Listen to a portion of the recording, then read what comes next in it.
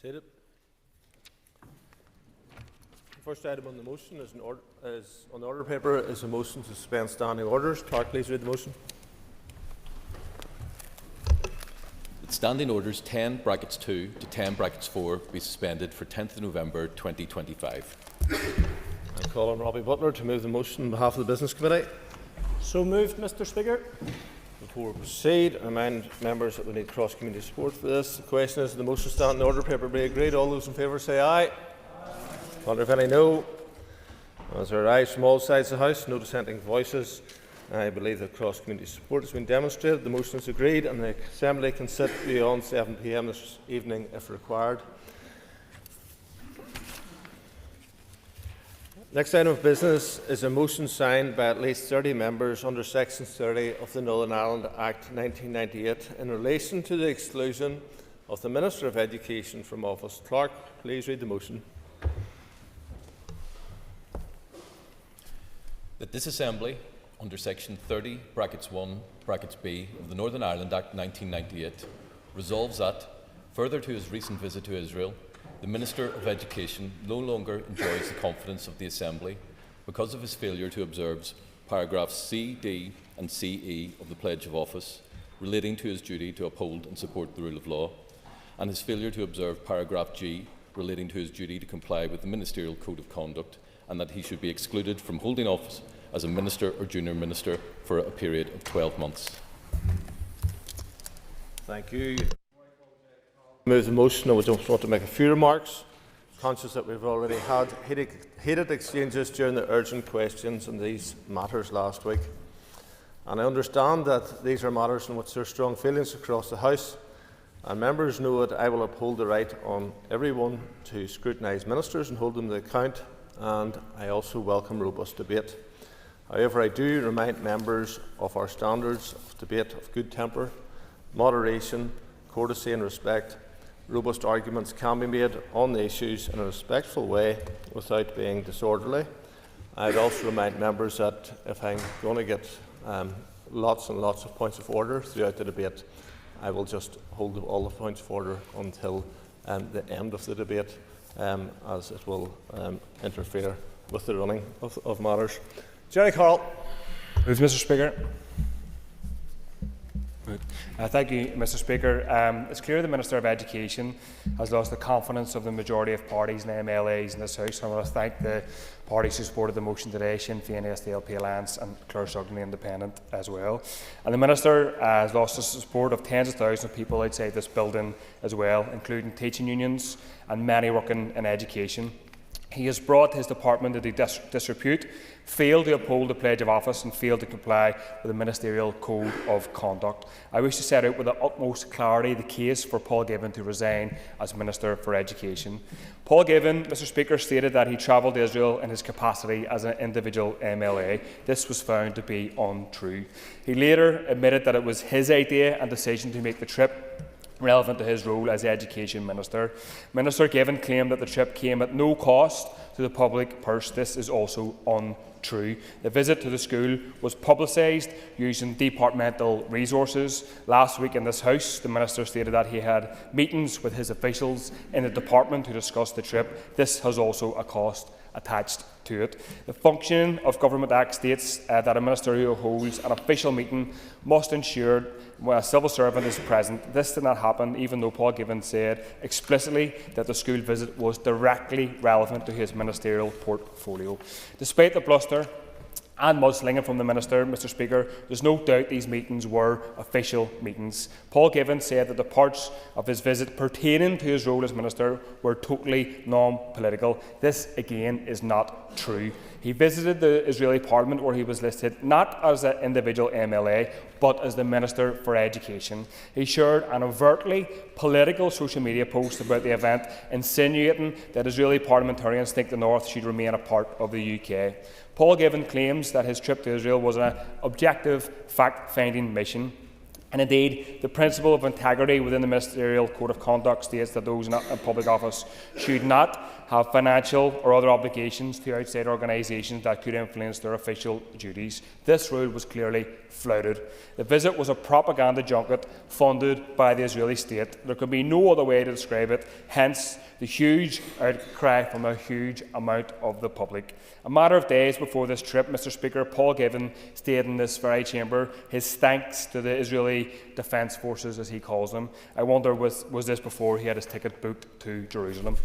In response to incredibly serious questions about his decision-making in office, Minister Givan, has refused to acknowledge or apologise for breaking the rules of his office. Instead, he has sought to deflect, obfuscate and to sling offensive, inaccurate slurs. Had he not been so offensive and so arrogant, this might have blown over. The Minister has levelled the charge of anti-Semitism against me, in particular, and other members of this chamber who have asked questions about his recent trip to Israel. I wish to refute this in the strongest possible terms and to condemn the Minister for diminishing the truly horrific and deeply serious reality of anti-Semitism by flinging it at his critics like a get-out-of-jail-free card. And I'd also like to remind him of the great replacement type conspiracy theories repeated by his own party colleagues almost every single week, which have their roots in anti-Semitic hatred. It is his party that peddles far-right rhetoric in an attempt to deflect and blame minorities and migrants for society's ills. The Minister should be ashamed and apologetic, but then he's not known for his honesty or his humility. As I have just set out, the case for the Minister to resign is strong, Mr. Speaker, before we even consider that he made an official visit to a state carrying out an active genocide against the people of Palestine. And while ministers here do have a duty to prevent genocide at all costs. For the record, I believe that the Minister travelling to Israel during this genocide is reason enough to question his fitness for ministerial office. Israel has openly defied international law time and time again, inflicting maximum suffering on civilians. Not just my view or view of other parties in this House, but the words of the UN High Commissioner for Human Rights. The International Court of Justice, Mr. Speaker, has recognised the unlawfulness of Israel's ongoing presence in the occupied Palestinian territory. Paul Givan chose to visit a school in those occupied territories. Bizarrely, he patted himself on the back for visiting the school on illegally occupied territory because it was integrated. The irony of this statement should not be lost on no one, given his party's role in preventing integration at home every step of the way. The Minister has also repeated lies about the education system, the education that Palestinians receive. He's claimed last week that they are told to hate the Jews. This is completely false and inaccurate. Deeply racist towards Arabs and ignores the hatred taught in the Israeli education system. In a second, maybe. A state where death to the Arabs is regularly chanted in streets by settlers with absolutely no repercussions.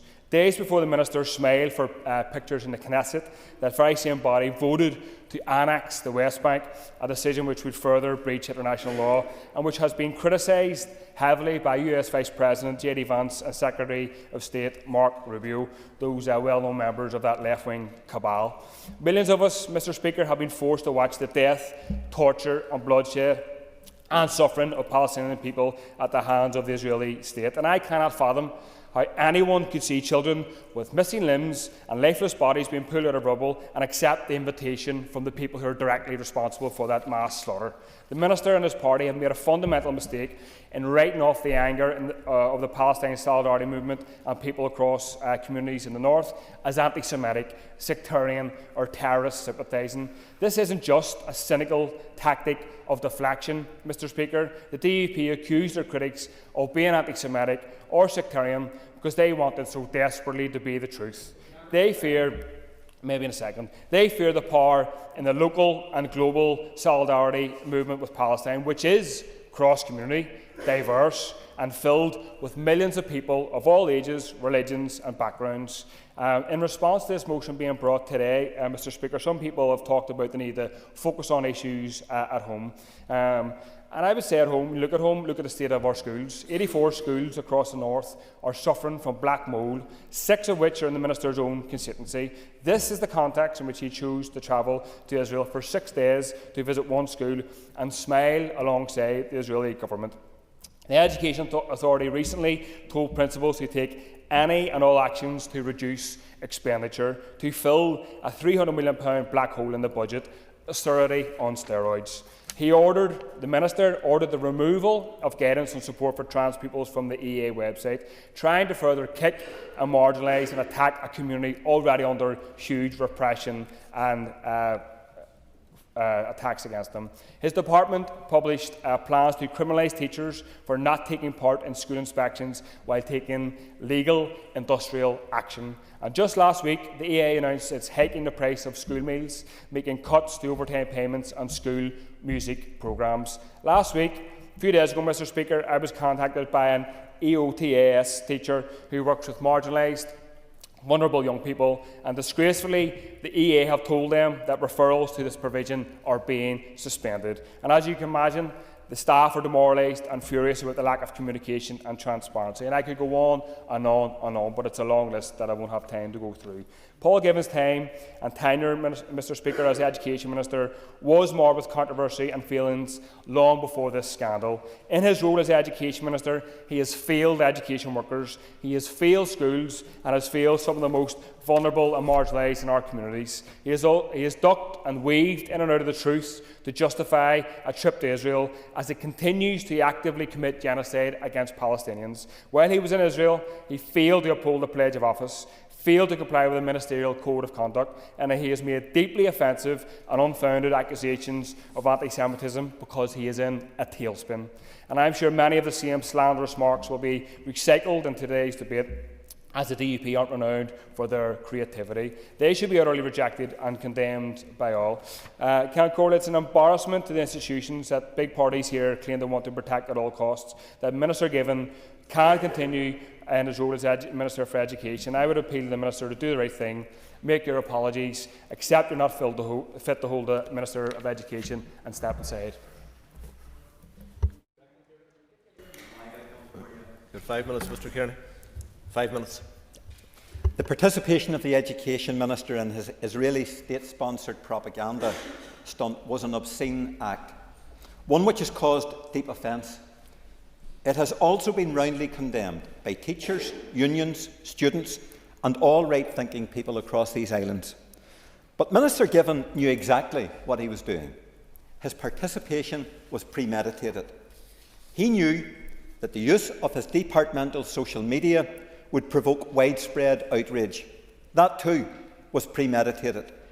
In doing so, he chose to ignore Israel's sadistic depravity and genocide against the Palestinian people. If there was ever the slightest doubt before, there is no doubting now. He is a genocide denier, an amoral, inhuman, incredulous and grotesque position for anyone to adopt, but especially someone in public office.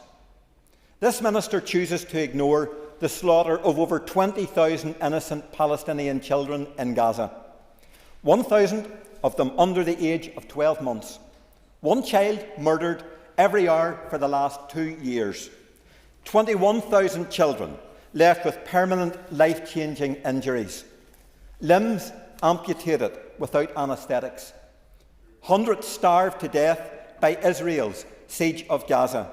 Gaza, a graveyard for children, as described by UNICEF. The Minister has form in using these institutions to rake up the past of our own political conflict and to consciously provoke and demonise.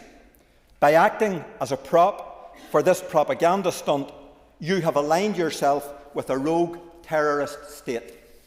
A state whose murderous bloodbath in Gaza has made it a pariah in the global community, whose leader is the subject of an international arrest warrant issued by the International Court, whose genocidal war has violated every canon of international law, the Genocide Convention, the Rome Statute, the Geneva Conventions, the United Nations Charter, whose famine, genocide, torture, siege and carpet bombing of Gaza has been denounced by the United Nations, the International Court of Justice, Bet Salem, Amnesty International, Human Rights Watch and the International Association of Genocide Scholars.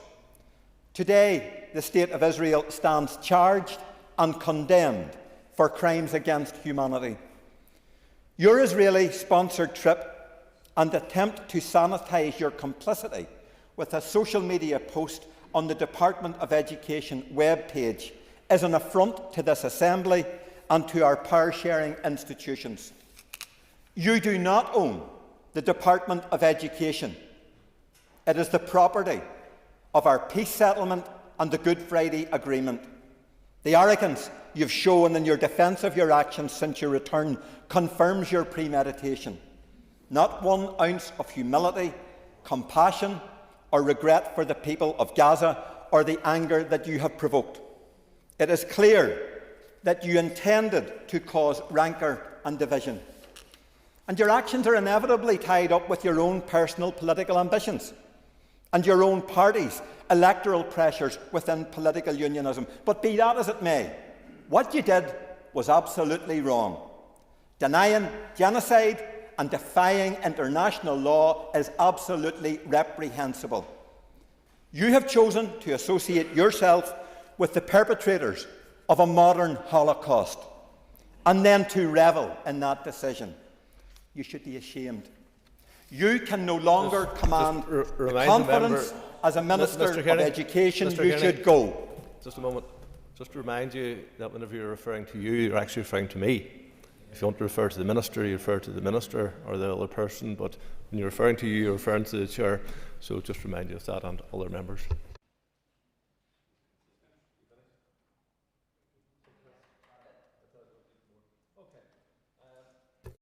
McElveen. Victory to the Palestinian resistance, alongside a raised fist emoji. What a thing to write, as Hamas, an internationally prescribed terrorist organisation, not only fired over 4,300 rockets indiscriminately into Israel, but murdered more than 1,200 innocent men, women and children, raping and pillaging as they went. What a thing to write from the comfort of your home, thousands of miles away, as young people at a music festival were hunted down and slaughtered, as young women were brutalised, as hundreds were dragged off to an uncertain future, reduced to commodities. However, the mover of this motion felt that that was the most appropriate thing to post as the murderous brutality of the Hamas attacks unfolded on the 7th of October 2023. Those were the deeply held sentiments of Jerry Carroll. Those remain the deeply held sentiments of Jerry Carroll as he submitted this motion of no confidence in the Education Minister. This motion is nothing more than an extension of his continued support for the brutal actions of Hamas on the 7th of October 2023.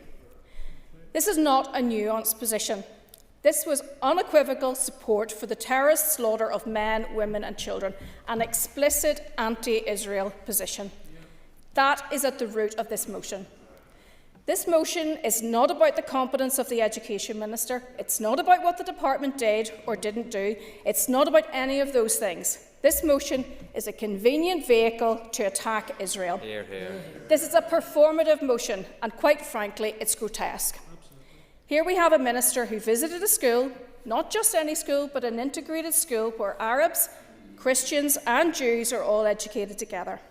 In response, People Before Profit, Sinn Féin, the SDLP and Alliance Party, a pan-nationalist pylon, decide that's enough for them. He needs to go. Is it any wonder this place is ridiculed?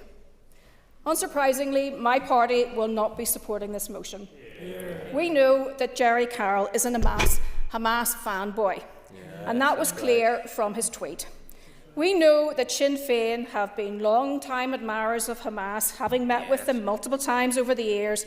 Declan Kearney, Jerry Adams, Pat Sheehan, all having courted them and tried to give them credibility. Sinn Féin have done the same with terrorist groups around the world. It's what they do. The SDLP, of course, struggling for relevance, and being the official opposition necessitates supporting pointless motions such as this. However, it would have been nice to think that they were better than that. It would be interesting to note, however, what approach the SDLP does take in response to the outcome of court proceedings involving the Infrastructure Minister. If she's found to have acted unlawfully, what then? Or are they only going to do this when it's a Unionist minister visiting Israel? Where was their criticism of their former party leader, Colin Eastwood, on his visit to Lebanon, funded by the Council for Arab-British Understanding? Or is it only when fact-finding trips are organised by the Israeli embassy? Then we come to the Alliance Party. If ever there was a party that had drifted from its roots, this is one. It's not the party of Oliver Napier, Bob Cooper, John Ferguson and Basil Glass, a party that was once not neutral on the Union and explicitly supported it. But now the world and his dog can see what their position is, as once again they fall in behind nationalism and republicanism. Any party with any wit would have steered well clear of the toxicity of such a motion tabled by Jerry Carroll and supported by Sinn Féin. But the Alliance Party couldn't help as they seek to boost their credibility in nationalist areas. The people of Northern Ireland deserve better. Is this where we are as a society? That politicians are condemned for speaking directly to the innocent victims of the 7th of October massacre, where public representatives are not permitted to ascertain facts for themselves, where we must only source our news and current affairs through avenues permitted by nationalism. No, thank you. Once this pantomime is over, perhaps we can get back to what we are paid to do. I support my colleague. Owen Tennyson. Thank you, Mr. Speaker, and recent months have not been good for these institutions or for politics more generally. A race to the bottom marked by toxic culture wars, nasty personal insults and a politics that is rooted in fear, division and distraction, with this very chamber at times descending into farce. The propaganda mission from the Education Minister is but the latest distraction. Images of the Minister smiling for photographs in a legally occupied East Jerusalem posted on the department's own website were no accident. They were designed to provoke and stir controversy, to deflect from a mismanaged budget, hikes to the cost of school meals and cuts to education support for some of our most vulnerable children. The hurt felt by pupils, parents and teachers as a result of this cynical stunt is real. They are appalled that a minister responsible for the welfare of our children would not only accept hospitality from a government that has killed a classroom of children every single day, but would use public resources to whitewash that situation. In a power-sharing executive, of course, we will have different views. We won't always see eye to eye. There will be times where we do not have confidence in respective ministers' political positions or policy priorities. But this motion isn't about simple policy disagreement or difference in political opinion. It goes to the heart of a flagrant disregard for international law and for the ministerial code. And despite the bluff and bluster in many of the statements that we've heard from the DUP over the past 2 weeks, and indeed often because of those statements, key questions remain. On the 24th of October, the Minister told the BBC he was not in fact there in a ministerial capacity, but rather in a party political one. That story has since changed, and it goes to the nub of the very issue. If the Minister was there in a DUP capacity, he has misused departmental resources by promoting a political visit. If he was there as a minister, then he was in breach of the Functioning of Government Act, potentially by not having officials present. But much more seriously, by entering illegally occupied territory in that official capacity, has brought the executive into disrepute by egregiously breaching UK foreign policy and ignoring international law. There's also the question about why the Minister had not declared that he was about to receive thousands of pounds in hospitality from the Israeli government before rising in this chamber to praise the actions of the IDF. A minister in any other part of these islands who engaged in that conduct would already be gone. Of course, the Minister will be keen to claim that his Permanent Secretary has given him a clean bill of health. a report which coincidentally has not seen the light of day. However, I am aware that the Head of Civil Service is undertaking further inquiries which have not yet concluded. Confidence ultimately goes to the heart of this issue, and the manner in which the Minister has responded to this fiasco has not helped in that respect. It is clear that the confidence of teaching unions, the wider public and a majority of parties in this chamber has been shattered by the Minister's behaviour. He could, at any point, have recognised and apologised for the hurt caused, committed to an independent review of his and his department's actions, or referred himself to the standards process, but instead he lashed out and doubled down. Successive attempts have been made in recent weeks to disgracefully overlay this debate with sectarianism and prejudice. These aren't orange or green issues. People from right across our community are horrified at the disregard for the ministerial code, for international law and for human rights. It is entirely possible to condemn the terrorism of Hamas on the 7th of October and the genocide which has followed. And the previous speaker made reference to Oliver Napier and Bob Cooper. I mean, she isn't fit to utter their name, because the DUP throughout the history of the Alliance Party has attacked us and impugned our integrity and our motives. So that certainly hasn't changed. And we have been consistent, unlike her party, in standing up to paramilitarism and to the rule of law wherever it comes from. And let it be beyond doubt, the proposer of this motion, Jerry Carroll's comments on the 7th of October were abhorrent and repulsive. And Alliance condemned those comments clearly at the time. And indeed, if Jerry Carroll held ministerial office, we would be in this chamber supporting a motion of no confidence in him as a result of his conduct. Time is up. Call Robbie Butler. Thank you, Mr. Speaker. Thank you, Mr. Speaker. We are told that this motion is brought because the Minister for Education failed to uphold the support and the rule of law, and that he breached the ministerial code of conduct. But in truth, this motion tells us far more about the state of politics in Northern Ireland, more than it ever will about Paul Givan or the visit to Israel. It's performative and it's partisan. And worse than that, it is misleading the public. Let's call it what it is: political theatre dressed up as moral outrage. And Mr. Speaker, we, the Ulster Unionist Party, like the people of Northern Ireland, are horrified by the horrors, the death and the destruction in Israel and in Gaza. And we recognise that right across Northern Ireland, people hold a range of views on Israel and Palestine. And we do note that some have taken issue with the Education Minister's actions. However, those bringing this motion should be honest with the people of Northern Ireland. It is politicking, pure and simple, and it will achieve little but further entrench the views and attitudes across our society.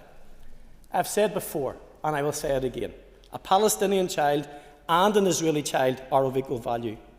Their lives, their education and their future are all of equal worth. And that simple truth should shape how we speak and how we act, especially when the world is torn by war and grief, particularly in the Middle East. But those driving this motion have chosen something different. They have chosen spectacle over substance, condemnation over consistency. But I do want to say this. I know that some who have signed this motion do so from a place of genuine conviction, people whose moral compass is far clearer than those who have attached themselves to it. Yet perhaps inadvertently they have allowed themselves to be drawn into an alliance with those who would spin sincerity into spectacle, who can turn even principle into a prop for politics. The motion's author, Jerry Carroll of People Before Profit, in an attempt to outdo Sinn Féin, accuses the Minister of failing to uphold the rule of law. Yet, on the 7th of October 2023, as Hamas murdered, raped and butchered hundreds of innocent men, women and children, Mr. Carroll posted on X, "Victory to the Palestinian resistance."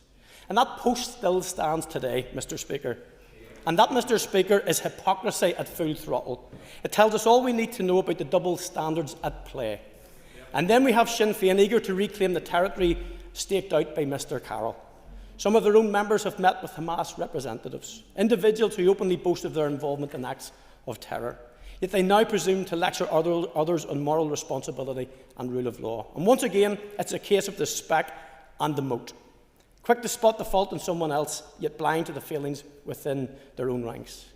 And when Sinn Féin ministers attended the Bobby Story funeral during strict COVID restrictions, the rules were ignored. Public faith in government was shattered, yet there was no motion of exclusion, no 12-month sanction, no humility, only deflection. The same people who justified that now claim to be guardians of ministerial code. This is not about the rule of law, it's about the rule of convenience. The rules apply to others when it suits, never to themselves. The Minister of Education has informed this House that his visit to Israel has already been reviewed by his department's permanent secretary and found to have followed proper procedure, and I'm sure that the Minister will ensure that that is published for full transparency. And I also understand that the head of the Civil Service is examining the wider handling of the visit. And that is the correct and proportionate process for addressing such matters, Mr. Speaker, not the kind of political show trial we see here today. And until those reviews are concluded, this Assembly should resist the temptation to play judge and jury for the sake of a headline. This motion drags the Assembly into performative outrage. While our schools are crying out for resources, our children wait months for special needs assessments, our teachers struggle to find basic classroom materials. And if those bringing this motion cared as much about our own children as they claim to care about the Middle Eastern conflict, they might channel their energy into education reform and mental health support instead of political grandstanding. Mr. Speaker, Northern Ireland faces deep and seemingly intractable problems, but I can think of few moments that illustrate our dysfunction more clearly than this one here today. When hypocrisy outweighs humanity, when theatre replaces truth, and when the moat closes our eyes to our own failings, we all lose sense of what really matters. So, the Ulster Unionist Party will not support this motion. We see it as performative, divisive and deeply hypocritical, and does no justice to the innocent victims who have lost their lives in both Israel and Gaza. It's performative, divisive and deeply hypocritical. And until we learn to remove the moat from our own eye, we will remain blind to the future, a better future for all of our children, Palestinian, Israeli, and Northern Irish alike, and they richly deserve it. Thank you, Mr. Speaker. Thank you, Mr. Speaker. My time is brief, so I want to be clear today why we are here. I want to be clear why the SDLP support this motion of no confidence. I want to be clear why I am a signatory to this motion. We are not here because of Paul Given MLA's solely because of his views on Israel, which I and others in this chamber find reprehensible and abhorrent. We are not solely here to debate Israel's genocide in Gaza, which has scarred the moral conscience of the entire planet. We are here because of Paul Given's misuse of his office, his shameless compromising of civil service impartiality, and his flagrant breaching of a law passed in this Assembly 4 years ago. Yes, all of it, Mr. Speaker, all of it in territory deemed illegally occupied by the international community, including successive British governments of all stripes. Israel's bombardment of Gaza, following the appalling and evil atrocities of October 7th, unleashed, as I said, a wave of revulsion across the world. It's tested the ability of language to capture horror and misery. Mr. Speaker, today's debate is not simply about that. I don't think there's any debate left about the justification of that. But had Mr. Given simply embarked upon a tour as a private MLA, as a DUP representative, as he first claimed he did, we probably would not have been here today. He would have angered and appalled people, perhaps much to his delight, because that was the entire point. That would not necessarily have been anything new. But, Mr. Speaker, on October the 27th, having already been in Israel for several days, the Department of Education, at the Minister's instruction, posted an online news story and social media about his visit to the Ofek school in occupied East Jerusalem, commending, quote, Israel's innovative approaches to gifted education and inclusive learning. That communication is, at its core, why we are here today. The Minister also included a post in his own which had a nameplate describing him as Minister of Education. So I want to be precise and clear about why we are here, because Mr. Given has been imprecise, inconsistent and fork-tongued in what he has said. He confirmed last week that in addition to the extraordinary social media posts, officials were involved in setting up that meeting. So it was an official ministerial meeting. Under Section 7, he shakes his head. His nameplate was in front of him. He has just said, he said last week his officials helped him set up. Under Section 7 of the Functioning of Government Miscellaneous Provisions Act, he and all ministers are obliged to ensure that official meetings are attended by at least one civil servant. This has all the appearance of an official meeting. Mr. Speaker, it was an official meeting. He has broken, in my clear view and the view of the opposition, the Functioning of Government Act. Ironically, in the DUP's haste to outdo the TUV by offending people, they have broken a law introduced by the TUV. Then we come to the matter of civil service impartiality in the next code. He says the Permanent Secretary has given him a clean bill of health. We haven't seen it. I'm afraid that is all the credibility of one of Donald Trump's medical exams. The content may not have mentioned the DUP by name, but it should have been obvious to the Minister, the Special Advisor and indeed senior civil servants, including the Permanent Secretary, that a visit to occupied East Jerusalem was highly, profoundly controversial. Add to all this, Mr. Speaker, the extraordinary situation of a Unionist Minister conducting an official visit to a place deemed by the UK Government to have been illegally occupied for the past 6 decades. That is the precise diplomatic equivalent of visiting a school in Russian-occupied Ukraine, in Luhansk or Crimea, with one of Vladimir Putin's officials. Minister, you are not a stupid man. You certainly believe yourself to be very smart. But that, even if you don't care about Palestinian suffering, was a moronic, stupid thing to do. The Minister is not a stupid man, but he cannot resist provoking and outraging people. Even before this trip, he had pushed the envelope in terms of politicising his own department, forcing in a chief executive against the wishes of the EA board, forcing in a serving DUP politician as chair of the Education Authority, a permanent secretary who leaves in murky and unexplained circumstances. Minister, you and your colleagues have already begun the work of deflecting and distracting from your appalling actions. Worse, Minister, you have tossed around the profound libel of anti-Semitism. People from all backgrounds have got in touch with me to say they are angry at your actions. Today, your party will protect you from your deserved fate, even though the majority in this chamber have lost confidence in you. You will no doubt feel vindicated. You're already crowing with a panto-villain smile sitting there. But you know, I think, deep down, that as with so often in your party, the victory is Pyrrhic, because more and more people will turn off politics in this place and look to an entirely different future. Mr Given, if you had shame or sense, you would have been gone by now. Sadly, you haven't either. We support the motion. The Israeli regime is full of unvarnished liars, and they've been caught out on numerous occasions, but I'll mention just two. On the 17th of October 2023, a rocket landed in the courtyard of the Al-Aqli hospital, and almost 300 Palestinians, men, women and children, were killed, blown to pieces. The Israeli regime said it was a misfired Islamic Jihad rocket. When ballistic experts and sound pattern and sound wave experts were brought in to look at the evidence, it became clear that it was the Israelis who bombed the Al-Aqli hospital. On the 23rd of March this year, in southern Rafah, the Israeli military attacked a convoy of ambulances, a fire truck and a UN vehicle, and 15 paramedics were killed. The Israelis said that that convoy had advanced without any lights. The Israelis also buried the ambulances and the dead, and it was only when those bodies were recovered and a mobile phone was recovered from one of the bodies that showed what the Israelis had said was absolutely untrue. The ambulances and the fire truck had approached with all their lights on. I know the Minister in the DUP doesn't want to listen to the likes of the UN or Amnesty or Human Rights Watch when they say Israel is committing genocide, but plenty of other reputable organisations have also said Israel is committing genocide. B'Tselem, the Israeli human rights organisation, Physicians Against Genocide in Israel, the Lemkin Institute for Genocide Prevention in the States, Jews Against Genocide in the States, Jewish Voice for Peace in the States, Genocide Watch in the States, Médecins Sans Frontières, Doctors Against Genocide, a global coalition of healthcare professionals, are saying the same thing. The Minister would, of course, much prefer to accept the word of those who are wanted by the International Criminal Court for war crimes and crimes against humanity. Not once has anyone from the DUP, let alone the Minister, said that the killing of over 20,000 children and the maiming of tens of thousands of others and the destruction of the entire education system is wrong. Not one of us can say that.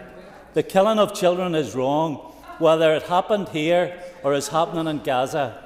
We've heard the weasel words about the killings being appalling, regrettable, and so on, but they can't even bring themselves to say the slaughter of children in Gaza is wrong.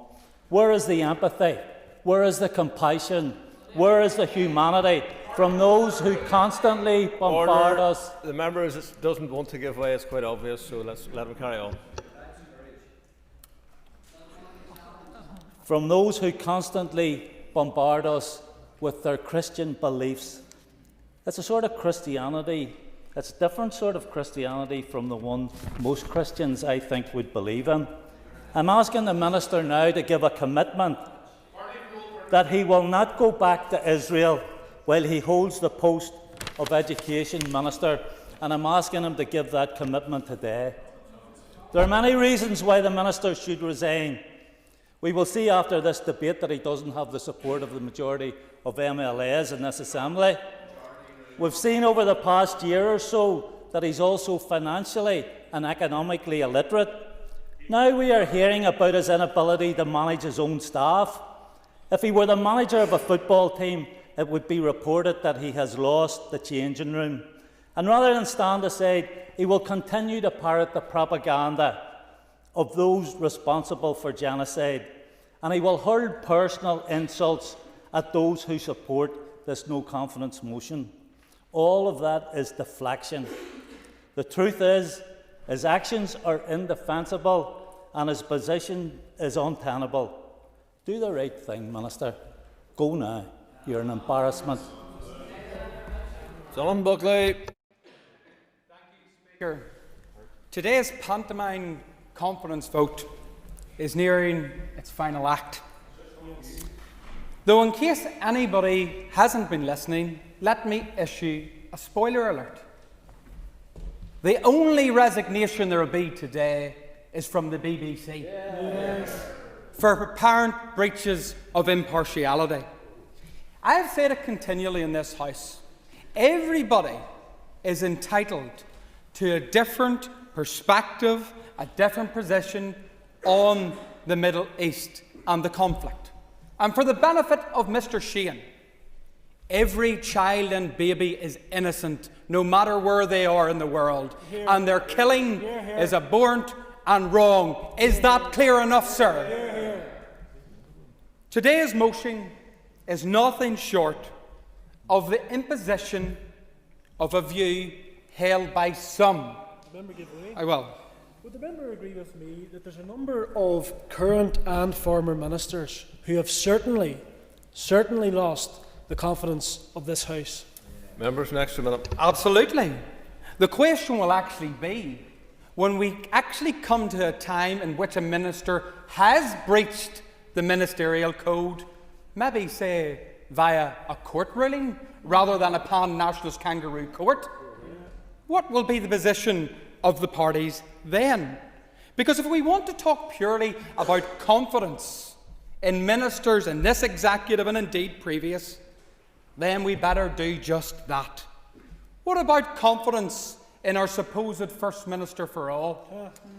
A lady herself who said there was no alternative to IRA violence, to be subject to lectures from none less than Declan Kearney and Pat Sheehan about the murder of defenceless, innocent children and babies. Their own military wing took the lives of many innocent babies and children in this country. So the lectures, sorry, but there's a brave degree of self-respect, self-denial from the members opposite. What about confidence in another minister that signed this petition, that being the leader of the Alliance Party, Naomi Long? A party that will support it today. A lady whose party believes that those who planted bombs and pulled triggers must be elevated to the very same status of the innocent victims. What utter shame! A Minister of Justice who believes that men should be housed in women's prisons. I mean, is that not a point of confidence? And then we have the Minister for Agriculture, Andrew Muir. Well, where do I start with this one? My goodness, his approach to agriculture is reminiscent of the man who thought you could milk a cow by pulling its tail. This man... Remember, go back to the motion, please. This man, through his approach in the UFU, who have demonstrated that they have absolutely no confidence in him as minister. And then there's the SDLP. Well, this will be brief. This will be brief because the SDLP, the voters issued their vote of confidence in the SDLP at the last election. Speaker, the item on the order paper is the question of confidence in the Minister of Education. Could I ask for your ruling as to whether any of what we've heard from Mr Buckley is actually dealing with that issue? Well, I see where the member is going and that he is questioning whether other ministers should be here, but I would encourage the member to get back to the issue of the motion, which is about the confidence in the education minister. The Alliance is very interested to talk about other ministers' record, but when their own is put up in lights, they run for the hills because it's a record of dismissal. It's a record of hiding behind the desk. Meanwhile, their departments are absolutely in chaos. The SDLP, the voters had their vote of confidence in them. They're in the opposition not out of choice, but because the voters put them there. That's the truth. And then we have, come on now, members, Comrade Carroll. Oh, now, the conductor-in-chief. He has the SDLP, the Alliance, and Sinn Féin all doing the cha-cha slide to a leftist agenda. I mean, I would accept that from Sinn Féin, but what a particular slide to the hard left by the Alliance Party. A shameful approach. Mr Carroll, and I give him the chance if he wants right now, when he issued that tweet on October the 7th, victory to the Palestinian resistance, when babies were being burnt in ovens, whenever children were being killed, women being raped, will he withdraw it? Silence. Shame. And that, my friends, is the very same man that's being propped up by the parties opposite. They have no shame. Mr Carroll, I cannot conclude only that you're a rampant anti-Semite and you hate Jews because you will not withdraw that comment. Order. Thank you, Mr Speaker. Mr Speaker, is it right and fitting that the members should not repeat things that are categorically untrue? And Mr Buckley has done it once again, that I am anti-Semitic. It's a slur, it's a lie, it's untrue, and I should withdraw it right now. Order. Can I just remind members if they would refrain from using remarks like anti-Semite and racist and various things that would help us conduct our business. I said at the outset about having, moderating our language. I would encourage members to do that. Speaker, and the most interesting part from Mr Carroll's point of order is he did not utter one word of regret for the tweet in which he issued. He did not issue one word of sympathy to those that were killed. Hypocrisy, members. In closing, I say this. The Minister for Education will still be the Minister for Education at the end of today's debate. He'll get back on with doing the job in which he has been put in office by the members of this party, courtesy of those who voted for us at the election. He will serve all communities without fear or favour, and he will ensure... Members, time is up. Call Kate Nicholl. Thank you, Mr Speaker. Paul Given is entitled to his views on the Israeli-Palestinian conflict. But in his role as Education Minister, he is representing every child, every school and every parent, and that has weight. What message does promoting a state accused of war crimes and genocide send out to those he represents? And we're obliged to ask, to what end? Whose story is he telling? Whose pain is he willing to see? And those are the voices that are missing from the chamber today, and I would like to bring them in. The Palestinian community have asked me to read this. We in the Palestinian community are shocked and dismayed by Education Paul Given's visit to Israel and Jerusalem, the capital of Palestine, under illegal Israeli occupation. During and after his visit, the Minister made statements praising the genocide in Gaza, which so far around 250,000 Palestinians, over 10% of the Gaza population, have been killed, wounded or remain missing. It is important to remind the Minister that Israel also destroyed Gaza universities and 95 of its schools, depriving 660,000 students of their right to education. Despite the announced ceasefire, Israel continues to bomb Gaza, killing and injuring hundreds of Palestinians. In the West Bank, Israeli settlers and soldiers attack Palestinians on a daily basis. Over the past 2 years, over 1,000 Palestinians have been killed in the West Bank, while thousands have been displaced through home demolitions, land confiscation and settlement expansion. The apartheid wall, the theft of land and over 1,000 military checkpoints and metal gates have devastated Palestinian life and undermined hope for a two-state solution.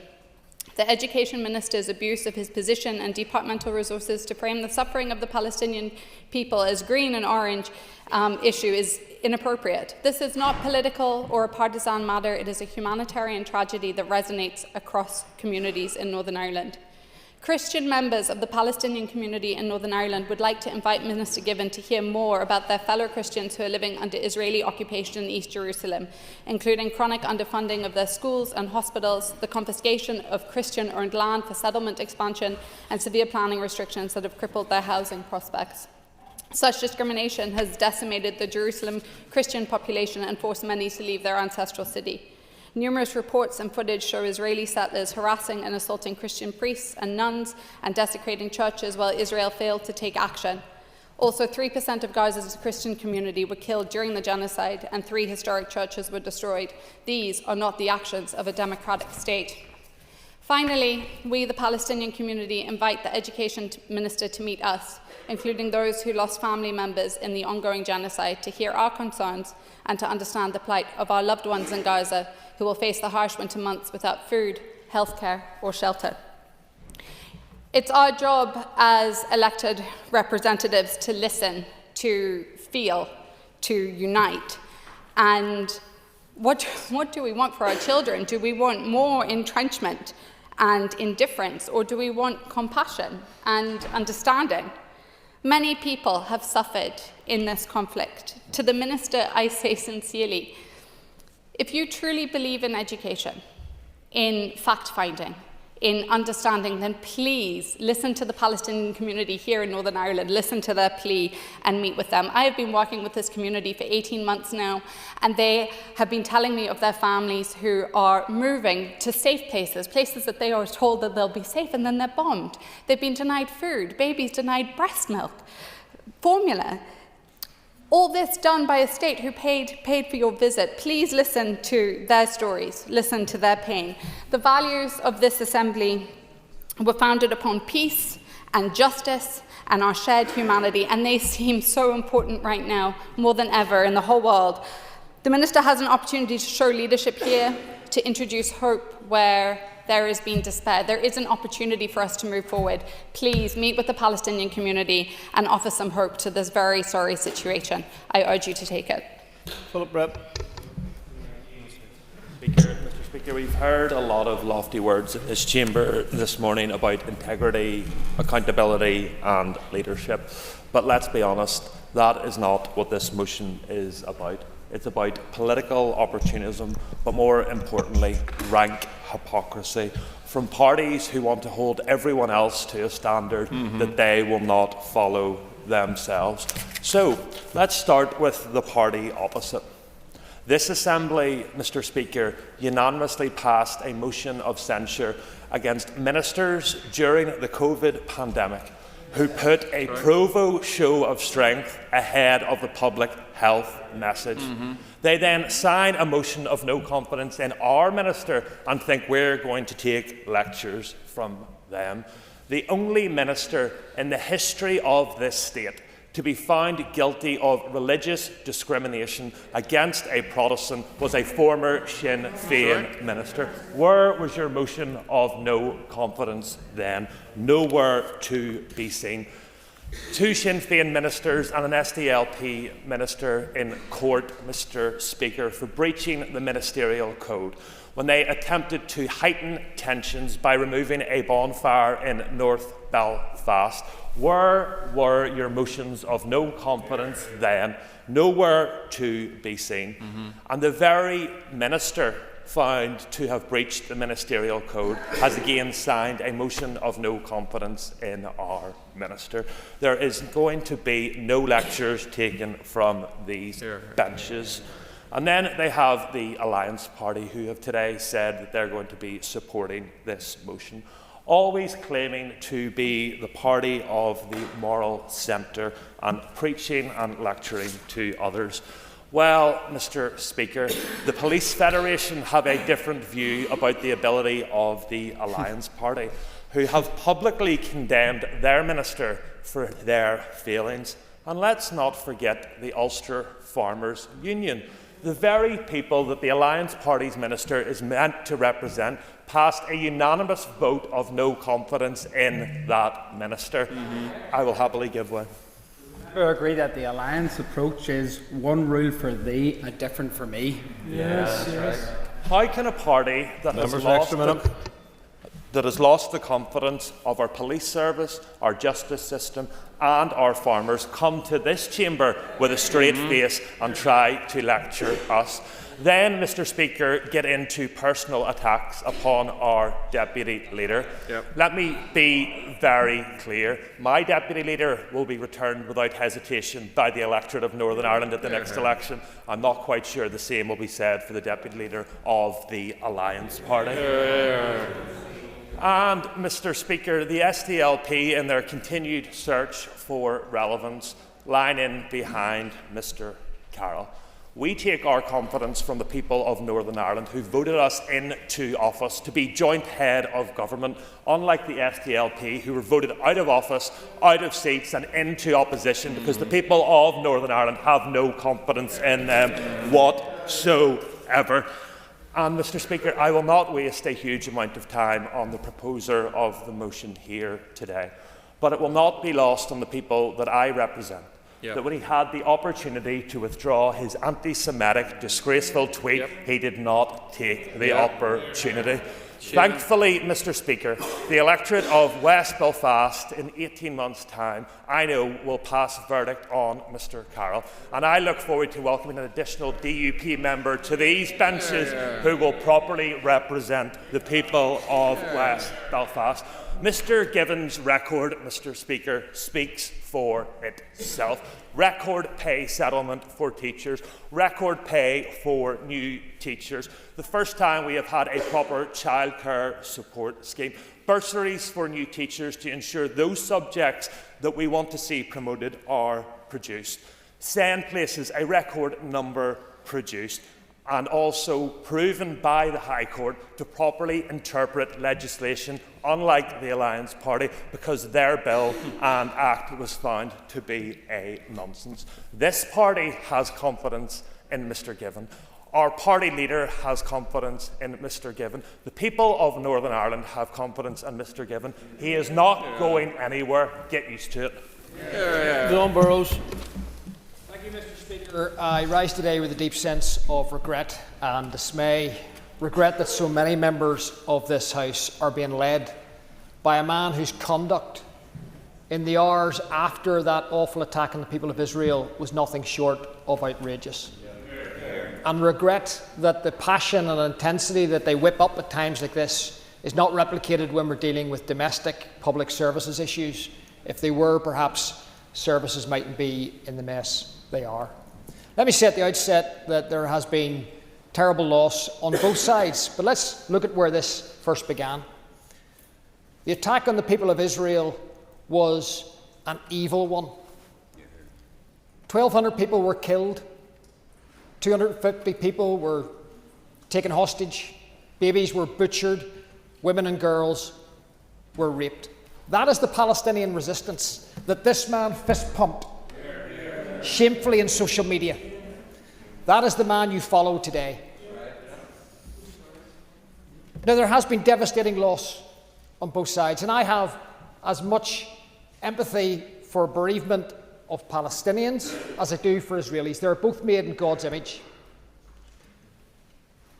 And Israel has a responsibility to prosecute its war with as much precision and proportionality as possible, but that is made nigh on impossible by the fact that Hamas weave themselves into the community in Palestine. They embed themselves in schools and in hospitals.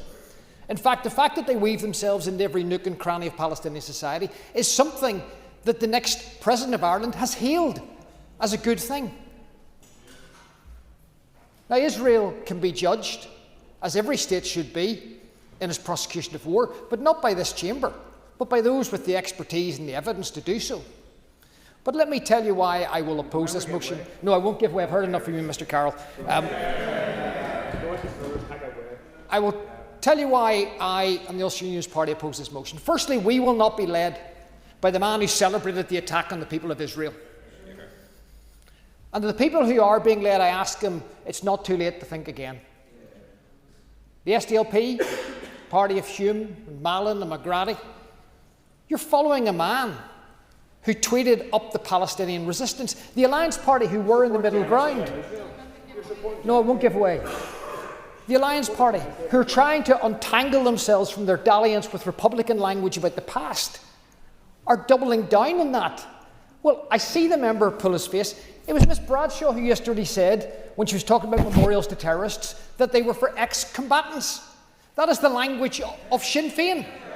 The people who blew up Enniskillen on the Poppy Day massacre were not ex-combatants. They were terrorists. So that's why I won't support the motion. Number two is this motion is destabilising. We didn't support Mr. Gaston's motion, which actually I thought was fairly presented, in the sense that the Minister had lost a lot of confidence. Minister Long, I thought that her leadership is disastrous. I thought her language about victims was atrocious. But if we all started backing motions that we brought about fellow ministers in our executive, there would be no government. Where would it end?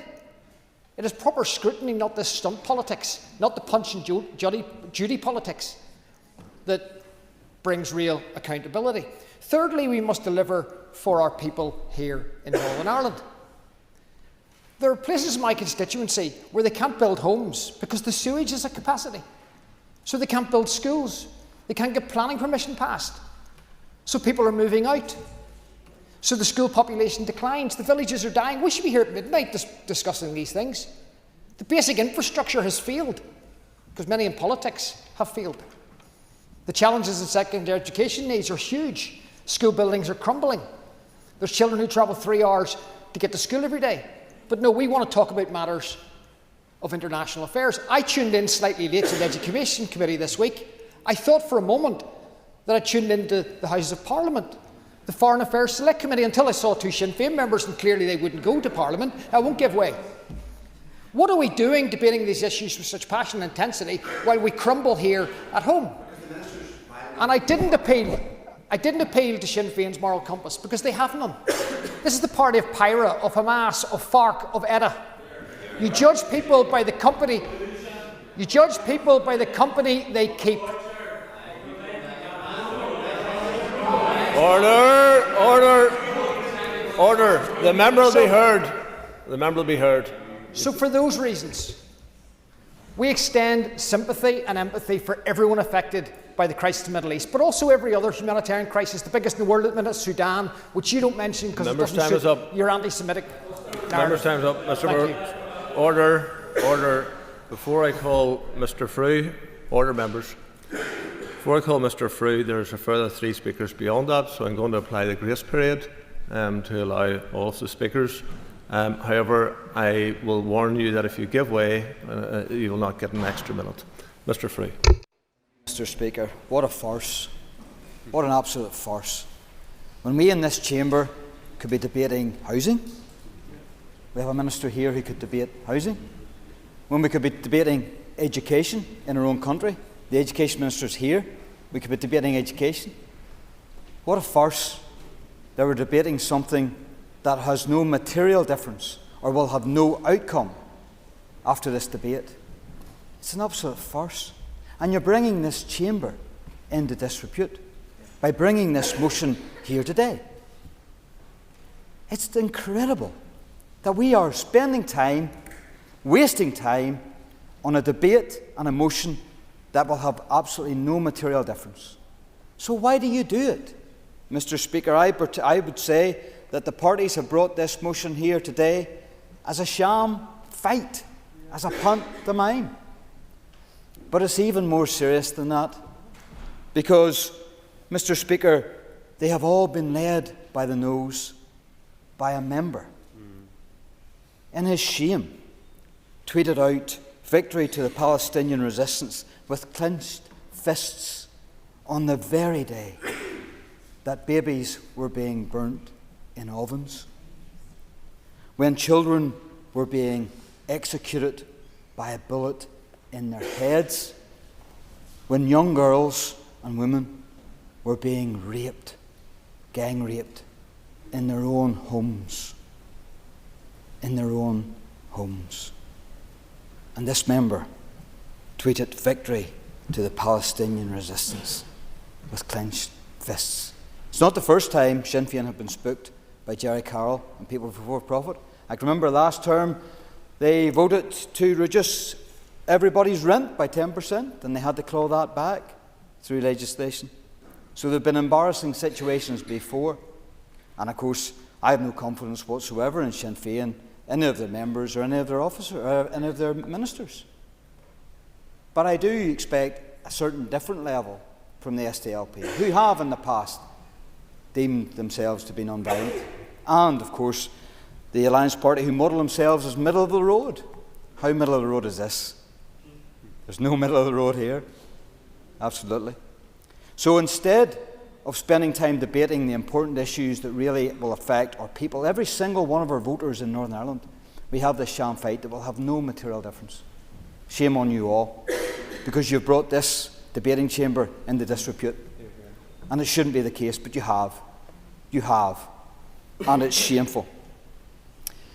Why would I have no confidence? Why should I have confidence in the other ministers in the executive? The executive at times, in my time, and especially over the 5 years, has been really poor. Have been really poor. They have brought in measures that have hurt our people dramatically and drastically. Anxiety levels are through the roof. Mental health is through the roof. That was the executive. That was the parties in this House did that to our people. The DUP fought against it. They resisted it. They opened up sooner. Lockdown philosophy is all your fault, and you need to be held account for it. But even during that time, Sinn Féin had a sham funeral oration in a graveyard for somebody that wasn't even buried there. They brought thousands out into the streets at a time of public health dangers and risks. Did they care? No, they didn't. They're just as bad as Boris Johnson. When it comes to that, Sinn Féin are just as bad as Boris Johnson. Yet they'll criticise him. Sinn Féin has the only minister that has been taken to court and proven guilty on religious discrimination grounds against the Protestant. Where was Alliance then? Where was the SDLP then? Where was there no motion then? It is drama. It is drama. And you've all been spooked by the one person in the corner, the member, who tweeted victory to the Palestinian resistance with clenched fists when babies were being burned in their own ovens, when young girls were being raped, gang raped in their own homes. Shame on you all. When we should have been debating issues of importance and significance to the children of Northern Ireland, you've let slip this mask and has brought this House into disrepute. Shame on you all. Cara Hunter. Minister, you have been hailed by political commentators as a minister who is a doer, a man who is getting things done, and I'll begin by complimenting you, Minister. I think you are a doer, but the problem is you're not bringing anyone along with you. You have been, in the past number of weeks, extremely and deliberately divisive, and while we discussed both last week and this week the humanitarian tragedies, you have smiled like a Cheshire cat. And this is not me saying this, Minister. This is the many messages I have received from across our communities of people who feel outraged. Mr. Speaker, this debate today is wider than the paid-for trip by the Israeli government that is inherently political and divisive in nature. It is beyond that. In your role, Minister, you haven't allowed girls to wear trousers. You didn't include the number of amendments that we worked hard on at a committee level to assist children with sensory needs and period dignity for our young people here. And today we are being asked to scrutinise the conduct and the judgment of this minister who accepted a state-funded visit to Israel, a state that has engaged in relentless, whole-scale destruction of Gaza, killing innocent women and children. And those are the facts. Mr. Speaker, what Mr. Given wishes to do as a private citizen is a matter Order, for Mr. him. Brooks. Mr. Speaker, given that it was not the Minister who made any decisions around amendments to the bill in question, is it in order for the member to challenge your judgment, the Speaker, on that issue? I'll ask the member to keep going, and don't want to be drawn into a further issue. Thank you. Thank you, Mr. Speaker. Mr. Speaker, what Mr. Given does in his own time as a private citizen is a matter for him. What he wishes to do or places to visit as a DUP MLA outside of his ministerial role is a matter for him. But today's question and this motion is simple. In his role as Minister, can we have confidence in him when he chose to lend the prestige of his office to his trip and with the Israeli government, who are carrying out what is arguably the greatest atrocities of this century? Minister, you pride yourself in being a believer in Jesus Christ, you pride yourself in being a Christian, and you are proud of being someone who uplifts, educates and empowers children. Yet you and your colleagues have spoken out very passionately and rightfully, Minister, about Christians being persecuted across the globe. But Israel have bombed Christians in Gaza. They have killed Christians and their families in Gaza. Yet you have stood and you have smiled and waved with the Israeli government, despite the fact they have murdered innocent Christians, Muslims and more. I feel like that's an important thing to mention. It's been painfully overlooked throughout this entire debate. And this isn't virtue signalling, Minister, or coming from a moral superiority perspective. I genuinely just don't understand, and it gets continually overlooked. The Minister of Education undertook a paid trip to a place with a government which has bombed schools, which has bombed universities and has bombed hospitals. It is beyond understanding. The Minister's decision has been criticised by the NITC as, quote, an overtly political and divisive act that has diminished confidence in his judgment, whilst the INTO has said it is, quote, hard to comprehend, let alone justify. So those aren't SDLP words, these are words from people out in the public. There is an old proverb that states, a fish rots from the head down, and it is generally used to mean when an organisation or state fails, the leadership is to blame and dysfunction starts at the top. Mr. Speaker, quite clearly the Minister has failed to act correctly. He has failed morally, he has failed professionally, he has failed the children, parents and teachers of Northern Ireland. Today, this motion isn't sectarian, it certainly is not anti-Semitic, it isn't orange and it isn't green. It's not selective outrage. The violence of October 7th was wrong, and the continued slaughter of innocent Palestinian people to this day is wrong. Today's motion is to give voice to so many across Northern Ireland and how they are feeling. It is led by the people of Northern Ireland, the pupils, the parents, the unions and the teachers who have sent us all, I'd imagine, countless messages about their outrage. I will speak for them today, Mr. Speaker, and I will say no more. It is time for this Minister to resign. Brian Kingston.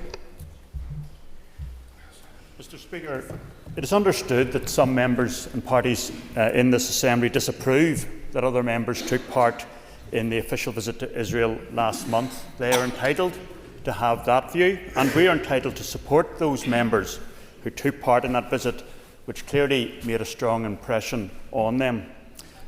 However, the fact that Sinn Féin, the Alliance Party and the SDLP are being led in this matter by Jerry Carroll, MLA, who has the most extreme anti-Israeli views, is utterly appalling. As we have repeatedly stated, Jerry Carroll posted on social media on the very day of the diabolical slaughter, rape and kidnapping of Israeli and international citizens by Hamas on October the 7th, 2023, he posted victory to the Palestinian resistance, along with the image of a clenched fist. That was and remains a shameful message, and shame on those parties who are aligning themselves with his position on the topic of Israel in this motion. Those parties are now supporting a stunt motion, which will, of course, come to nothing. The named proposers on this motion are all members of the Finance Committee. At the committee meeting last week, the SDLP chair pushed forward a proposal which split the committee 5-4 Nationalist and Alliance against Unionist to investigate the actions of Education Minister Paul Givan in taking part in the trip to Israel, and in particular a post on social media that he visited a school, which is not actually surprising. The DUP, no, I won't have time.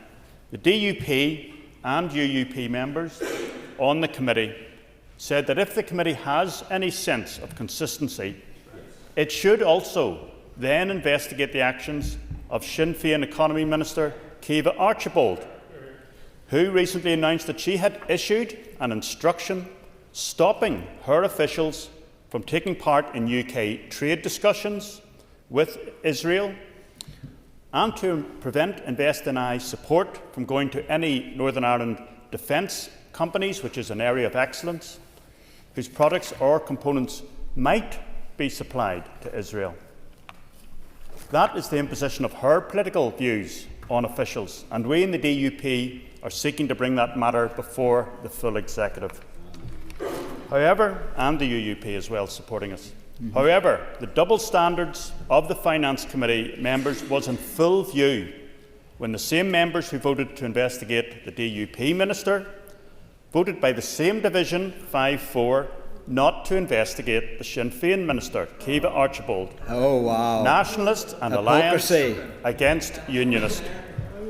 So everyone can see the clear double standard in play.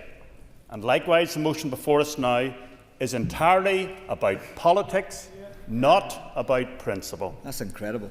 We in the DUP stand 100% behind and beside our minister, and we will have no part in this charade. Mr. Speaker, and from the start of my comments, I want to be very clear today. This motion isn't about justice. It's not about principle, and it's certainly not about integrity. This motion is punch and judy politics, and my goodness, it's a poor attempt at that.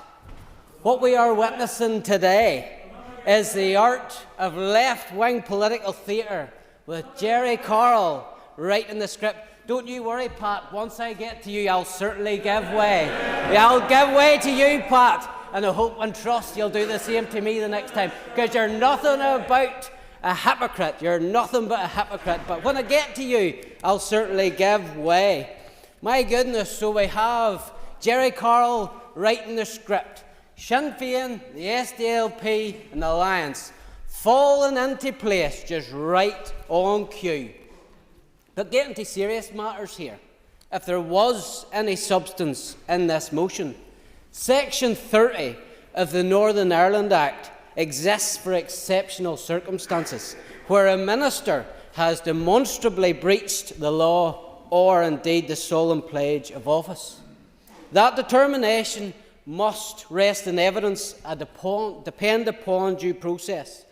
The Function of Government Act 2021, passed by this very Assembly, provides precisely that process.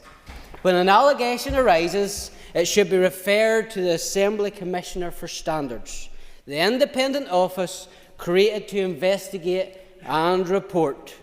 That route was designed to remove partisan from judgment. Yet the proposers of this motion bypassed it entirely. No investigation, no report, no findings before coming to this Assembly today for this political theatre. Just accusation to suit the political narrative. If the rule of law truly mattered to those who tabled this motion, they would have allowed the Commissioner to examine the facts before seeking to exclude a minister from office for their own social media likes. It is especially rich coming from those who have never accepted the rule of law to give out lectures. We are asked to believe that Sinn Féin now stand as the defenders of probity, while they continue to glorify terrorists who murdered our police officers, they murdered our soldiers, and they murdered civilians. 18 years ago, last month, Paul Quinn, a 21-year-old, was stripped to his underwear and beaten for half an hour with iron bars and nail-studded cudgels. Every bone in his body was broken by the IRA. At that time, a Sinn Féin minister, Conor Murphy, blackened that young man's name. Sadly, there was no vote of confidence to remove him from office. So do not come to this House to tell us that you care and you have compassion for young people in Gaza when the same parties turned a blind eye to a 21-year-old beaten to death on their own doorstep. This week, as our nation gathers to remember the fallen, men and women who gave their lives to uphold the rule of law, we still have a First Minister, a Sinn Féin First Minister, who only weeks ago refused to describe the Enniskillen Poppy Day massacre as murder. Sinn Féin spokesman, Mr Pat Sheehan, my goodness, he's well equipped. It's the Cash and Carry bomber from West Belfast that doesn't like to take an intervention when I get the opportunity to call out his hypocrisy. This is the party that stood shoulder to shoulder with Hamas. My goodness, he doesn't even have the guts to let people to come in and challenge him on that. Now back to the new crown leader of this nationalist and Republican alliance, Mr Carroll. The man who, as Israeli women were raped, children were kidnapped, and grandmothers murdered, tweeted, "Victory to the Palestinian resistance." Mr Buckley gave him the opportunity to retract that. He didn't take it, and shame on you. But my goodness, members will trip through the lobbies today, trip through the lobbies behind Mr Carroll, who now leads your circus. And you have to know what that man still stands over to this day. Shame on any of you that follows Mr Carroll into the voting lobbies. Minister, you've got 15 minutes. Mr Speaker, I'll not be taking any intervention. I welcome the opportunity to respond to this debate and also to take the opportunity to expose the toxic mix of anti-Semitism, anti-unionism and hypocrisy at the heart of this motion. A motion brought forward by a man who has never condemned the murder of over 1,200 Israelis and is now backed by a coalition of those who will jump onto every bandwagon going. This debate has exposed the ugly face of pan-nationalism and its fellow travellers. When the votes are cast, I'm confident that the attempt to drive me from office will have failed. But in the process, some deeper truths will have been revealed. These truths will not be lost on the unionist community. We have seen the informal creation of a new coalition of Sinn Féin, the SDLP, the Alliance, under the leadership and direction of Jerry Carroll. We've witnessed a calculated attempt to drive a unionist minister from office, not for misconduct, but simply for daring to dissent from the prevailing anti-Israel orthodoxy of Irish nationalism. This is not principled politics. It's an attempt at ideological purging. And we have had a glimpse into a new Ireland, not a land flowing with milk and honey, but a land where unionists serve only at the pleasure of and on terms dictated by nationalists and Republicans, aided and abetted by the Alliance Party.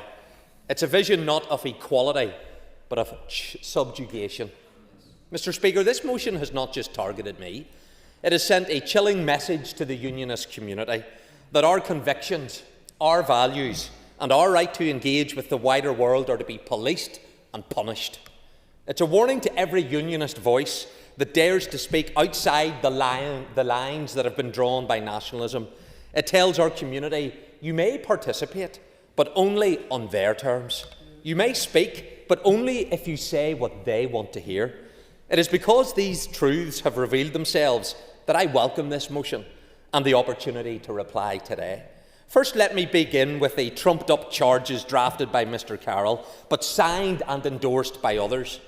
In the motion, it is suggested that I do not support the rule of law and have breached the ministerial code in some undefined way, signed by those who for generations refused to recognise the police, the courts and the rule of law in Northern Ireland, and who still claim there was no alternative for murder, including the murder of over 70 children by the Provisional IRA. We truly are in Alice in Wonderland territory. And what is it that these MLAs who speak and seek of a political lynching want? Is it to rebuke me for my conduct in visiting a school where Jews and Arabs and Christians are educated together? No, it's to exclude me from office altogether. It's a form of political internment, exclusion without a proper trial, but not for the minimum period of 3 months, but for the statutory maximum of 12, indicating that there can be no greater punishment for any minister, no matter their conduct. What then is the case against me? Going to Israel on a fact-finding mission to hear from the victims of terrorism? Going to a country with which the United Kingdom retains full diplomatic relations and an embassy in Tel Aviv? Going to visit a school during that trip? Are members seeking to tell me what to think or where to go? Or is it, as some would suggest, merely asking the department to publicise my visit to a school? Yes, a school, on the departmental website and on social media, a request that was quite properly approved at the highest level in the department before it was issued. And as I said last week, my Permanent Secretary assessed the role of the department in regard to the trip and concluded that its involvement was limited and administrative in nature. This was deemed appropriate given the need to manage the Israel trip within my broader ministerial diary and the need to cancel other engagements. So where do these alleged offences fit into the annals of this Assembly's history? Has it been forgotten that far from simply visiting a school, there are members in this House, some who served as ministers, including as Education Minister, who were personally guilty of the most heinous crimes without one word of regret, one word of remorse? This Assembly has considered exclusion motions on a handful of occasions. So let us compare the gravity of the allegations with those that I face today. Are today's trumped-up charges truly more serious than the refusal of the IRA to decommission its weapons and to continue to murder people when Sinn Féin remained in government in the early years of devolution? Are they more serious than when the police raided Sinn Féin's offices in these very buildings, investigating a suspected spy ring on the back of the IRA's break-in at Castlereagh Police Station and their training of FARC terrorists in Colombia? And remember this, I went to visit children in a school. Sinn Féin's partners in the IRA went to Colombia to teach terrorists how to use car bombs. That is the contrast. That is the truth. And what of the countless occasions when no exclusion motion was brought? Is it more serious than when Conor Murphy was found by an industrial tribunal to have discriminated on religious grounds against a Protestant and found that his evidence to be implausible and lacking credibility? No exclusion motion then. More serious than when Margaret Ritchie, Mark Durkin, Michelle O'Neill were each separately found by the High Court to have acted unlawfully and in breach of their ministerial code. No exclusion motions then. More serious than when the IRA murdered Kevin McGuigan on the streets of Belfast and the police and security services confirmed that Sinn Féin continued to operate subject to the direction of the Provisional IRA Army Council. No exclusion motions then. More serious than when the Deputy First Minister brazenly, the then Deputy First Minister, brazenly and unapologetically violated the Executive's own COVID regulation at the very peak of a global health crisis, undermining public trust and setting a dangerous precedent at a time when leadership was needed most. No exclusion motions then. No outrage, no accountability. And what of my accusers? Do they come with clean hands? Jerry Carroll, the author of the motion, the same man who tweeted as Israelis were being murdered, "Victory to the Palestinian resistance," a tweet which remains on his timeline to this very day, for which he has never apologised. This is the man who would stand in judgment of me. But Jerry Carroll does not stand alone, no longer at the margins of political acceptability. This is the man who others are rowing in behind to create Jerry Carroll's coalition of hate. And what of Sinn Féin's Deputy Chair of the Education Committee, Mr Pat Sheehan? A man with a chequered past, to say the least. Once sentenced to 15 years for bombing a cash and carry. Then, after his release, he attempted to bomb a security checkpoint in Belfast. That time convicted for 24 years and only released under the terms of the Belfast Agreement. Now, not just an MLA, but a friend of Hamas. No wonder it took his party leader 5 days after the horrendous events of October 7th of 2023 to condemn the attacks on Israel. Sinn Féin allege that the Israelis are guilty of genocide, but allegations of genocide are no impediment to Sinn Féin's approach to China. We can look at the genocide of the Uyghur community. That's taking place in China.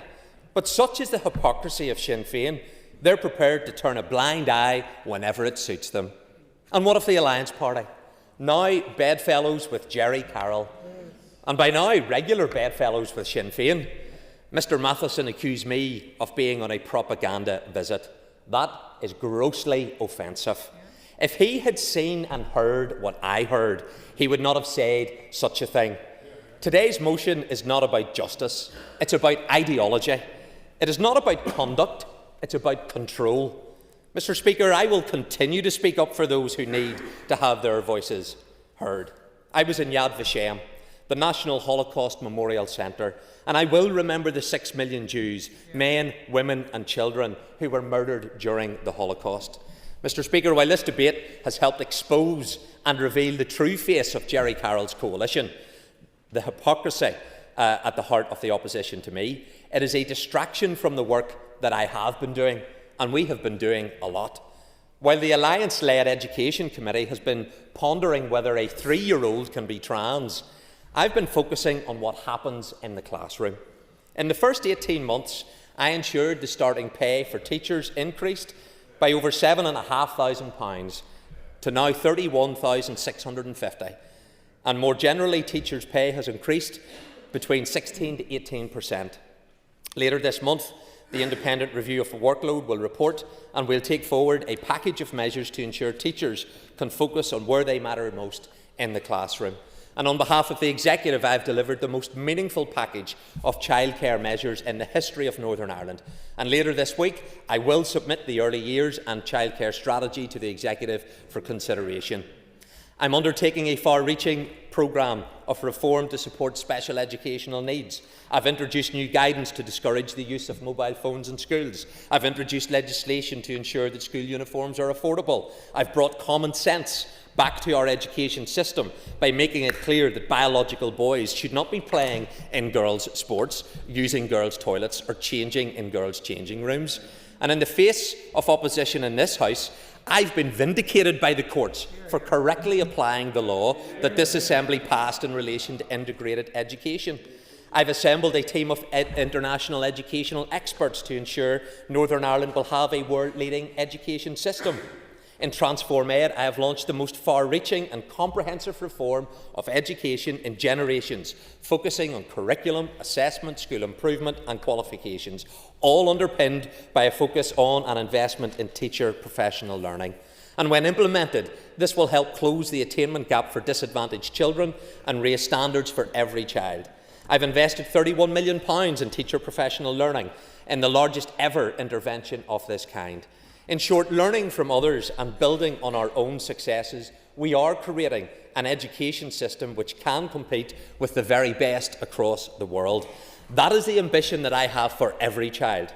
So to conclude, Mr Speaker, this motion is not a stand for principle. Rather, it is a stand for political convenience. It is not about upholding standards. It is about silencing dissent. The message is clear.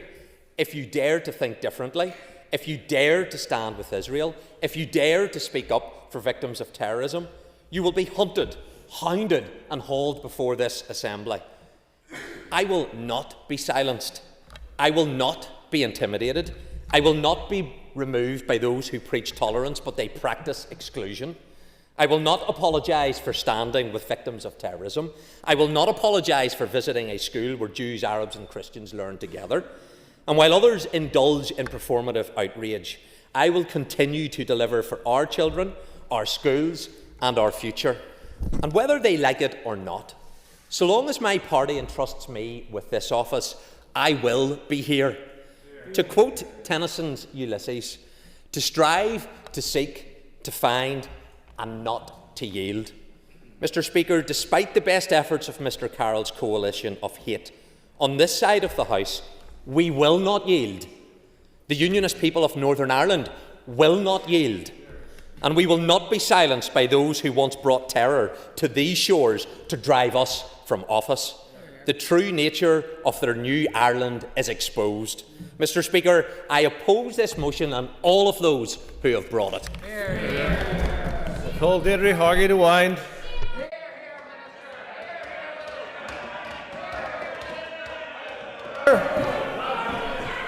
The member will be removed.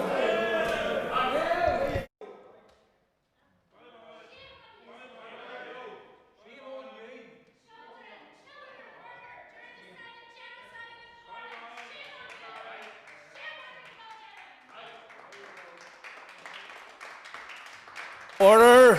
Order, members! Ms Hargey. And I just want to thank, obviously, the proposer for this motion today, and we in Sinn Féin were only glad to support it. And indeed, I'm concerned just by the Minister's opening and ending to a statement, because I thought he was here as the Education Minister serving all of our community, not here speaking as a Unionist politician. And I would ask you to reflect on that again in terms of you're here as the Education Minister, and that is to represent all of the communities here, be it Unionists, be it Nationalists, be it Republican, be it Loyalists, be it minority ethnic, be it the Palestinian community that are here. You're here to represent all of those communities that make up our society. And indeed, the Minister's decision to use his visit to Israel and to use departmental resources promoting a visit in the occupied territories is wrong, and I believe it is political. Last week in this chamber, the Minister stated that he was formally invited by Israel, a trip that was planned and organised by the Israeli embassy.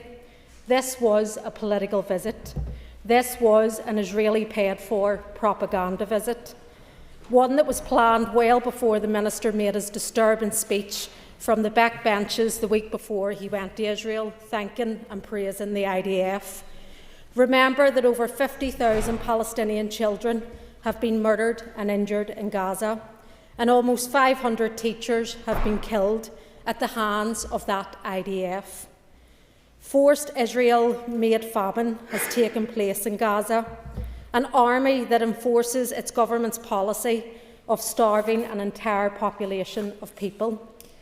This was the context in which the Minister visited the Offic School, a school situated in East Jerusalem, which is in the occupied Palestinian territories. On the 19th of July 2024, the International Court of Justice made a landmark opinion. The occupation of Palestinian territories is against international law. It is unlawful. And still, this Minister chose to visit and promote this visit on his department website. The ICJ further stated that Israel's policies and practices amount to the annexation of large parts of the occupied Palestinian territories. Israel's restriction of Palestinians in the occupied territories constituted systemic discrimination. Where you visited, there is systemic discrimination of the Palestinian people. The court advised states to avoid any action that would maintain that current situation. But of course, you have ignored that advice. Indeed, the British government, along with other governments, also see this as a legal activity by Israel, and they have issued advice pertaining to this.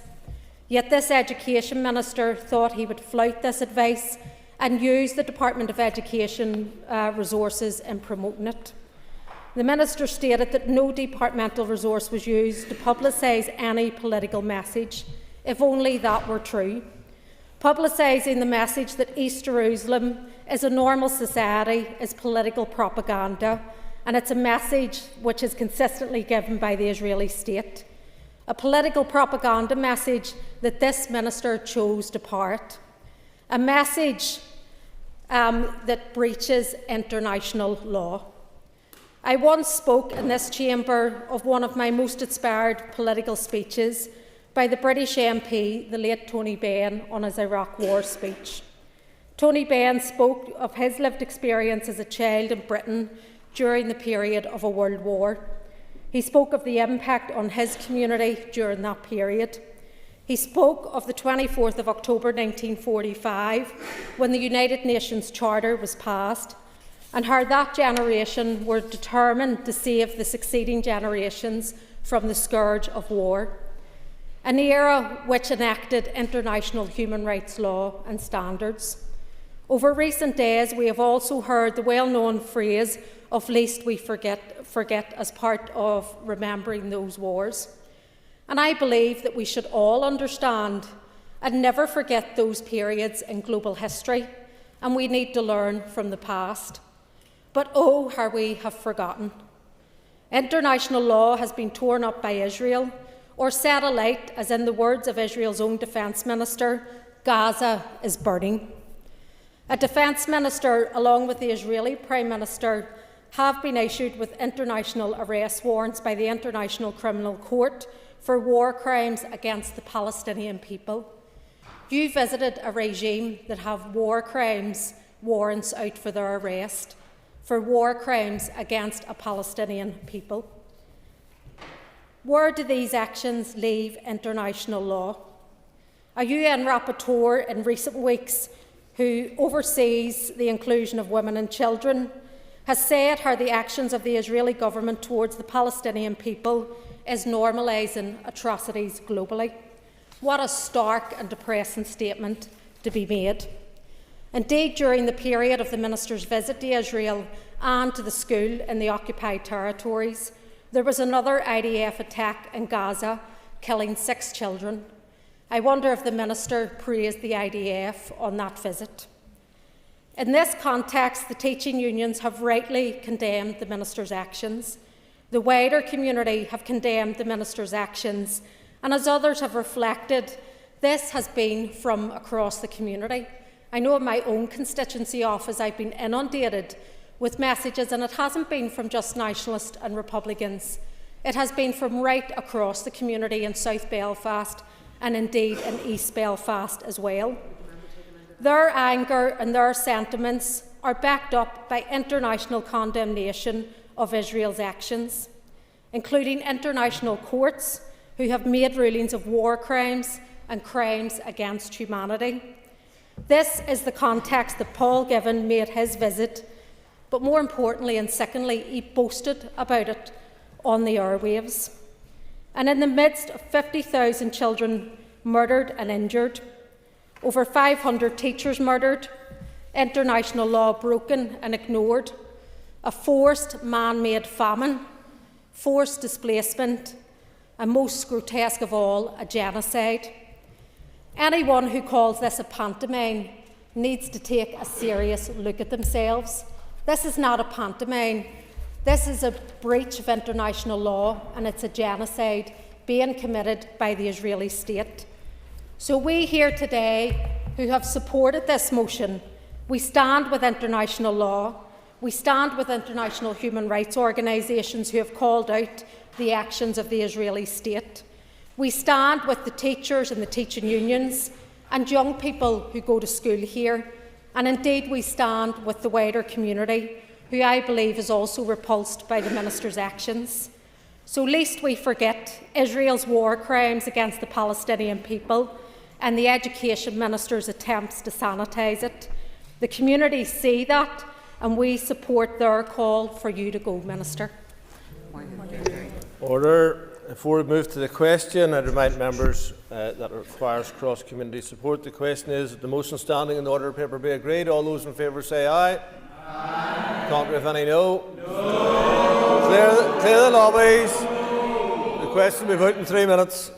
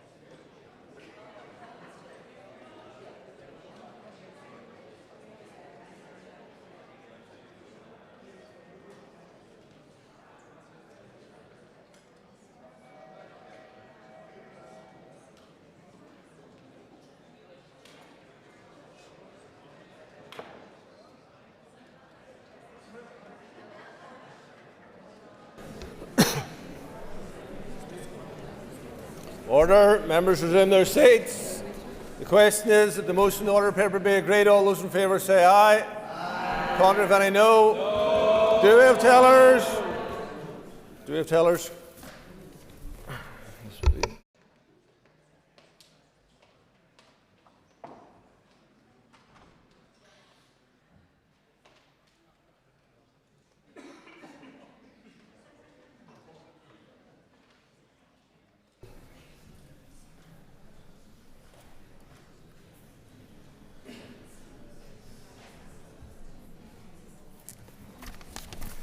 Tellers have been appointed as follows. Tellers for the ayes are Deirdre Hargey and Jerry Carroll. Tellers for the noes are Johnny Buckley and Philip Brett. Clear the lobbies.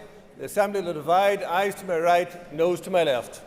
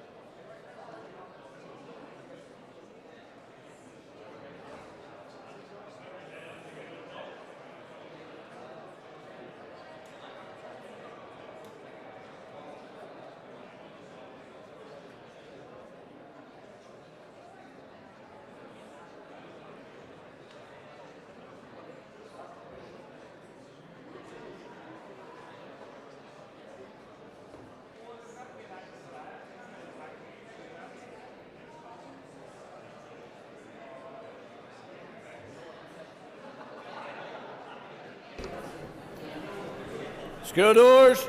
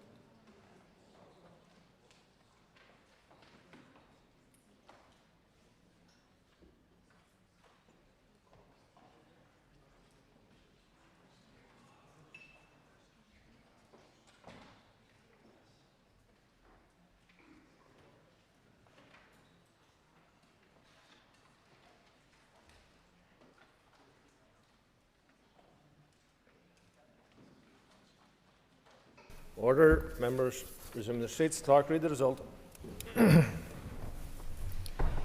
80 members voted, of which 47 voted aye, 58.8%.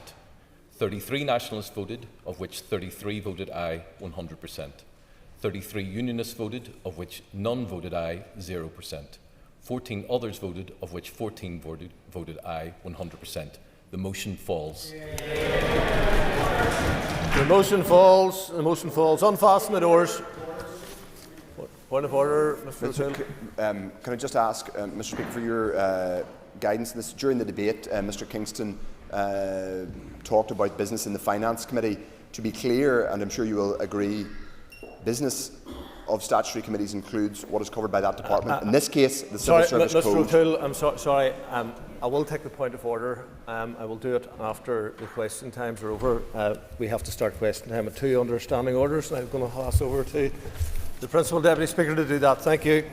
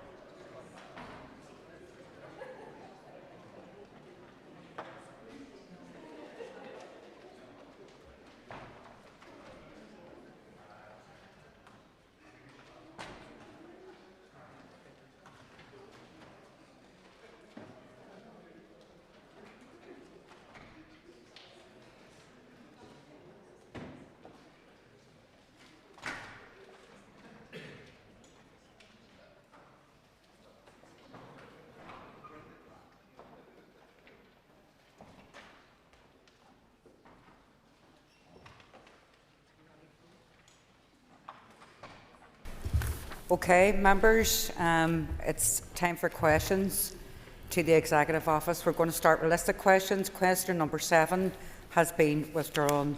So I call Cathal Boylan. Question number 1, please. Minister. Deputy Speaker, victims and survivors of historical institutional abuse have endured unimaginable pain and suffering over many years. We recognise the importance of fulfilling the final recommendation of the Historical Institutional Abuse Inquiry report to honour those who suffered, including those who did not live to see justice or acknowledgement. Following extensive engagement with victims and survivors, we are pleased to confirm that agreement has been reached to place a memorial plaque in the Great Hall of Parliament buildings. We have considered the views expressed by victims and survivors and have agreed the final wording of the plaque. The Speaker has confirmed that the Assembly Commission are content with the final wording, and officials are working closely with the Speaker's office to take the final steps. We wish to thank the Speaker for his continued support in helping us deliver this important inquiry recommendation. The memorial will ensure the victims and survivors are permanently and respectfully remembered and acknowledged. Thank you. I call Cathal Boylan for supplementary. I thank the Deputy First Minister for her answer, but could I ask, can she advise when the memorial plaque will be unveiled? Okay, thank you. Yes, I'm pleased to say that as it is in its final stages, it's just a matter of ensuring that the final plaque is prepared and in terms of the installation of that. So the First Minister and myself hope to be in the position to formally have the plaque up early in the new year. Thank you. I call Paula Bradshaw for supplementary. Thank you, Principal Deputy Speaker, and that's good news. Thank you, Deputy First Minister, for that update on the plaque.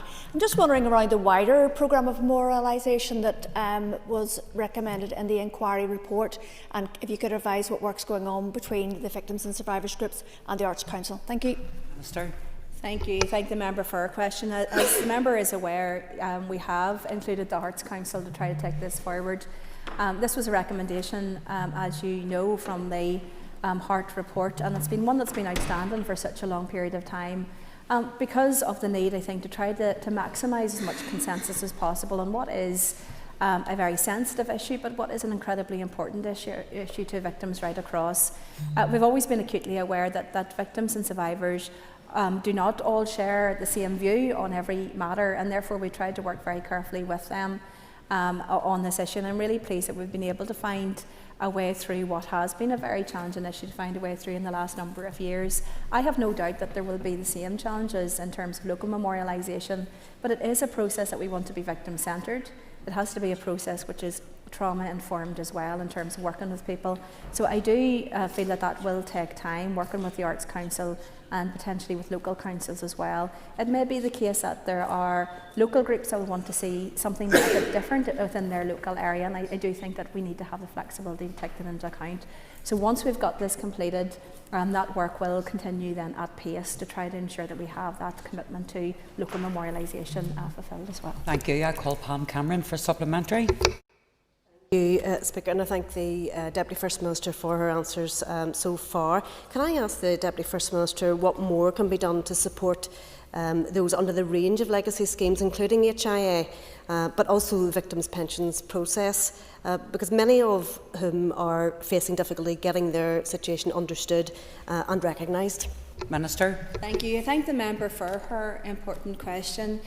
These schemes are so meaningful to so many. They are long overdue, and it is that recognition of a wrong that has been done in the past. Very often a wrong that was done by none of us around this place today, and indeed actually very few people, if any, who would be within those institutions or organisations, but it was a wrong that was done, and that needs to be acknowledged and needs to be addressed. And it's not just the HIA scheme that we have. We're about to commence our mother and baby home redress scheme. We also have our severely injured pension scheme. And I talk to those that have been going through that process. It can be a very re-traumatising process. It can be a very frustrating process. Just over the last week, I was speaking to those who have been putting in applications on the basis of post-traumatic stress disorder, particularly those who served in our armed forces and in the RUC. You know, an incredible thing in terms of stepping forward in the most difficult of circumstances. People who saw their friends and their colleagues and family members killed in very difficult circumstances, and they have suffered psychological injury. Those experts connect that directly to what they experienced, but they are not able at the moment too often to get help from that scheme. I do believe that that's something that needs to be addressed.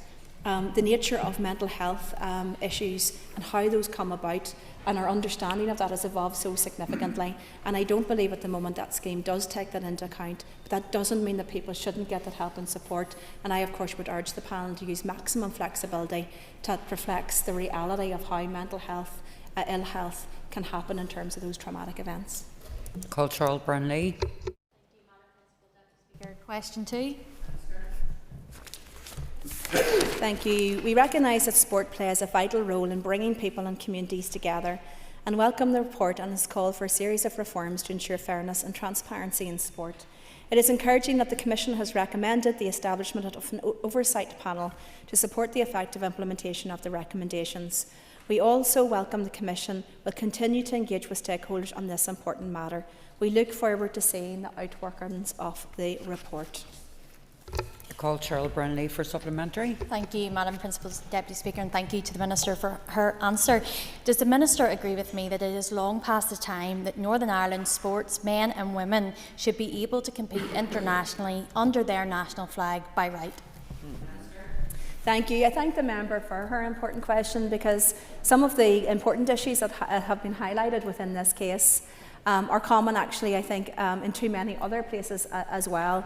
Of course, I welcome the fact that this report has now been shared. I welcome the commitment of action, and I understand that there is a statement in the House tomorrow from the Minister of the Economy, of the Communities, in relation to this important issue. But you're absolutely right. Too many sports are in a situation where you cannot compete and you don't have the choice to compete under your national flag and as Northern Ireland, and that needs to be addressed. I've worked with many different sports. It's a mixed picture depending on what the sport is, but I do believe that it should be an enshrined right of this place that you have the ability Should it be to box? Should it be in athletics? Should it be in fishing? To actually do so for your country, Northern Ireland, and under the flag of your country. And that is something that I would like to see addressed, not just here across the UK, but indeed by those international sporting bodies and organisations as well. Thank you. I call Kate Nicholl. Question 3, please. Minister. Mr. Speaker, Miss Deputy Speaker, and with your permission, I will answer questions 3 and 7 together. The Office of AI and Digital, under the leadership of Professor Helen McCarthy, is preparing a comprehensive strategy for the ethical adoption of AI in the public sector.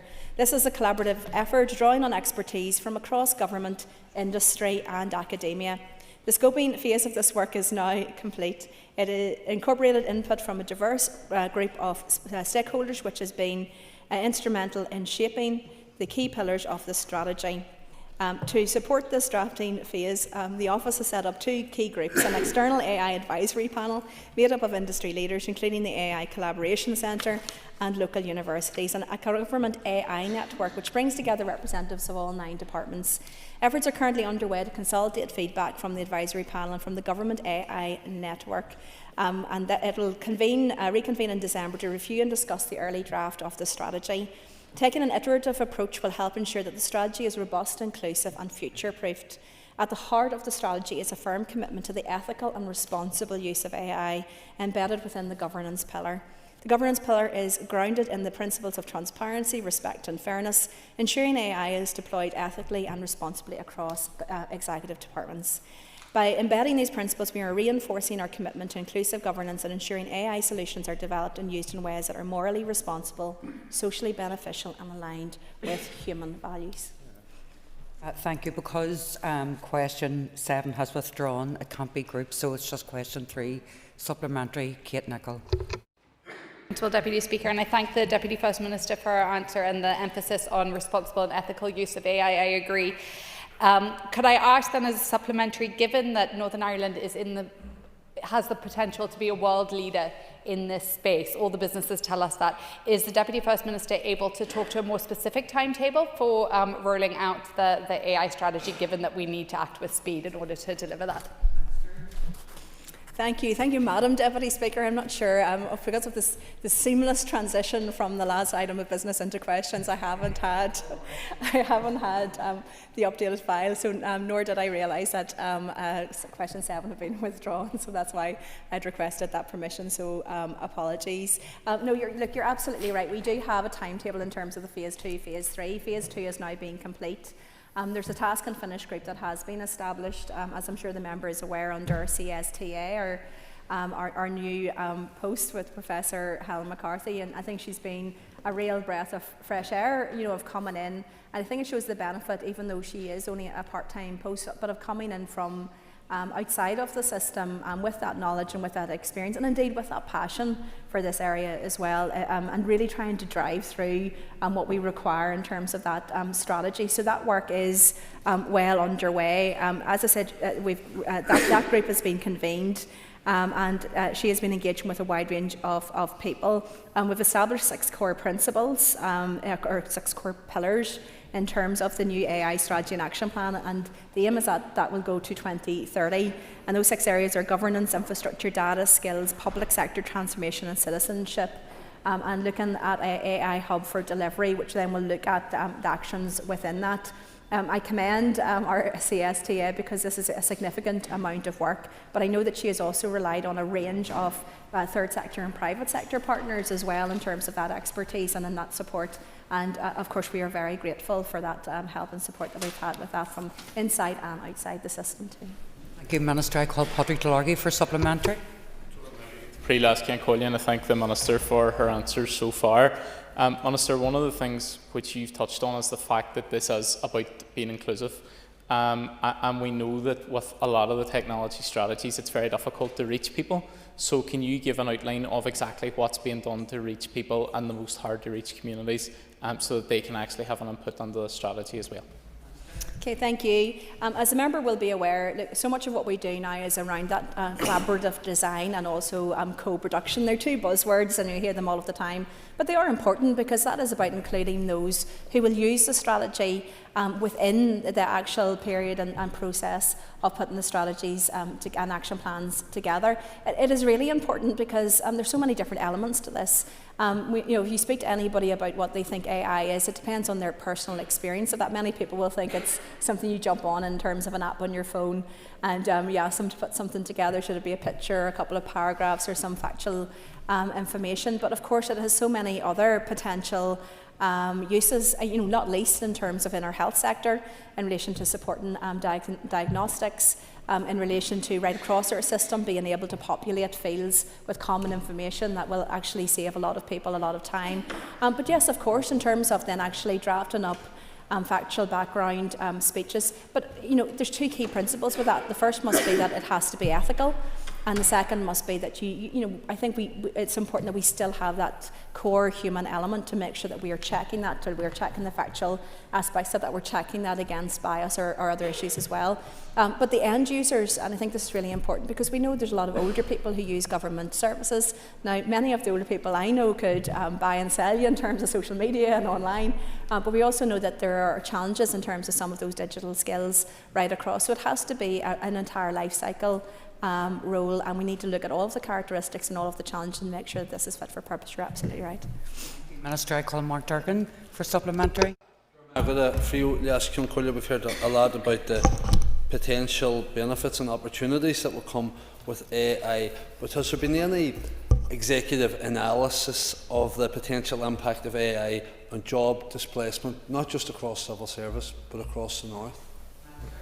Thank you. And I think that it's a big concern for many people in terms of looking at their own job and future-proofing that. And I think, look, realistically, AI will be able to, in all likelihood, do things in 5 years' time, 10 years' time, maybe in 1 year's time that we can't even imagine right now. I think that there is an apprehension at times around that. And I always think that we need to be careful that we're not Luddite about that. We can't be, we don't want to delay in terms of being apprehensive about something that perhaps that we don't always understand, but in fact that we are looking at it conscious of the risks and the challenges that it does face, but also very acutely aware of the opportunities within that. And I would always say that it's not about simply replacing people. I think it's very much around looking at how AI and technological development can help support better efficiency, better productivity, but also then about the upskilling or reskilling of people who are working currently within jobs that perhaps could be picked up by AI and used and utilised in different ways. Because as we know, the needs of the service, the needs of the civil service in the future will be very different to what the needs of the past has been. The head of the civil service has undertaken a people strategy review at the moment. A lot of work being done in relation to that to see what are the numbers in terms of fit for service right across our public sector, but also what skills are required for the future and where AI can support that. But I think the important thing around this is that it's not primarily about people losing their jobs. It's about maybe doing things better and differently in the future and reskilling or upskilling those that are in existing jobs for future jobs. Thank you, Minister. I call Philip Breff for supplementary. Deputy Speaker, Deputy First Minister, AI has been to the fore in the cutting-edge development within our defence and space industry here in Northern Ireland that continues to grow. How can we ensure that the AI strategy aligns with that growth and that we fully benefit from the UK defence growth deal, which will be worth millions of pounds here to the people of Northern Ireland? Thank you. It's undoubtedly the case that we have a really strong, high-quality defence and aerospace industry here in Northern Ireland. We've just come off Remembrance Sunday, just last weekend, and it's a time for so many to pause and to reflect on the role played by so many here in Northern Ireland in the world wars and the wars and conflicts since. But of course, importantly and in line with that is the roles played by our industries and businesses in supporting the defence industry. It is companies and things made right here in Northern Ireland that is helping keep the world safe globally. And it is unfortunate at the moment because of global conflict, because of that fear of conflict. And I speak with a number of ambassadors. We get the opportunity to meet with ambassadors that come and delegations that come to Northern Ireland from across the globe. And when you speak to people from Poland, from Latvia, from a number of countries, you can see the real sense about that insecurity and the concerns about security. They are investing in defence. Very fundamentally because they see investing in defence as the best way to secure peace for their region, and that is something that our companies can absolutely play a role in. He is right, the initiative by the UK government in terms of the support of the defence industry is UK-wide. We absolutely must make sure that Northern Ireland can benefit from that, and there are a number of really strong areas, not least in aerospace and defence, but also in cyber security. That's a big strength that we have. And actually, I think in terms of the conflicts of the future, it'll be as much about attacks in terms of our networks and cyber attacks and on our electricity systems, etc., as it will be in terms of that sort of street-by-street type fighting that has traditionally been informed, unfortunately, that part of war. So, I think that is something for us to be aware of as part of our defence strategy, and I look forward to working with ADS, working with you as chair of the committee, and working with others to make sure that Northern Ireland can benefit fully from that fund. I call Justin McNulty. Mr. Carr.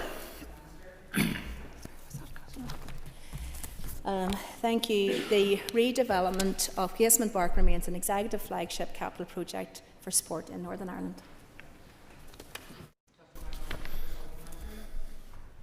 Deputy First Minister, after years of delay, people are fed up with warm words with no commitments on Casement Park.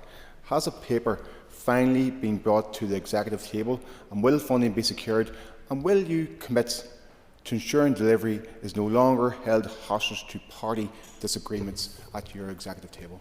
Minister. Thank you. I thank the member for his question. The holding up of Casement Park wasn't and was never a political issue. The funding for Casement Park was secured as part of a multi-sports package. That funding remains on the table of circa £62 million. The member will be fully aware of the financial pressures facing this executive, both in terms of revenue and capital. That funding remains on the table, and as indicated, it remains an executive flagship capital programme. I call Orlia Flynn for a supplementary. Concollia, does the Deputy First Minister agree that, as she outlined, the Casement Park is indeed an executive commitment, that it remains a priority commitment? Thank you. I can confirm that it remains an executive flagship capital project. It was part of that investment strategy. It is referenced in the programme for government. The challenge in all of this is because of the cost of that project now. But as we've said many times before, the commitment to that £60-odd million by the Northern Ireland Executive remains. We know that that is not sufficient against the plans that the GAA have. I understand that the GAA are not willing at this point to put any additional money from their perspective into the project. But then that will leave a significant shortfall in relation to the aspiration and cost versus what is on the table. That is a challenge for people to look at, including the GAA, and I look forward to seeing what the GAA proposals are in relation to that. Call David Honeyford. Casement is now critical. Every week of delay risks losing that once-in-a-generation opportunity. But we also have the potential to host the Women's World Cup in 2035, the Cricket T20 in 2030, and the Football Fund still has £50 million shortfall. So sport urgently needs strategic direction and investment. Can I ask the Deputy First Minister where the cross-departmental leadership is to attract and deliver the long-term funding that we need to finally deliver Casement Park, to fully fund the Football Fund and make sure that Northern Ireland doesn't miss out on international events? Thank you. I thank the member for his question. I know that he has been lobbying and speaking much on the GAA issue. But again, I would reiterate that the project was not delayed by the Northern Ireland Executive. It was not delayed because of political disagreement. It was not delayed because of the DUP. There were lots of local issues in relation to planning, and the costs of the project have increased significantly, leaving I think many people would assess to be well in excess of £100 million of a shortfall on that project. I see the member is shaking his head. If that is incorrect, then that needs to be articulated, but that is my understanding of it. The Executive does not have £100 million sitting about for this specific project, as he is aware. Look, there are many pressures within the system. We're currently looking at our investment strategy for Northern Ireland. It's a matter that's coming up later in these questions. But to be very clear, the vast majority of any capital funding available in all likelihood over the next 10 to 20 years is already fully committed against a range of projects. And we have been actively looking then to see how can we increase the amount of capital available because of big issues, for example, within NI Water, which is now holding back in terms of housing, in terms of economic development. These are big challenges, and it's something that, of course, that the Executive needs to look at. In the case of this project, there is a significant capital shortfall. That's a reality. It's not a political posturing. It is not about people being difficult about it. It's just a reality, and there is not a solution to that issue at this stage. Call Harry Harvey for supplementary. Thank you, Madam Speaker, and I thank the Deputy First Minister for her answers thus far. Given the huge financial pressures faced by the Executive, including on capital, can the DFM outline the challenging environment for any additional expenditure? Thank you. Thank you. And I think it is a very timely question because we are looking into the budget event by the Chancellor at the end of this month, and I have to say that there is very little space for optimism that we will be getting any additional money, either revenue or capital. Of course, if we get that, that would be very welcome. But look, there are huge challenges. I don't need to say this to anybody around this place. When you know in your own constituency in terms of what needs to be done, should it come from potholes on roads to the need for new roads in terms of our schools and the promises that have been made. You know, the fact that you can go into a school and you can see the maintenance that is required and the backlog for that. I go around Lagan Valley and I see that day in and day out in terms of the needs for capital investment and infrastructure right throughout. So these are very difficult things that we need to look at.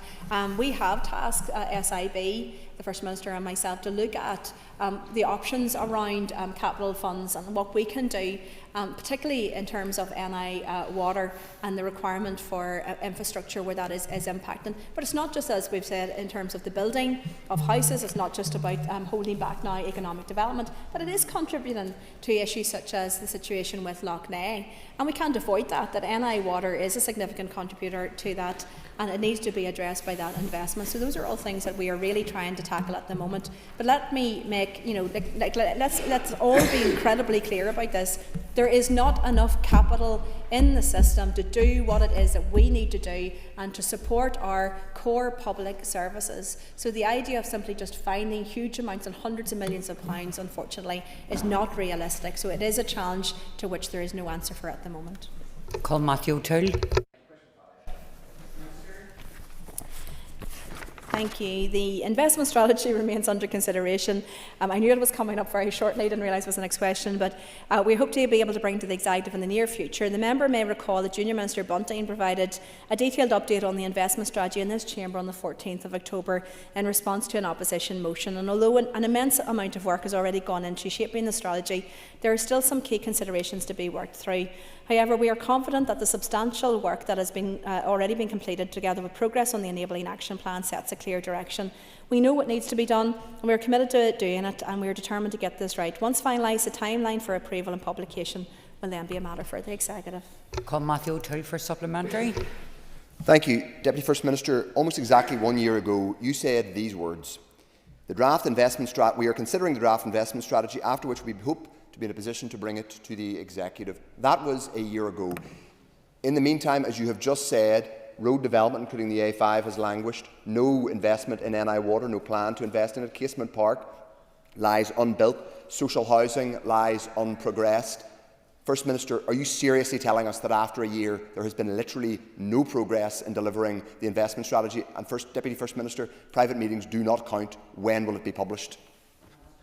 Thank you, and thank the member for his questions. The member is well aware none of those things are impacted by the long-term investment strategy, which sets the overarching framework. Because you know what? The Executive and everyone in this place knows that we need to fix roads. We know we need new roads.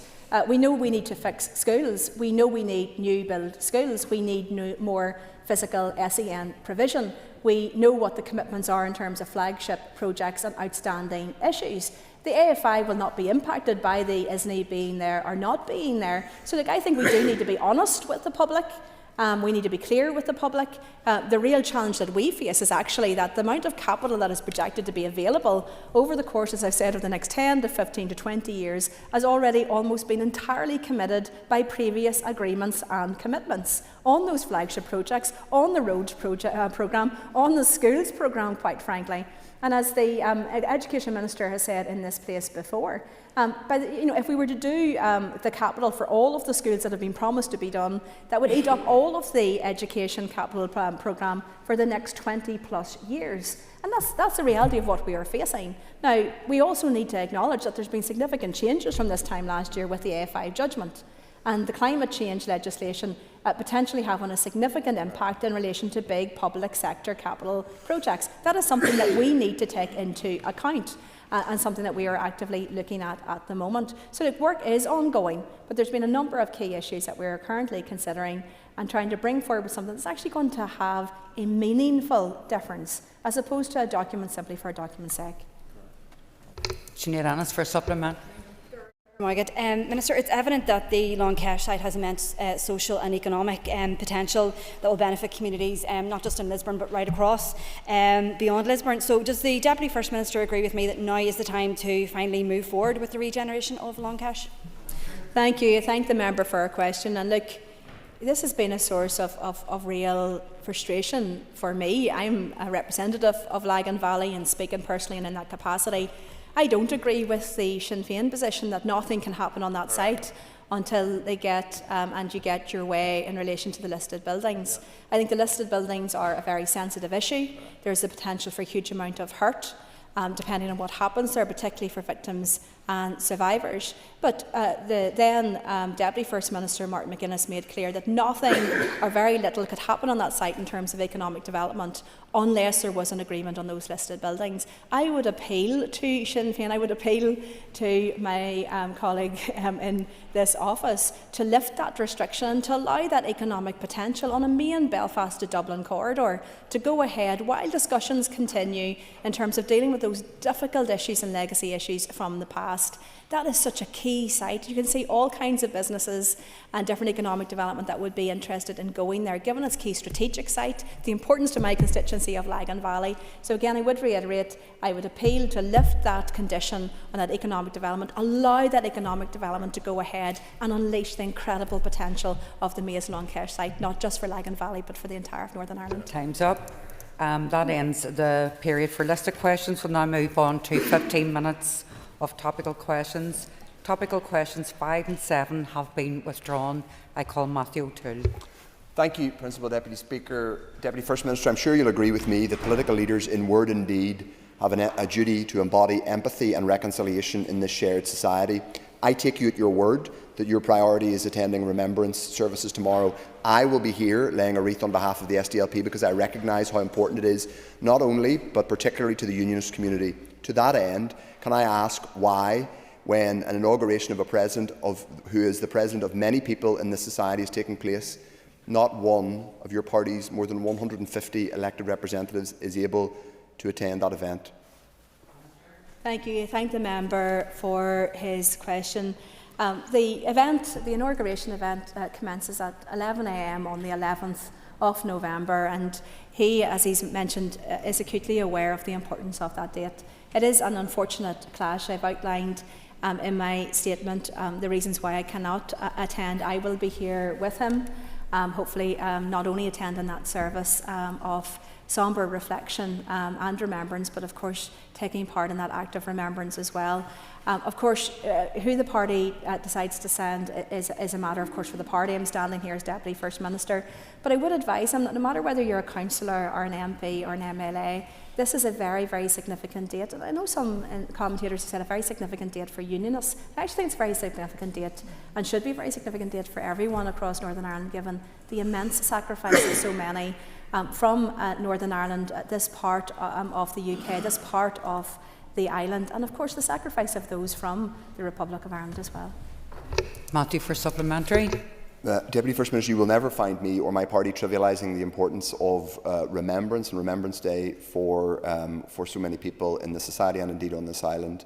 But it is the case that many people feel that your party, which is the lead party in unionism, is now embarked on a journey, perhaps not one by design, but you are embarked on a journey, not just for people in Northern Ireland, but particularly for the unionist people, of fear, grievance and anger. Can I ask that you genuinely, particularly after the debate we had earlier on, reflect on that and move back towards some vague progress towards reconciliation? Thank you. Thank the member for a supplementary question. I can advise the member that in everything that I do, I strive to try to do that to represent everyone across Northern Ireland, should that be from condemnation of acts of violence right through to trying to build a better and brighter future for everyone across Northern Ireland. That is something I genuinely believe in. It's something that I am firmly committed to. I think when people look back and reflect upon my time as Deputy First Minister, from the very first speech that I made, I said and indicated very strongly that I wanted to be a Deputy First Minister that worked with everyone and worked for everyone. And I believe that I have demonstrated that, not just in terms of the types of events that I have attended in the wide range of events, but of course in terms of that generosity of spirit I think that we all need to have. I do believe that the Irish Government, the Taoiseach and others understand completely the importance of the 11th of November. As I indicated, I recognise this is a huge personal day for the incoming President. I have sought to have a personal call with her in recognition of that very significant personal achievement and what she is about to embark on. I would also advise the member that when you look back, there's been a huge amount of engagement, not just with the Taoiseach, with Simon Harris, with the Irish Government in terms of our North-South engagement, our British Irish Council engagement. We've had a number of very, very constructive discussions, and I believe in building constructive relationships. And much of what we do and what we're trying to drive forward to improve people's lives is based on those constructive relationships as well. I call Orlia Flynn. Guramiagat, Alas Conqualia, and I just want to follow on from Matthew's line of questioning, and I'm pleased to hear the Deputy First Minister speak about the spirit of representing everyone, which is extremely important, and she will, I'm sure, understand that tomorrow is going to be a hugely significant day for many, many people across the north, right across the island, and in fact right across the world in terms of the Irish diaspora. And in that context, would she accept that she does have some responsibility in terms of attending tomorrow's event, in terms of that spirit of representing everyone and setting out that symbol of representing everyone right across our communities? Minister. Thank you. Look, I think that there's a real appetite with some to make this into a political football, to try to use it to indicate some sort of political division or to score political points, and that's not what this is. I got an invitation to this event on Thursday morning. I have commitments on a very important issue, not least like my grandfather, my great-grandfather and so many people within my own family served in the wars, were severely injured in the wars, and I have committed to do the service here and to pay my respects and in remembrance on that day, but also that commitment to go over to Windsor Castle and to pay tribute to the veterans of the victim in Japan, the victory in Japan, 80th anniversary, but the Asia Pacific theatre of war of World War II.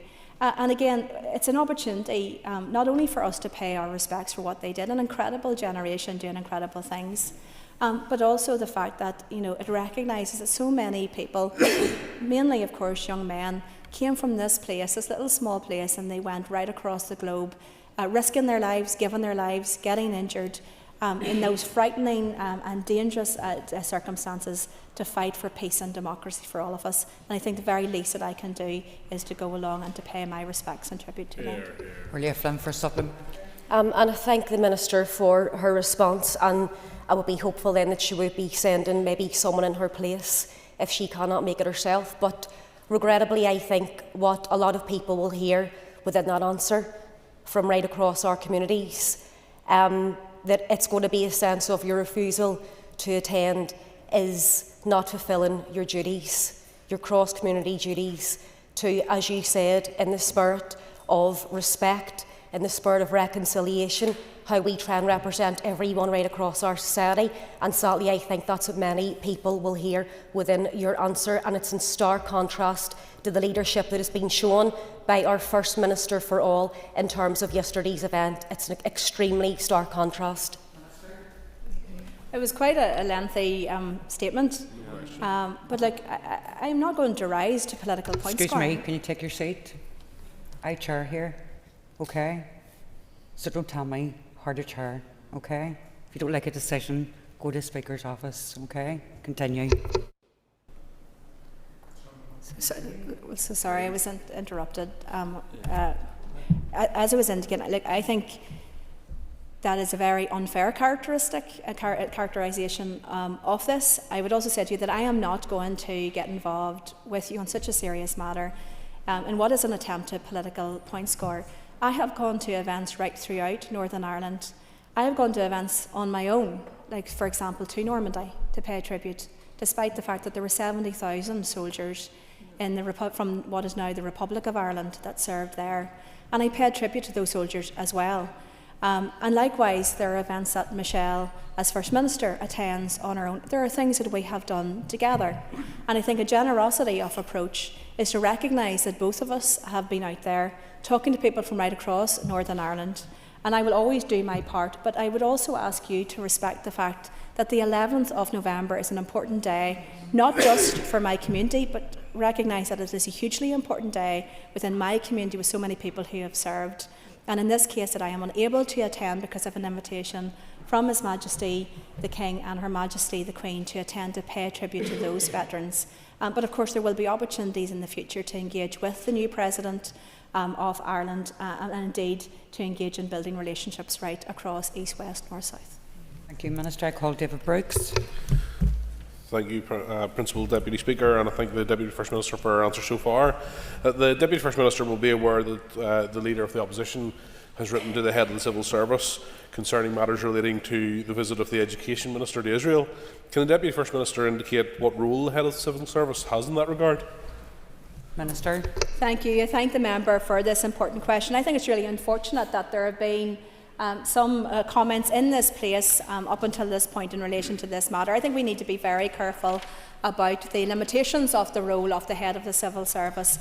She herself has confirmed that she is only engaged in a fact-finding matter because she does not have a role in relation to the investigations or inquiries in relation to this. It is always important that a minister within the department is recognised as the minister who takes those decisions within their own department. As you said, the Leader of the Opposition has written to the Head of the Civil Service seeking certain information and an assessment on whether the NICS Code of Ethics have been breached. I am very clear that while the Head of the Civil Service may wish to provide him factual information as she would to anyone who would correspond with her, she is not accountable to the Leader of the Opposition, and she is not empowered to sit in judgment of a democratically elected Minister of Education.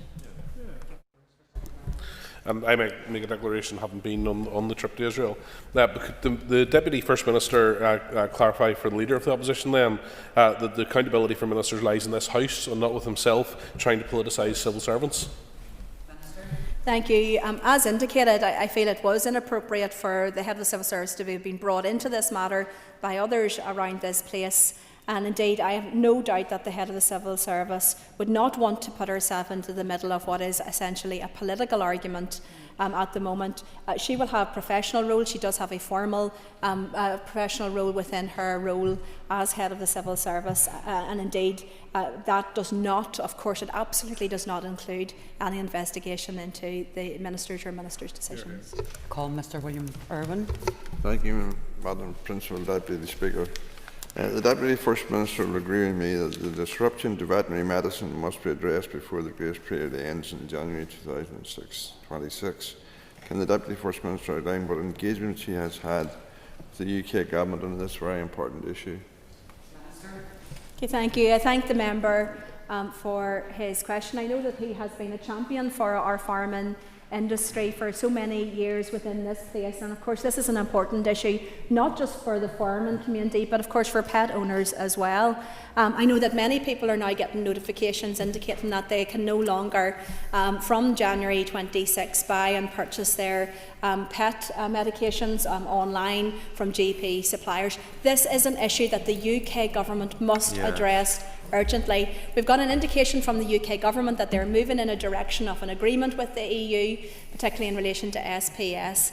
Therefore, that would render any, in my view, apprehensions or concerns from the European Union that prevented a resolution on veterinary medicines from going ahead removed. So therefore, I would ask the UK Government, as I have done in every single engagement, as the First Minister knows, when we're engaging, should it be with Nick Thomas-Symonds, with the Prime Minister, with our Secretary of State, I have raised this outstanding issue on veterinary medicines at every single opportunity. The clock is ticking. This issue needs to be resolved. It's going to add significant cost to pet owners in relation to essential medicines for their animals. It is going to add lots of cost in terms of to our farming community and to vets. So that we do need to get this issue resolved. I'm calling on the UK Government to act urgently now, to get this matter resolved immediately and to prevent this grace period from ending and this crisis continuing into 2026. Call William Berwin for supplementary. Can I thank the Minister for her response and for her efforts in this matter? The Deputy First Minister will be aware that there's a large number of vaccines used by the intensive sectors that are part of these medicines, and she would agree with me that it would be serious if they're not available.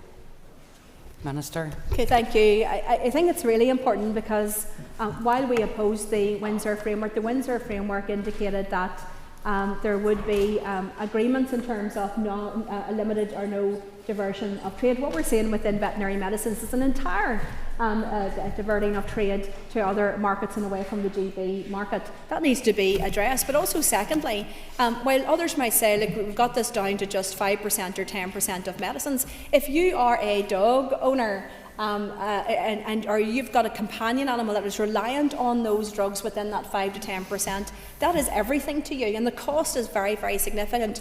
We know that across Northern Ireland, so many people, particularly older people and others, rely on their companion animals to tackle loneliness as a best friend, as somebody that they love and care about very deeply, but they don't have a lot of money to be able to put towards excessive costs. So this does need to be addressed. Time's up, Deputy First Minister. No points of order during question time.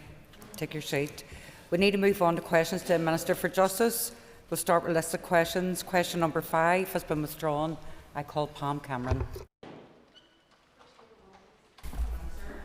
With permission, Madam Deputy Speaker, I will respond to questions 1 and 2 together.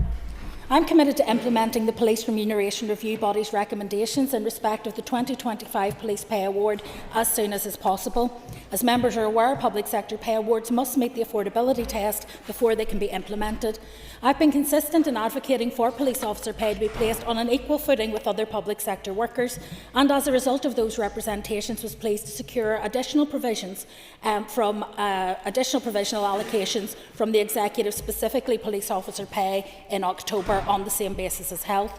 However, even with this additional funding, the PSNI remain unable to confirm affordability for the pay award at this time. I'm fully aware of the commitment given by the Health Minister that health workers can expect payment of their award in February 2026. The consequence is that funding will be deducted from the health budget in the next financial year. That will no doubt have an impact in future years, and while I'm keen to ensure that police officers are treated on a par with other public sector workers, such decisions have wide-ranging implications for justice delivery.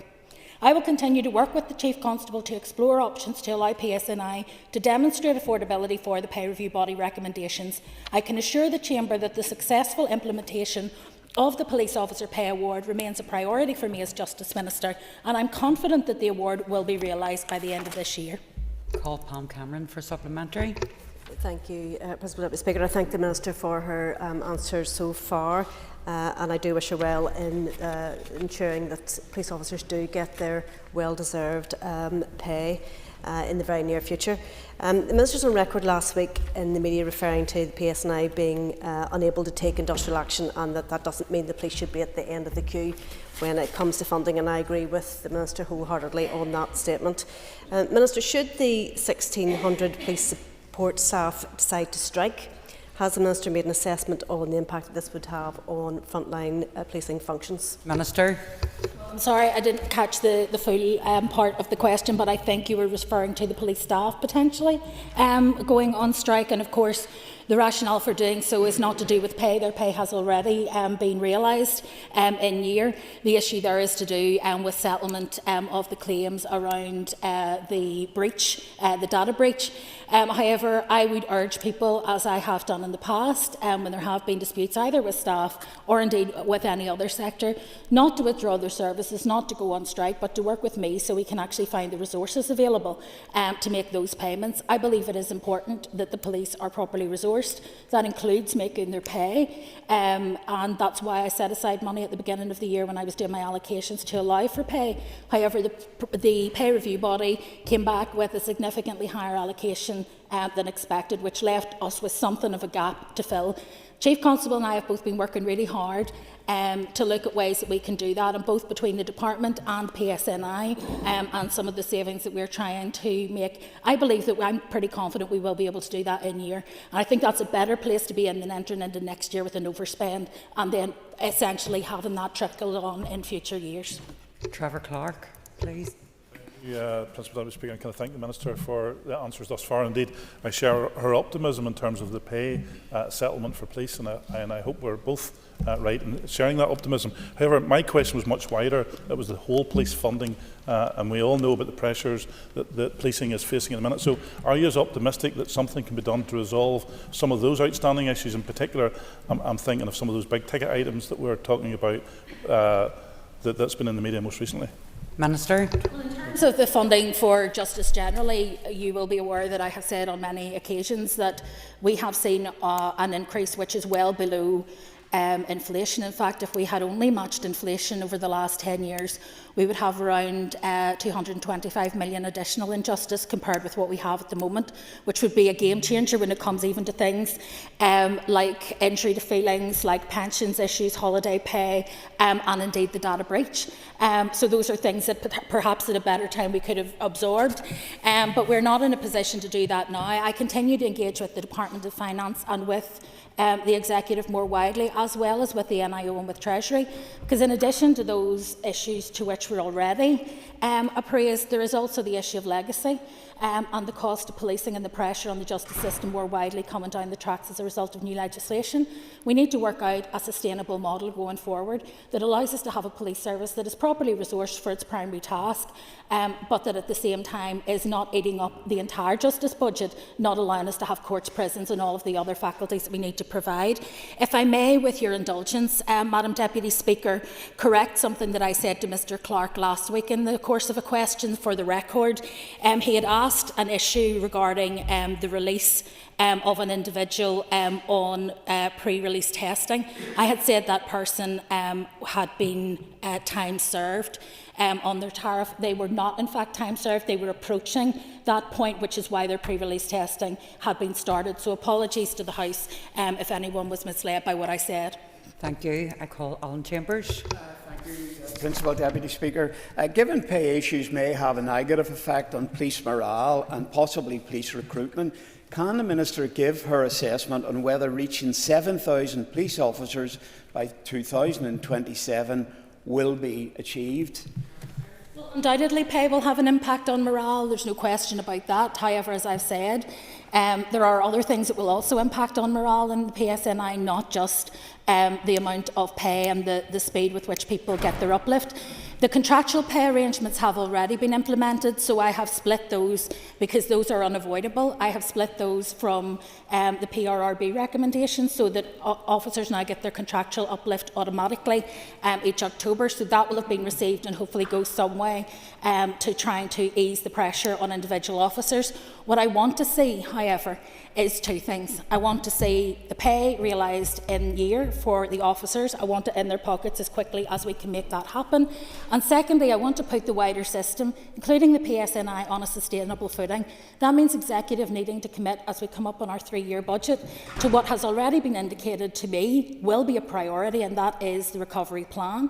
And we need that to be written into the budget for next year. But far be it from me to speak on behalf of the Department of Finance and the Finance Minister when it comes to making those allocations. He has indicated so far to me that that is his intention, and I think given that it meets the value for money criteria, it would make sense for us to do so.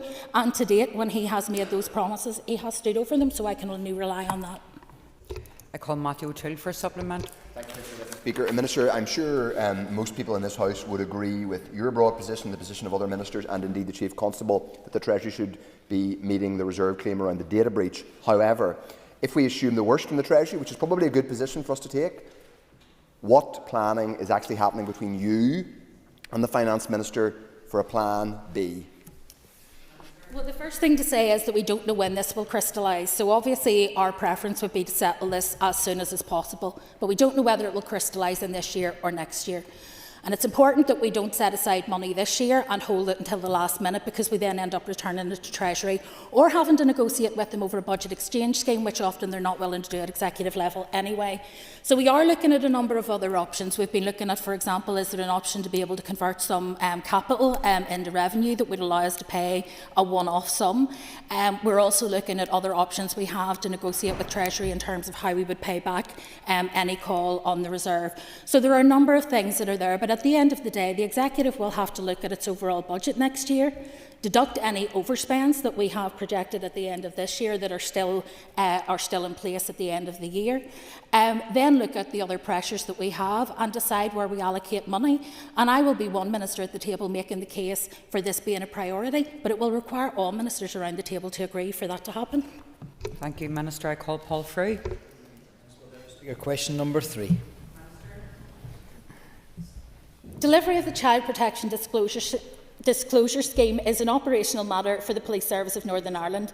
The scheme makes information to be disclosed to members of the public where it is necessary to protect children or a child from serious harm.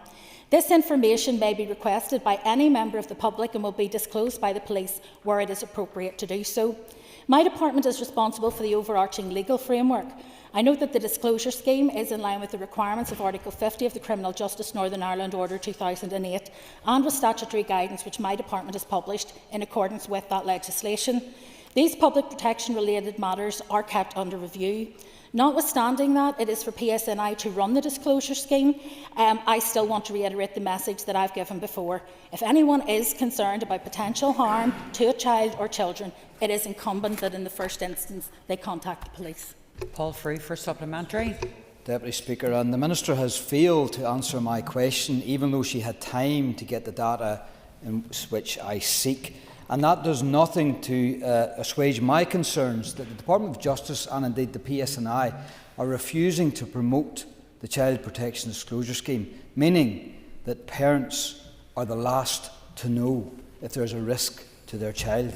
Will the Minister commit and inform this House of her plans in the future to promote the Child Protection Disclosure Scheme so that parents will not be the last to know? Thank you. Minister.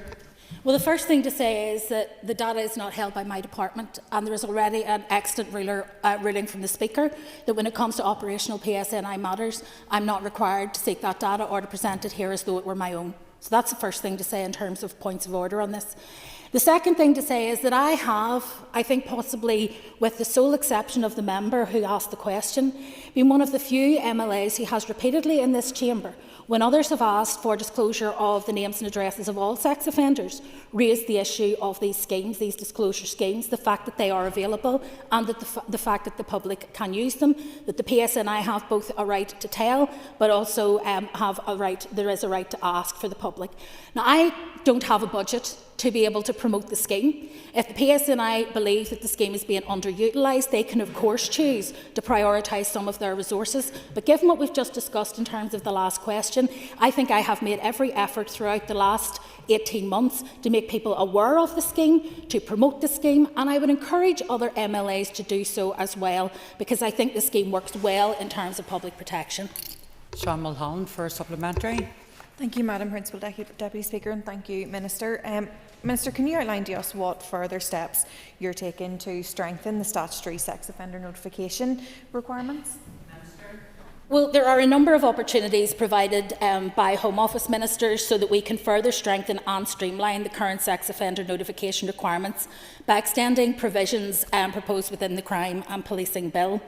As members will appreciate, providing for a consistent UK-wide approach to sex offender risk management, I think, is paramount to supporting wider public protection. I have secured legislative consent of the Assembly for the greater part of the proposed provisions, for which I am very grateful, and I intend to bring forward a further LCM early in the new year to enable introduction of some further provisions in Northern Ireland. That includes, for example, the need to notify a new name no less than 7 days in advance of it being used, the requirement to notify at least 12 hours in advance before entering qualifying premises where children are present, to seek approval of the police to apply for certain identity replacement documents if those are in a new name, and of course we are now looking at the list of prescribed police stations where an offender must notify, instead of the need to amend that by way of statutory rule, and the ability for notification to be given virtually in certain circumstances, but only where certain conditions are met. All of that with a focus on trying to streamline how we manage sex offenders, but also how we ensure that the public are fully protected. We're also looking at the ability of a police officer to consider whether a relevant offender should remain subject to indefinite notification requirements without the need for an application to be made from the relevant offender, and also the ability for an application for a warrant for power of entry and search of an offender's home to be made by a court officer of at least the rank of inspector. So there is considerable work ongoing in this space, because I think we would all agree that we want our children, but indeed the wider society, to be properly protected from predators. Thank you. I call Philip Brett. Deputy Speaker, question number 4. With your permission, Madam Deputy Speaker, I want to answer questions 4 and 13 together. Restorative justice is a well-established practice in Northern Ireland, both within the formal youth justice system and through community-based initiatives. It aims to address the harm and/or trauma caused by crime by involving victim, perpetrator and community, supporting dialogue to repair the harm caused and to promote healing. It also emphasises the importance of supported rehabilitation in order to reduce the risk of further offending. Restorative justice has been at the core of the youth justice system here for over 2 decades, and a range of independent reports and Virginia inspections have recognised those benefits. Learning from the youth conferencing process is being used to develop and extend the use of restorative approaches in the adult justice system. The 2 current accredited community organisations have played an important role in promoting community safety, repairing relationships and reducing antisocial behaviour, working in partnership with justice partners to deliver restorative approaches to harm which does not meet the criminal threshold. They've also played a key role in the development of the new accreditation arrangements as part of the restorative working group. My department's been delivering on the commitments in the Adult Restorative Justice Strategy since its launch in 2022, including publication of the revised Restorative Justice Protocol in 2023, a key aspect of which is the development of new practice standards and accreditation framework to govern the delivery of future restorative work. That framework, developed by my department and the interim protocol lead, was published on 17th of October 2025, aligned with the application process launch for those wishing to become accredited. That application window will be open for 6 weeks, closing on Friday the 20th of November. Once applications close, the protocol lead and an independent suitability panel will assess and make recommendations on the appropriate level of accreditation. A register of accredited organisations and practitioners will then be published on the departmental website early in 2026. Call Philip Brett for supplement.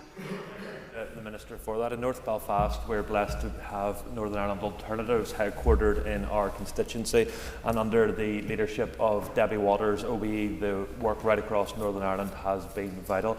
Will the Minister commit to continuing to work with Northern Ireland Alternatives and CRJ to ensure that we continue to deliver this important role throughout Northern Ireland? Minister. Well, what we're intending to do is to create essentially a pyramid of access for restorative justice. So at the top of that, with the highest qualified and most experienced providers, they would be dealing with the most sensitive cases where restorative justice may be appropriate. At the bottom of that tier will be a much wider group, much higher numbers, who will be dealing with more community-based restorative interventions rather than justice referrals. And in between then there will be stages of accreditation for people to be able to also, I suppose, to be able to develop themselves personally in their chosen way. I'm committed to continuing to work with all of those who go through the accreditation process, who continue to engage with the formal justice system, and who do so with integrity, but also with connections in the community and the ability to engage people on the ground in a way that perhaps the formal justice system is not always fully able to do. Crucial for me is the ability to engage with the PSNI, with the courts, with probation and others, to ensure that the The decisions that are made around restorative justice bring about changes in behaviour, but also leave victims feeling that they have got the outcome that they would wish and deserve. I call Andrew McMurray for supplementary. Thank you, Principal Deputy Speaker. Thank you, Minister. Can the Minister explain how this work will be supported by the new restorative hub that your department is establishing with the Probation Board? Well, the new restorative hub will be integral to the delivery of adult restorative justice services.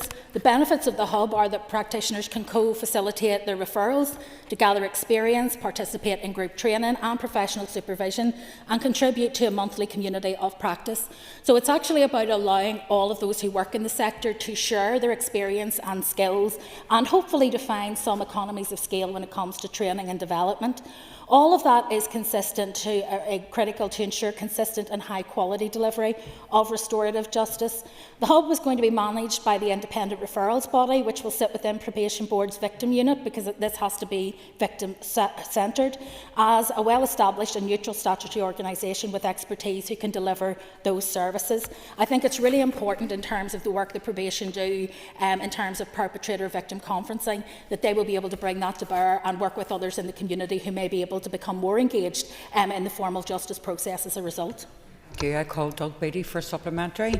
Thank you, Principal Deputy Speaker, and thank you, Minister, for your answers so far. I think restorative justice is one of those areas which I'm really glad we're talking about. I think it's incredibly important. But can I just ask the Minister if she will look at adult restorative justice forming part of the sentencing framework in the new sentencing bill? Well, adult restorative justice is already allowed for within the policy and the statement that we have already made. So we already have launched a strategy and an action plan. So it's already being dealt with.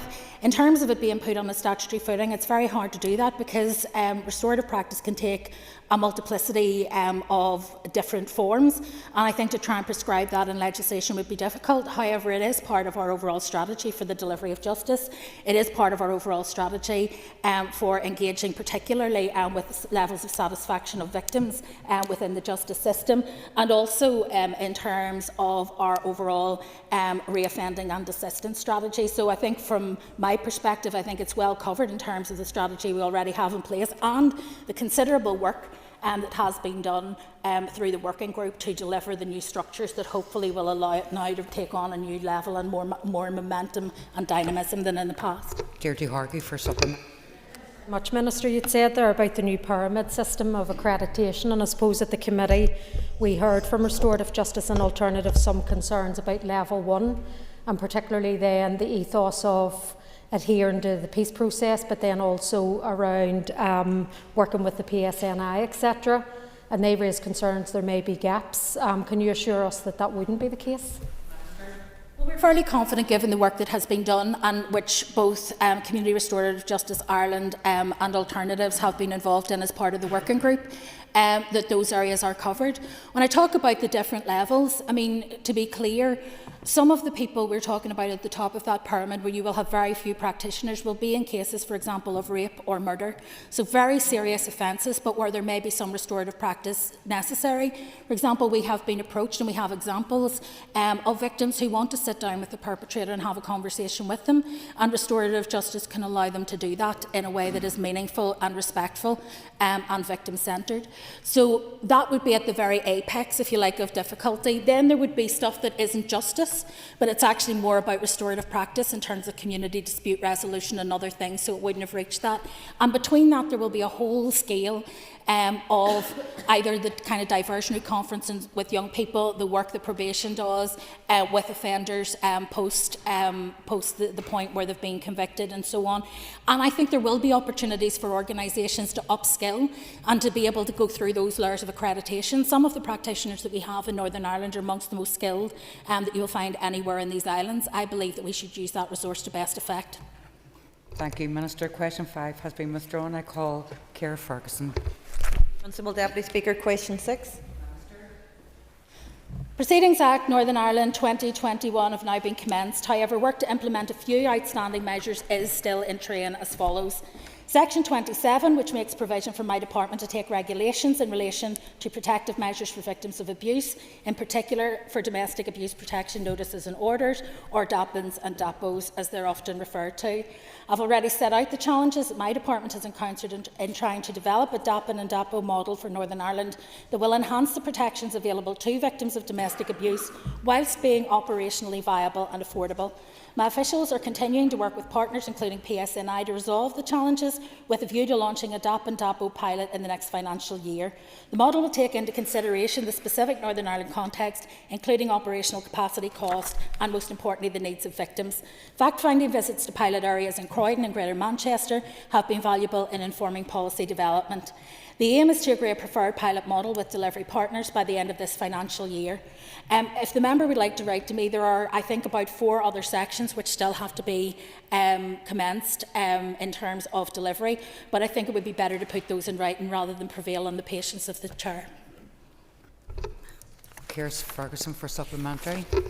Can I thank the Minister for your answer thus far? Minister, is there a timeline or further information around when the prohibition of cross-examination in persons in civil and family proceedings, and likewise what work has been done to date regarding CGI's recommendation for better to develop the role of specialist domestic abuse prosecutors? Minister. Well, I'm glad that I don't have to write to you, because that was the next part of my question and I just thought it was too long as I was working my way through it.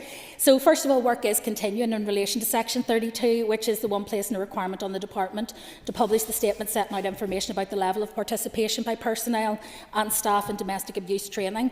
The Department has already published 2 training statements in line with the requirement, and that work is well advanced to finalise now the 3rd report on that, and that is one way that we can actually increase expertise.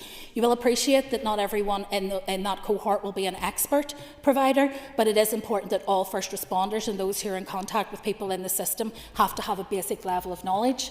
We're also continuing in respect of Sections 36 and 38, which provide for the prohibition of cross-examination in person and family and civil proceedings, and Section 39, which requires court rules to make specific provisions for special measures for victims of specified offences in civil proceedings. Our focus in relation to those provisions continues to be on implementation in family proceedings, as this will have the greatest impact for victims.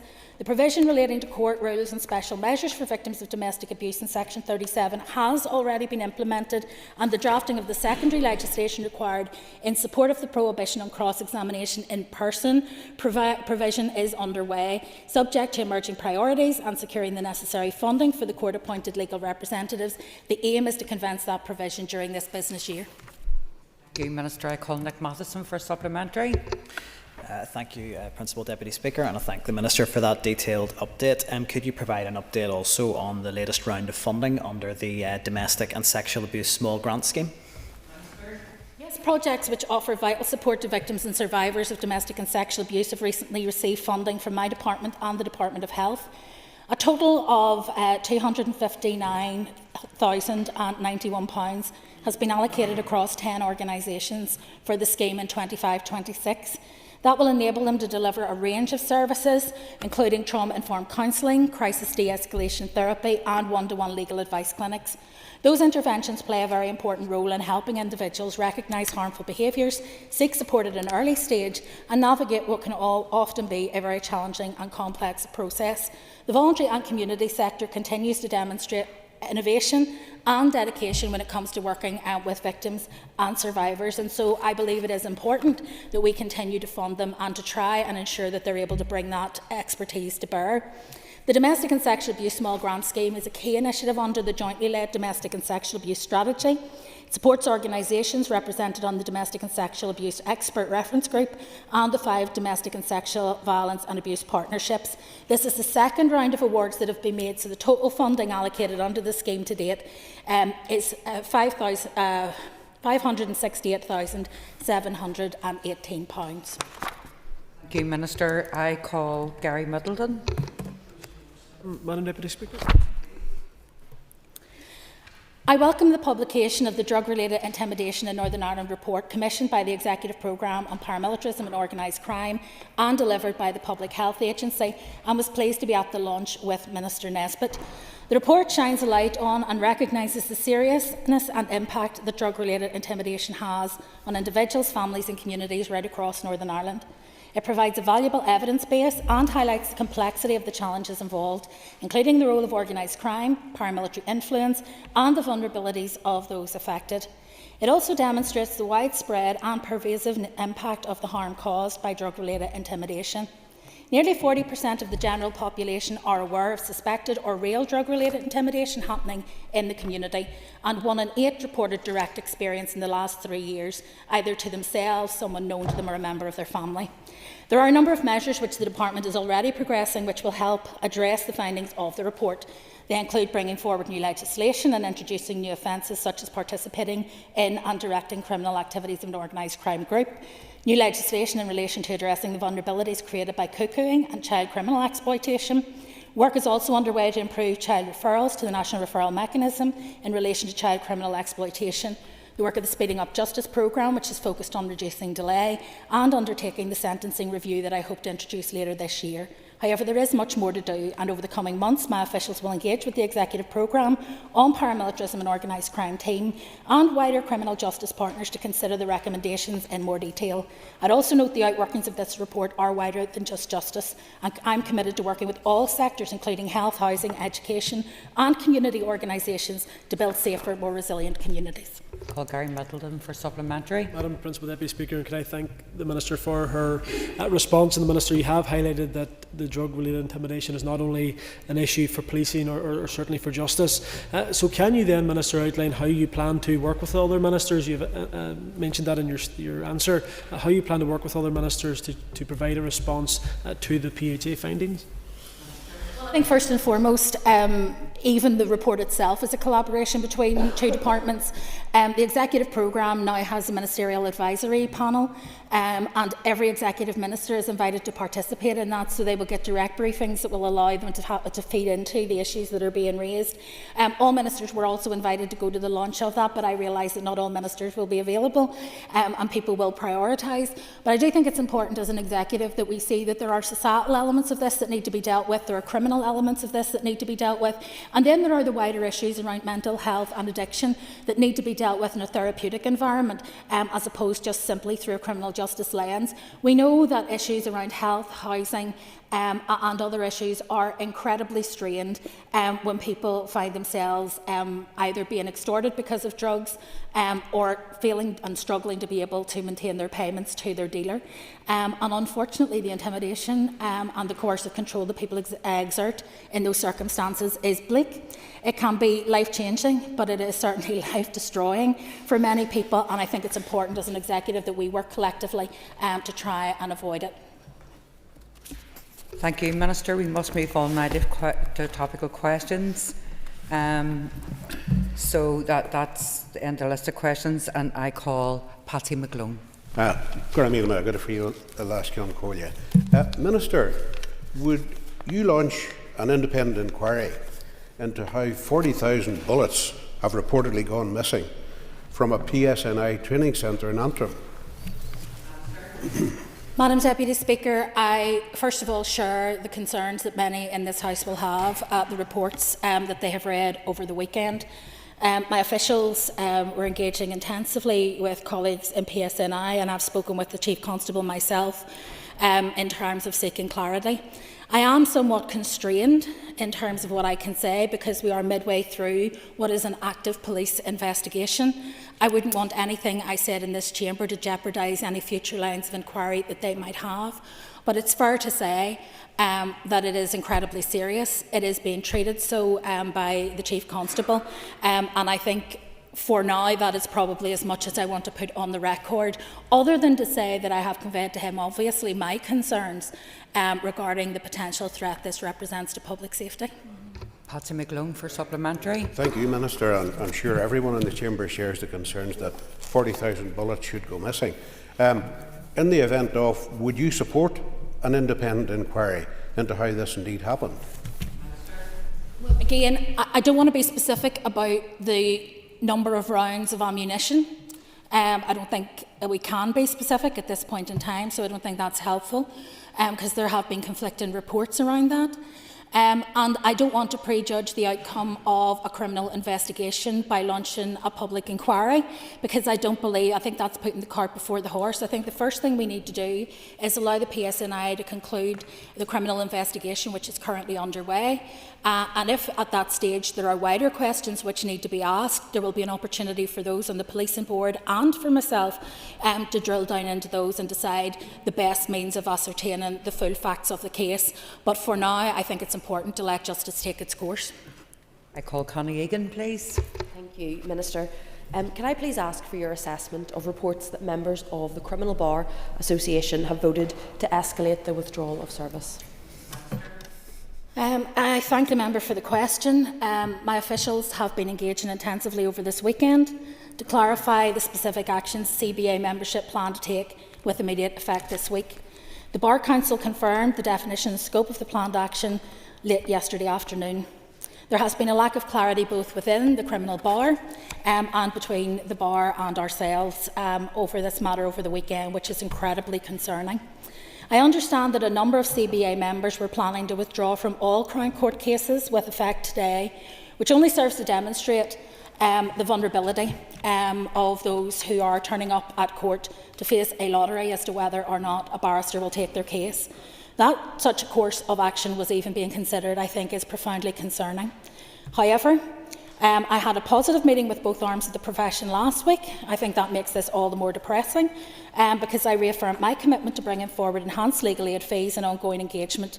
Officials in the department and Judge Burgess have been working tirelessly to bring the previous partial withdrawal of services by the CBA to an end. And since they clarified why they had a partial withdrawal of service, those conditions essentially have been met. I understand that over the weekend, for the second time in 3 months, the entire executive committee of the CBA have resigned. So, look, I am not going to get into the internal machinations of politics within the criminal bar. There are enough politics in this place to keep me fully occupied.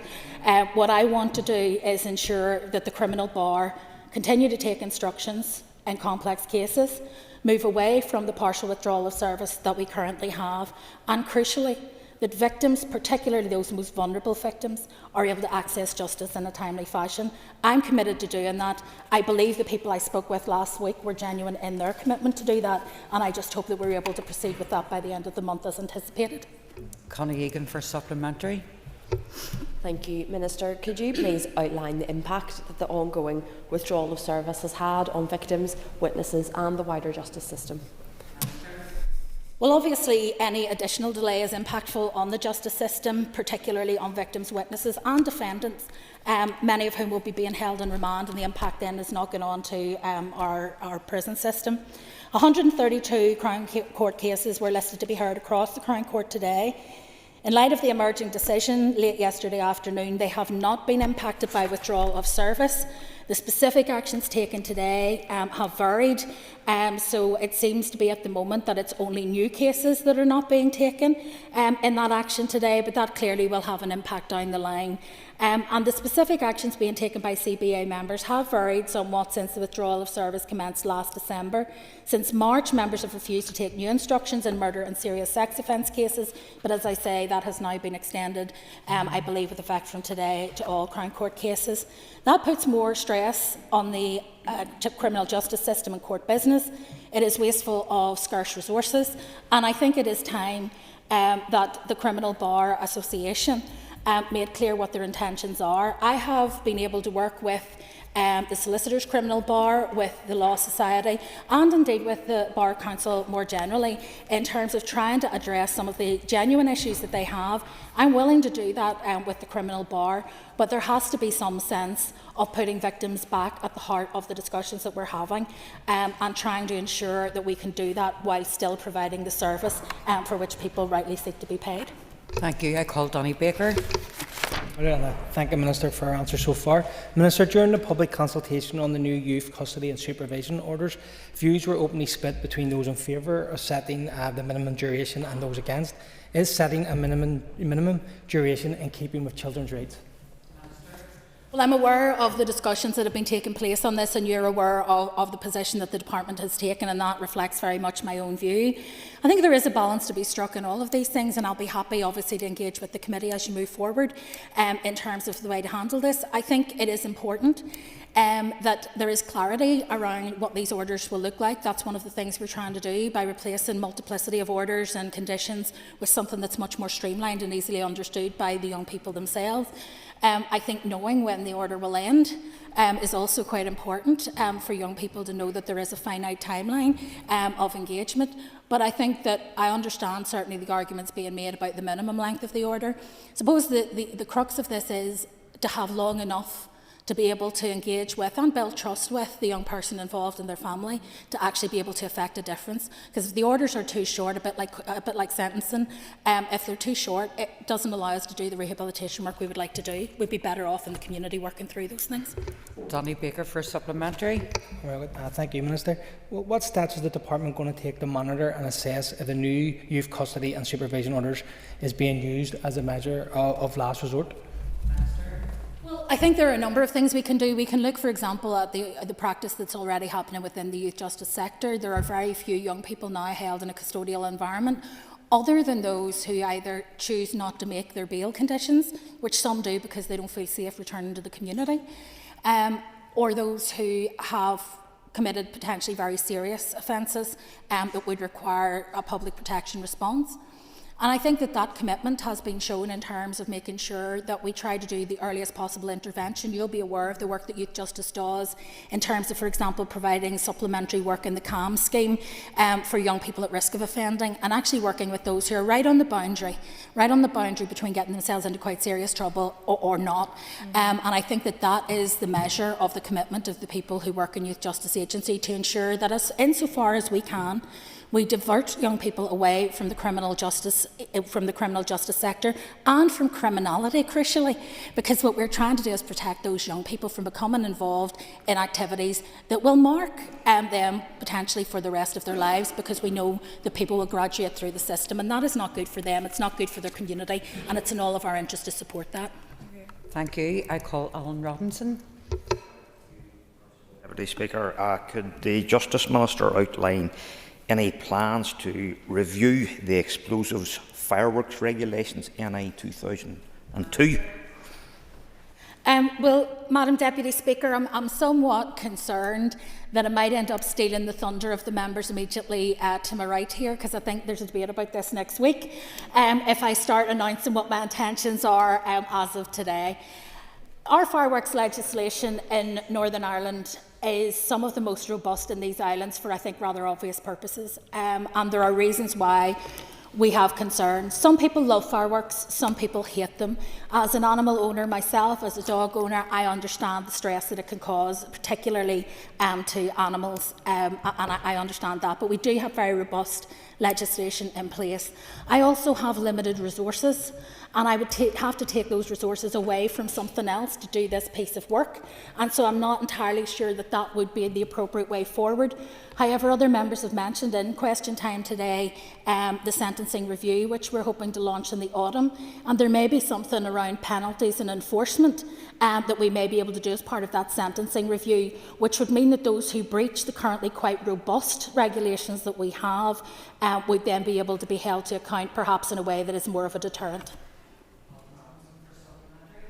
Thank you, Principal Deputy Speaker, and I thank the Minister for that response. Just to expand upon it, we hear more and more every year at this time of year of family pets that are facing extreme stress as a result of fireworks. Would you consider the introduction of low noise fireworks? Well, the member is almost channeling what I was thinking in my head that I hadn't managed to say in the original answer. I always, when I'm writing to people about this issue, I always promote the use of low noise fireworks. There are also the opportunities to do some pretty amazing displays using drones and not using fireworks at all. The number of organised fireworks displays has actually dropped dramatically since the 70s and 80s because the cost of fireworks has become exponentially much greater.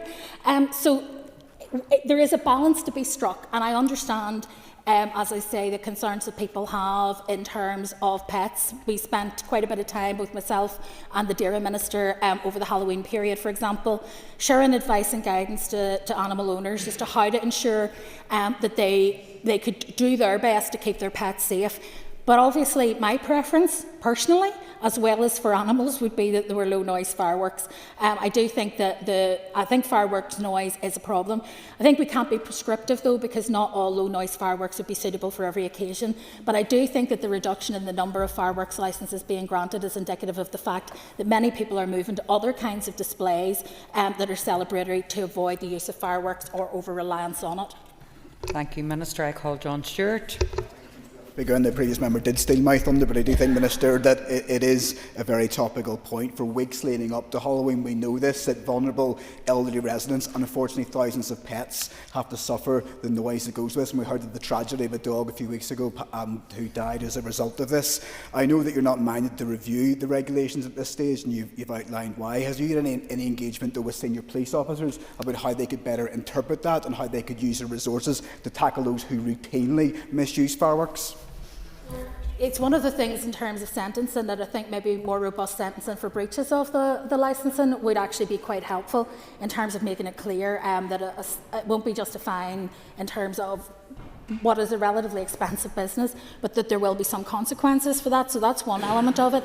The other element, I suppose, is about investigation. The most annoying situation is not actually organised fireworks displays that are well advertised and well notified, and we can often put notification requirements on when people purchase fireworks. It's individual bangers going off at random times of the day and night, and it is traumatic for many people. It's frightening for older people, those, for example, who, because of their history, have fear of bangs and loud noises and so on. Young people with autism and neurodiverse people can find it quite distressing, as can animals. So there is a wider issue, and I think it is about trying to say, how do we bring a balance to this so that those who enjoy fireworks, and I confess I enjoy a good fireworks display as much as anyone else, but those of us who enjoy fireworks are able to do so in a way that is safe and doesn't overly impinge on the rights of those who just want a quiet night at home without random bangers going off in the neighbourhood. And I thank the Minister for her answer. You talk, Minister, about the fact that the regulations are some of the most robust anywhere around, but they are over 20 years old, and fireworks have moved on, both in the strength of them and the noise of them, and some are approaching the likes of explosives, so maybe there is something that could be looked at that. Is there also an opportunity, maybe a pilot project somewhere with PCSPs to look at how better we can tackle it on a local level, potentially? Minister, you have 70 seconds. Certainly, exactly. Anywhere where there is a particular local issue that needs to be addressed, I would encourage PCSPs to engage and try to find solutions, because I'm always open to solutions if people can come to me with those. Unfortunately, more often than not, I get problems.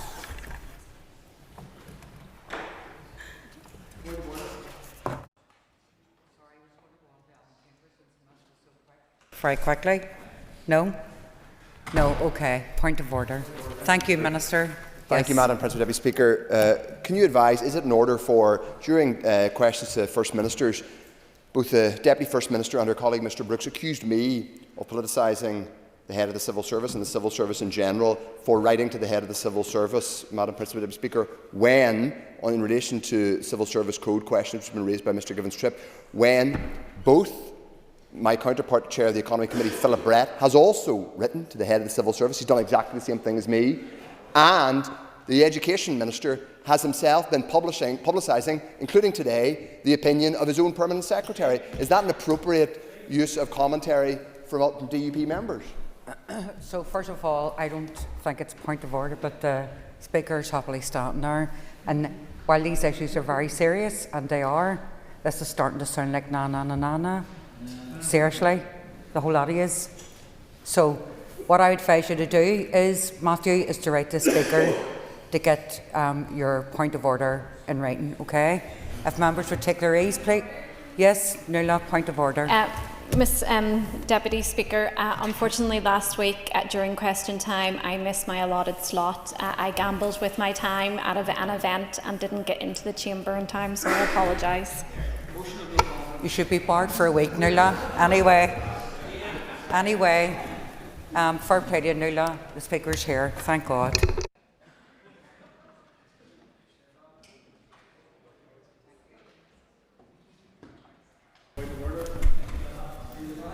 Wonderful. Right. Okay, members. We move now to an urgent oral question. Nick Matheson has given notice. Sorry. Point of order, yes. Okay. Right, point of order. Thank you, Mr. Speaker. I would just ask if the Speaker would rule on remarks made by the Leader of the Opposition in the earlier debate around the Minister's visit to Israel, where he was entirely incorrect to say that the Chief Executive of the Education Authority was foisted upon their board against their will. Indeed, that board voted to support the move. The Minister states this factually inaccurate statement in this chamber, knowing full well that if he was to make it outside this chamber, it would be actionable. Well, I think all of the members know that we in the Speaker's office are not fact-checkers. I sometimes look at people who claim they are fact-checkers and they're not very good at it. So if BBC Verify, for example, has been demonstrated not to be great at fact-checking, then they had 60 people. And we don't have that capacity in the Speaker's office to fact-check everything that everybody says. But the member has made his point, and we'll move on to the urgent oral question. So Nick Matheson has given notice of an urgent oral question to the Minister of Education. Clerk, please read the question. To ask the Minister of Education to outline the impact that the Education Authority savings plan will have on schools and Minister. Can I just give an apology to the House that I walked across the Minister for Justice who was speaking to Mr Stewart. I didn't realise until subsequent to the event, but I know that's not the normal protocol for that, so my apologies for that, Mr Speaker. With your permission, if I could have an extra minute to answer this oral question, and then I'll set the financial context which my department currently faces. Education has been and remains significantly underfunded. This is independently evidenced by not only the Institute for Fiscal Studies in its last 2 comparisons of spend per pupil across the United Kingdom, but more recently the Independent Review of Education report Investing in a Better Future.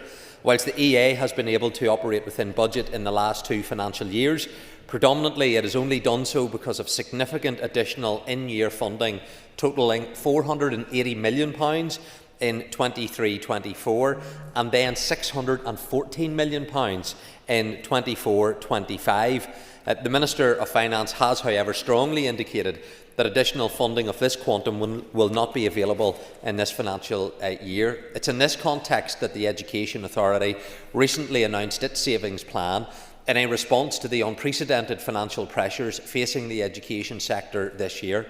Currently, the EA is facing an overcommitment of £280 million, and as a result, the EA board has had to make difficult decisions to protect core statutory services while implementing a number of measures aimed at reducing the EA's projected overspend. The decisions made by the EA board will inevitably have operational implications for schools. Adjustments to home-to-school transport and the suspension of new education other than at school referrals may place additional pressures on school leaders and staff, particularly in supporting pupils with complex needs. However, I can provide an assurance that the Education Authority is committed to working closely with schools to manage any changes and ensure that pupil welfare remains a priority. And for parents, I recognise that the increase in school meal prices and changes to discretionary charges, such as music tuition, are regrettable and may cause concern. However, I want to reassure members that pupils receiving free school meals will not be impacted.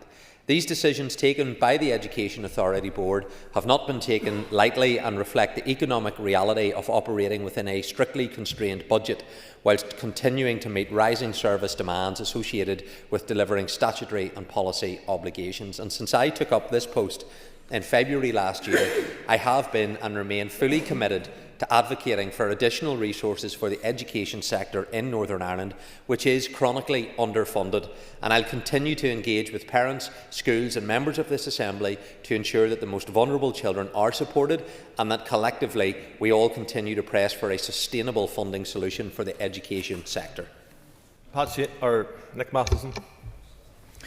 Thank you, Mr Speaker, and I thank the Minister for his answer. And obviously we are all clear on the scale of the financial pressures, both within education more widely and within the EA. But would the Minister accept that the announcement that came last week by way of a press release, which was very light on detail, caused a degree of unnecessary alarm among parents who did not understand the outworkings of the savings plan being announced, and how will he ensure that the communication parents do now need, particularly in relation to home to school transport, is delivered clearly and so that parents know where they stand? Well, Mr Speaker, the Education Authority had indicated that they planned to put out a press release. Obviously, this is an operational responsibility for the EA when it comes to trying to manage their budget. To assure the committee chairman, my department has been engaging extensively with EA, repeatedly making the case that the opening budget that they receive they need to deliver on. And I know that the EA board, of which all of the political parties are on, have deliberated on a range of different measures that were brought to them at board level by the senior management team. The outworkings of that was proposals which the EA board then approved, and they wanted to put this into the public domain. But of course, where there are lessons to be learned about how that is communicated, we should learn those lessons. Pat Sheehan. No point of order during questions. Pat Sheehan. I've asked the Minister on a number of times his response to the very critical Audit Office and PAC reports, and now we have these cuts coming from the Education Authority in terms of school dinners. It's the working poor who are going to be hit the hardest. In terms of IOTAS placements, it's the most vulnerable who are going to be hit, and in terms of music tuition, again the poor families that will suffer.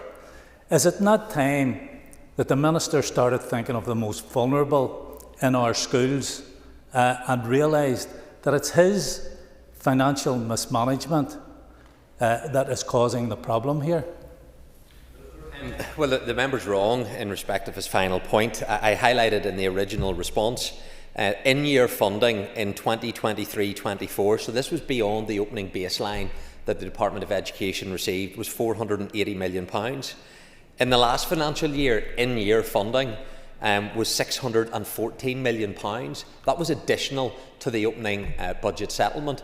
What I have found in this financial year, there has not been anywhere near the level of in-year funding being made available to the Department of Education.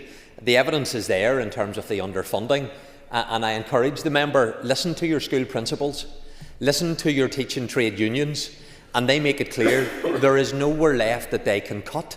What we need is additional resources being put in to the Department of Education, which we then can assist the Education Authority on. And his members have looked at these proposals, supported, the board approved the proposals, the board approved this. It is an operational responsibility of the Education Board.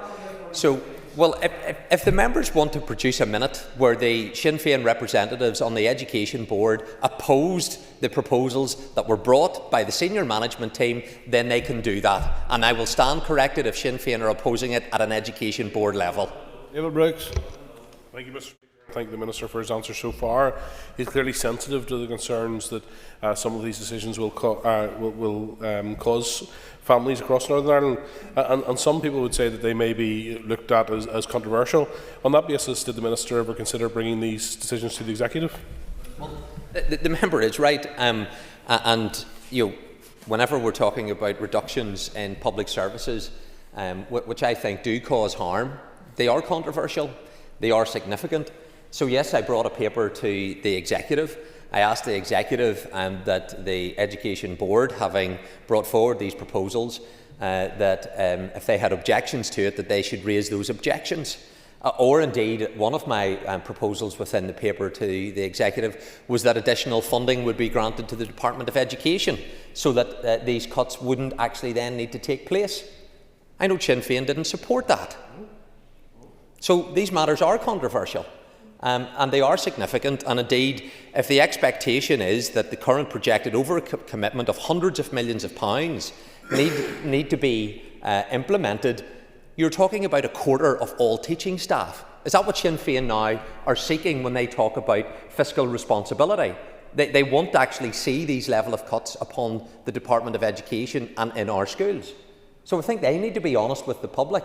Or they could join with me and make the case for our schools to get the funding that they need, And I will happily join with them on that. But the points that they're making, I think, is one that is not lost on many within the education sector, that they demand cuts. But as soon as then a board actually takes forward those proposals, they're critical of those cuts. John Stewart. Mr Speaker, and I thank the Minister for his answer so far. Minister, it will be working parents that are picking up the tab for this, and there is a lot of concern among that. There's also concern raised by me by our fantastic cooks and kitchen staff who are concerned that maybe some cost-cutting exercises might reduce the quality and nutrient value of the food that's being sent to schools to be prepared. Can we get an assurance that that will not happen under any cost-cutting measures that will take place?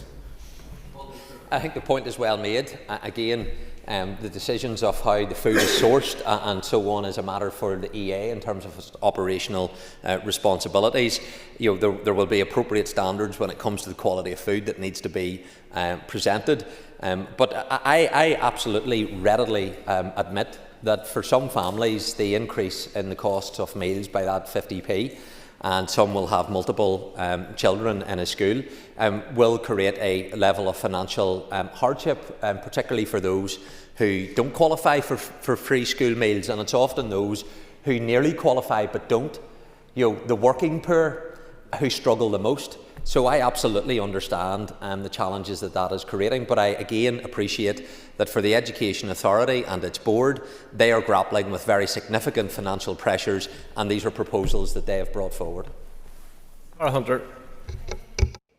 Minister, understandably, parents are very distressed about this 20% increase, particularly in the lead up to Christmas, where every penny counts.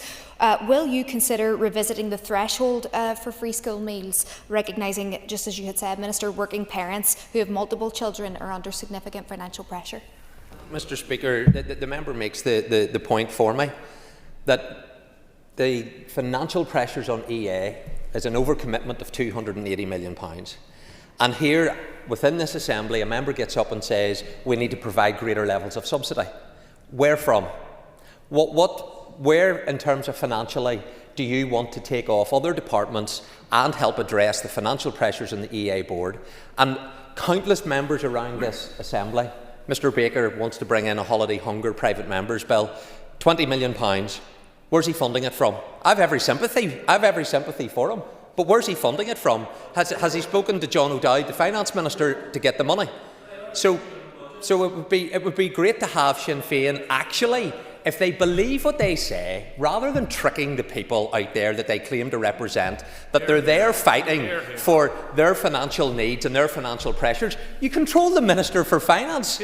Tell him to open up the wallet and provide the support to the people that they're claiming. Or is it just, again, a continued pantomime that Sinn Féin operate in to tell one thing to the public, but privately, my department's being starved from the funding that it needs, and it's their party that controls the Minister for Finance.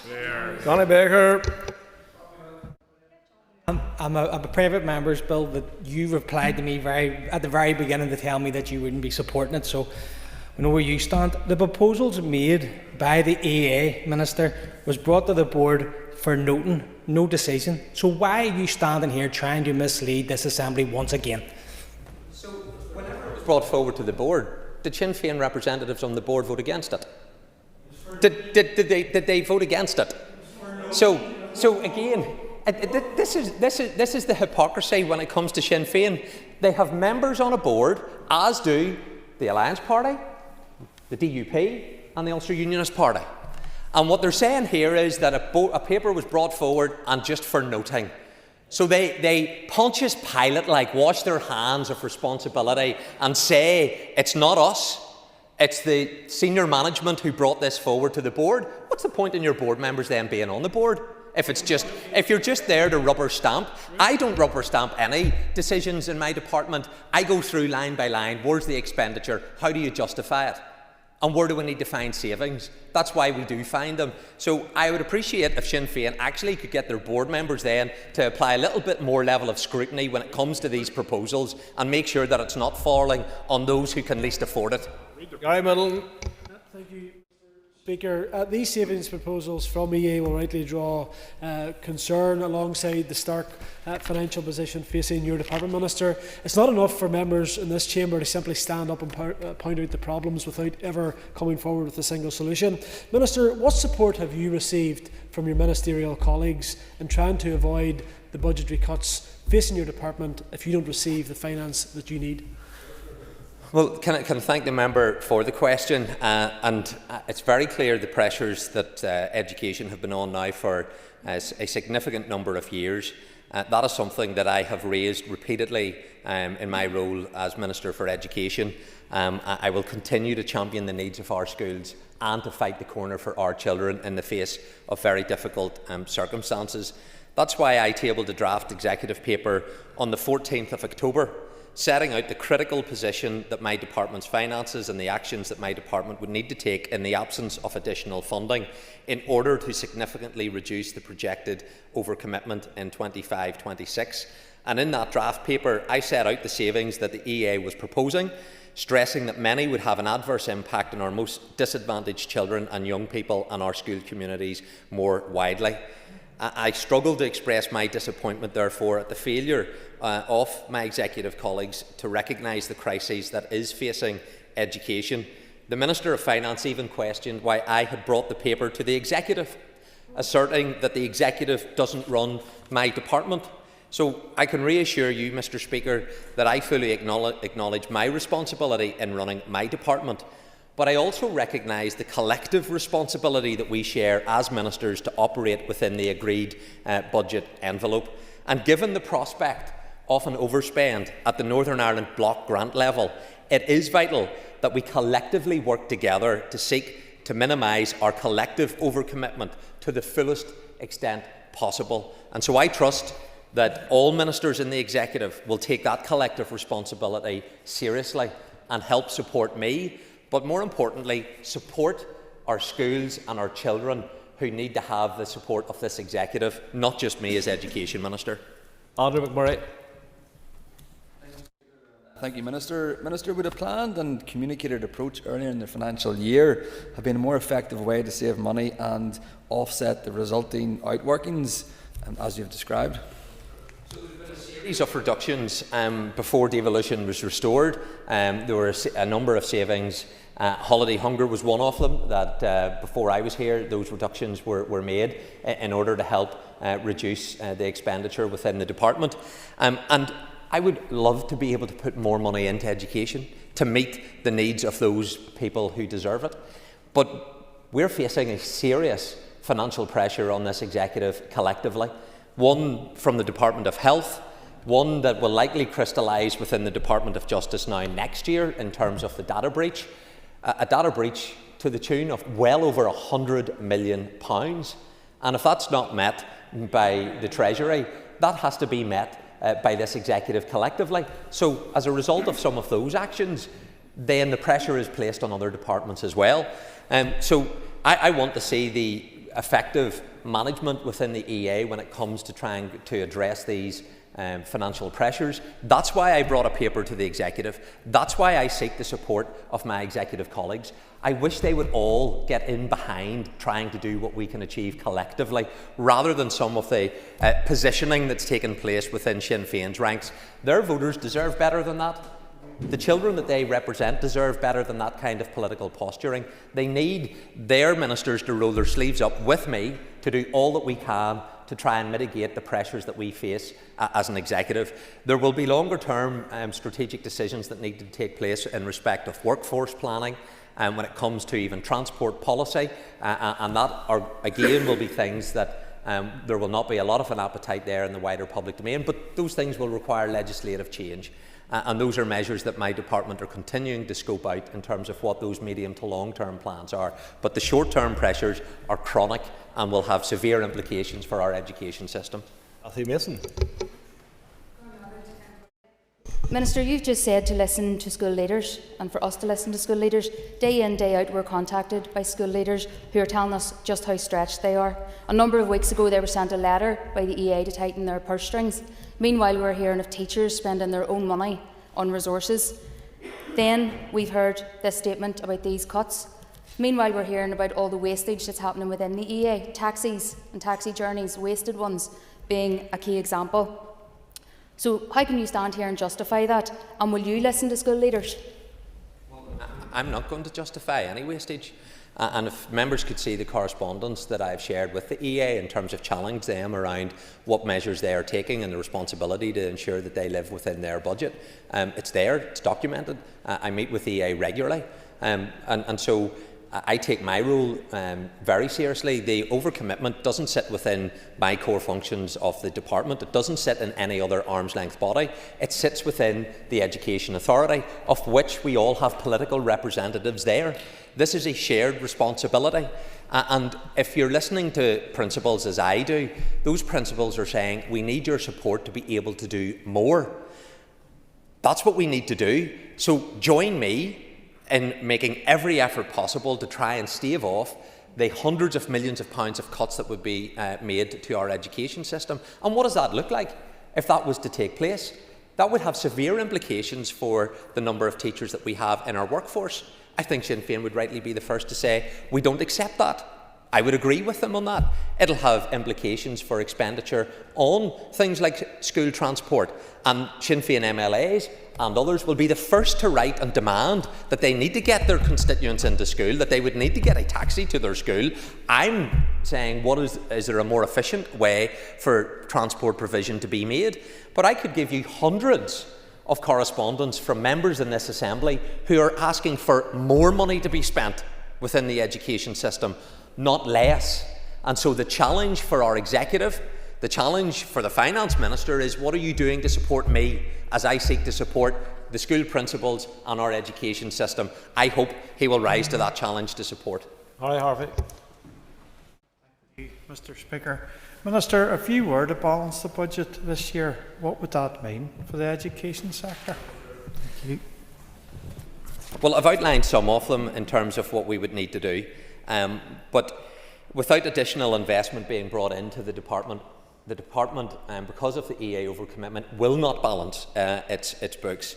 To deliver a balanced budget, any shortfall and reduction secured through the cuts identified by the EA would have to come from other areas. The implications and practicalities of that is far-reaching. It could only be delivered through an extensive programme of voluntary and inevitably compulsory redundancies, which would ultimately need to be implemented with close to immediate effect. This would likely require a quarter of the teaching workforce to be made redundant, and clearly such decisions would have devastating consequences on our education system. That's why these things are controversial. That's why they ought to be referred to by the Executive. There are some other ministers in the Executive who should have referred things that are significant and controversial. I will comply with my ministerial code and ensure that the Executive deals with those matters which are controversial. Michelle Guy. Mr. Speaker, Minister, I'm aware of an IOTA Centre service in children in Lagan Valley who only found out about the suspension of referrals when the EA issued its press release. They had no direct communication. 9 children from our constituency are now facing uncertainty. Minister, can you tell us what the changes to IOTA's referrals means for those children with social, behavioural and emotional wellbeing issues who require this type of provision? It means that there's less support available, and that's deeply regrettable and indeed unacceptable, and that is the case. And schools will have to do more in terms of trying to provide support to those young people. The member, I think, crystallises the very serious pressures that exist within the education budget. That's why whenever this Assembly and collectively discuss things around where levels of expenditure should be, I say education should be there as one of the top priorities. We need to put our education system first. We need to put our children first. The consequences of not doing that is now being felt upon those very children that we are here to support. I think that's deeply regrettable, but it requires a greater collective responsibility within the Executive and then this Assembly whenever it comes to the prioritisation and allocation of funding. Mark Durgan. Mr. Speaker, it's baffling. What convenient that such swathing and far-reaching cuts could be made without board approval at EA. But what analysis has been done of the impact of these cuts, particularly on those most disadvantaged children? Has there been anything by way of equality impact assessment or rural needs assessment with regard to home-to-school transport cuts and how that will eradicate opportunities for many to engage in after-school activities that are so important for our children's development? Well, the EA went through a series of proposals, and there were some that the board did not want to implement because of its implications on the education system. They provided that to the department in terms of a whole series of various proposals.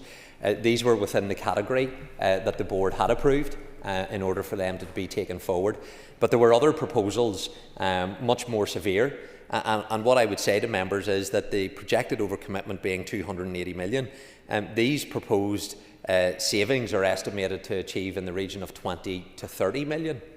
It's barely about 10% of the actual level of overcommitment that is sitting now within the Education Authority. So rightly, members find these proposals unpalatable. How much more serious will it be if the EA end up having to go through with other proposals which are much more severe? That's why these are controversial. That's why it requires a collective approach to be taken within the executive to help meet these issues. So the EA operationally are responsible for determining these proposals. Their board have approved them, but I agree with the sentiment of the member. These are not satisfactory, but it is a reflection of the financial position that the department and EA finds itself in. Cheryl Brownlee. Could you provide some further details on the overall budgetary position that you now face? Well, the overall pressures that we face is equivalent to 8.7% of the education's opening budget that was granted in this financial year. That's in the region of 280 million. Given the extent of overspend in the overall education sector currently forecast, there is a real risk of breaching that budget allocation.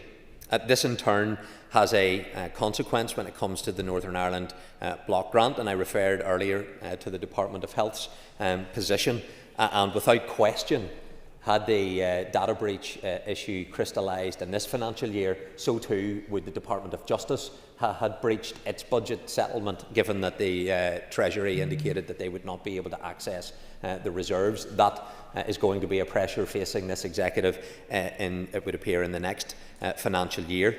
Initial planning for next year indicates that the education forecast, and these are inescapable pressures, these are not nice to do, they are not luxuries, they are inescapable. Those pressures come to £890 million. So in this context, we simply cannot afford a 25-26 overspend to increase then into the 26-27 budget shortfall. Jerry Call. As the member from Lagan Valley and other members said, Minister, I've been contacted by EOTIS workers over the weekend who are concerned after the EA announcement to suspend referrals to the provision. Workers are furious about this decision. Minister, have you carried out any assessment about how this will affect vulnerable people, given the work that EOTIS workers do? I know what the effect is. It's a negative effect. That is the consequences of what is happening. It is a negative effect, and it is one that I have repeated now in response to other members, I believe not to be an acceptable position. That's why I'm seeking the help and the support of executive colleagues, and there is a collective responsibility on all of us. I take my ministerial responsibility serious and can evidence and document where we have been able to make savings. But the Education Authority is sitting with a very significant level of overcommitment, and those reductions in services will have a negative impact on those who depend upon them.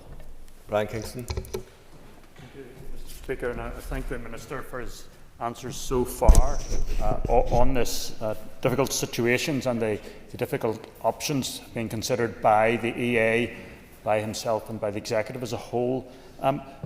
What indication has the Minister received from the Finance Minister regarding what level of finance might be available in the December monitoring round?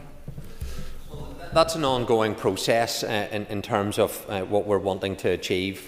Obviously, we're waiting on the position at Westminster. They are facing incredibly difficult financial challenges, and the Finance Minister has indicated that he does not anticipate funding being made available through that process. So the monitoring round, which will come, I believe, in November, later November, or likely in early December, obviously there is opportunity there for departments that need support to be in receipt of that.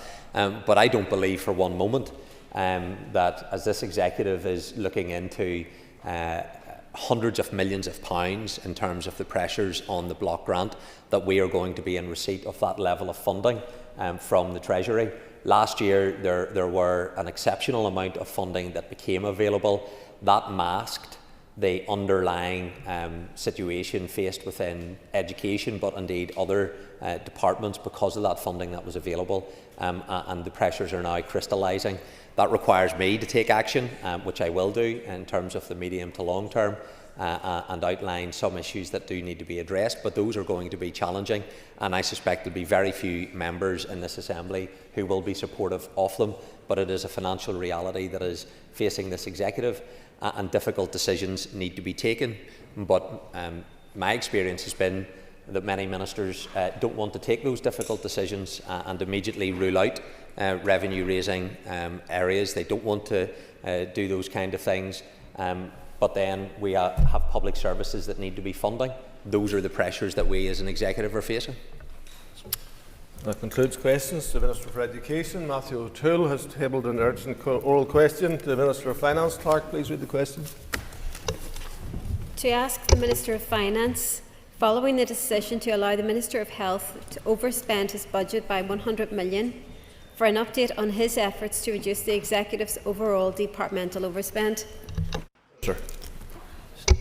Last Thursday, the Executive collectively agreed to the Health Minister's action to deliver pay parity for health service staff. Without this decision being taken, there was severe risk of industrial action, and I am sure no member of this House would have wanted to see health workers on strike. I know health workers didn't want to be on strike, particularly as we approach the winter period when services are already under pressure. This would have caused disruption to service delivery. This would have exacerbated waiting lists, and therefore undermine the Executive programme for government commitment to reducing waiting lists. The December monitoring round, which will take place after the Chancellor's autumn budget, will provide final allocations to departments for 25-26. It's important to set out that the Health Minister has agreed to any funding shortfall in his department at the end of 25-26 being deducted from the health opening budget 26-27. There has been close cooperation and partnership, both at ministerial and official level, between my department and health on action being taken to deliver savings. The Health Minister has a plan in place to reset the health and social care system budget and has indicated that he will continue to do everything he can to further reduce his department's funding gap. I have made it consistently clear that all departments must live within their budget allocations. I have repeatedly highlighted to Executive and Assembly colleagues that it was unlikely there would be any additional funding in year and the detrimental implications of not living within budget. Departments should have already been taking actions to ensure they live within their budgets agreed earlier this year by the Executive and this Assembly. Efforts must be now redoubled. I have reiterated to my Assembly colleagues the severity of the constrained financial situation and the need to work in partnership to manage the extremely challenging financial position. All ministers must play their part. Minister, let me say first of all, I welcome the fact that healthcare workers will get the pay settlement they were promised, but of course they've been promised it for years. And every year they have to threaten strike action, and every year the money has to be found down the side of the Stormont sofa. They have to effectively beg and threaten industrial action, and every year your department tells other departments to live within their means. Minister, this is polyfilla politics. We're now nearly 2 years into this mandate. No sign of a plan for funding these pay settlements in the long term. Later this year, when we have a multi-year budget, will there be a proper plan to fund pay parity over the long term, rather than treating healthcare workers like this year after year? It's chaotic. I said earlier, or early last month, that I was confident that this issue would be resolved, and we have the Executive collectively working in partnership has resolved it. I would urge all ministers at the start of the financial year, when they are looking at their budget allocations, to have pay at the top of the list rather than on the bottom of the list. And that's the way to deal with these matters. And I understand that the Health Minister has made a commitment that in future years he will set aside funding for pay at the start of the year, and if there is, when the pay awards come through in Britain, if it has to be increased, that he will undertake to increase that award. And that's how it should be dealt with. No worker should have to threaten strike action to achieve the pay they're entitled to. I welcome the fact that we've now had this matter resolved, and I believe, as I've said, it should have been resolved at the start of the year, but we are where we are now. And with the 3-year budget, it gives colleagues an opportunity to plan over a 3-year period rather than year by year. Minister, you've touched on this briefly, but what action have you taken to encourage ministers to live within their budget? It's worth noting, and I suppose it's maybe understandable, that when issues of finances come up or budget allocations come up, people will quite rightly look towards the Finance Minister or point fingers towards the Finance Minister sometimes. But let's look at the actual history of how a budget is set. I bring a draft budget to the Executive. The Executive discusses it and votes on it. They either vote in favour of it or they vote against it. In this instance, the budget was voted in favour by the Executive. It was brought to this Assembly and it was passed by this Assembly. It is now the Budget Act. It's a piece of legislation. So all ministers and those who supported the budget in the Assembly have their fingerprints all over it. In terms of living within your budget, it's vitally important that we, as an Executive, we act collectively and in partnership with each other, because if one minister does not take the decisions necessary to live within their budget, that has a direct implication on all ministers and the ability to deliver public services across the board. So we have an agreed Budget Act before us. It's important that that Budget Act is adhered to. Brian Kingston. Mr. Speaker, and as with the previous Minister for Education, we all recognise the difficult decisions that are having to be made. To allow the Health Minister to overspend by £100 million this year is one thing, but that cannot become a recurring loss year on year. What information or undertakings have you received from the Health Minister that he will prevent that being a recurring loss? Well, the Executive has agreed to the ministerial direction for the Department of Health, but also part of that agreement was that this over-commitment would come off the budget for the Health Minister in the year 26-27. And as I said during my introductory remarks, there has been considerable work done between my department and the Department of Health, both at ministerial level and at official level, to fully understand the challenges within the Department of Health, the opportunities within the Department of Health, around the savings plans that there are within the Department of Health. And I think there has been considerable work done in the Department of Health over this last period of time. And it shows what can be done when a minister is prepared to make the decisions and give directions to officials around how a savings plan can be achieved. None of these decisions are easy. When you talk about the big spending departments in terms of health and education, the quantum of money is huge. But similar savings plans have had to be achieved in all the departments, percentage-wise. And all of them, behind each one of them, is a very, very difficult decision for the minister and the officials and everyone else involved. But if we are to work to a plan, and the plan is the Budget Act, we must make those decisions and deliver in conjunction with that, along with our programme for government. Owen Tennyson. Speaker, and I'm not sure if you heard the Education Minister's response to the earlier question, Minister, but he blamed the lack of in-year Barna consequentials for the challenges in his department and was also very critical of you and other executive colleagues for refusing to make savings and efficiencies on his behalf. So my question is, how predictable were those lack of Barna consequentials this year, and what's your response to that criticism? As you know, I was previously Minister for Education during very difficult financial times, and each year my budget balanced. So it's difficult. It's unpleasant at times for all ministers, but that's why you're paid the big bucks. So it is.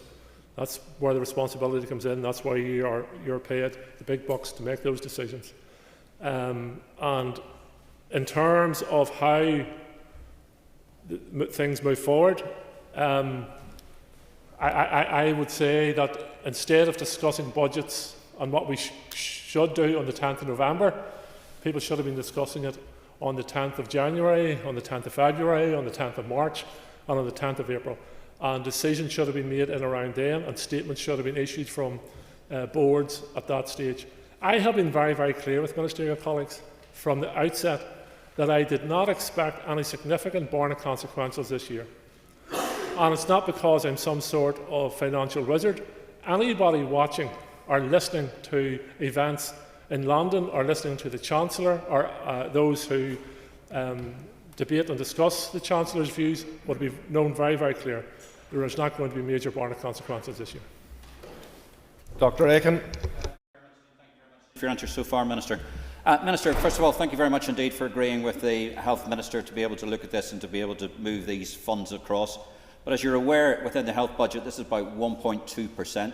Looking ahead for the next 3 years, is there an intent to profile public sector pay, as you've already mentioned, to begin, and look at prioritising that and look at the quantum of that public sector pay and measuring that over the next 3 years?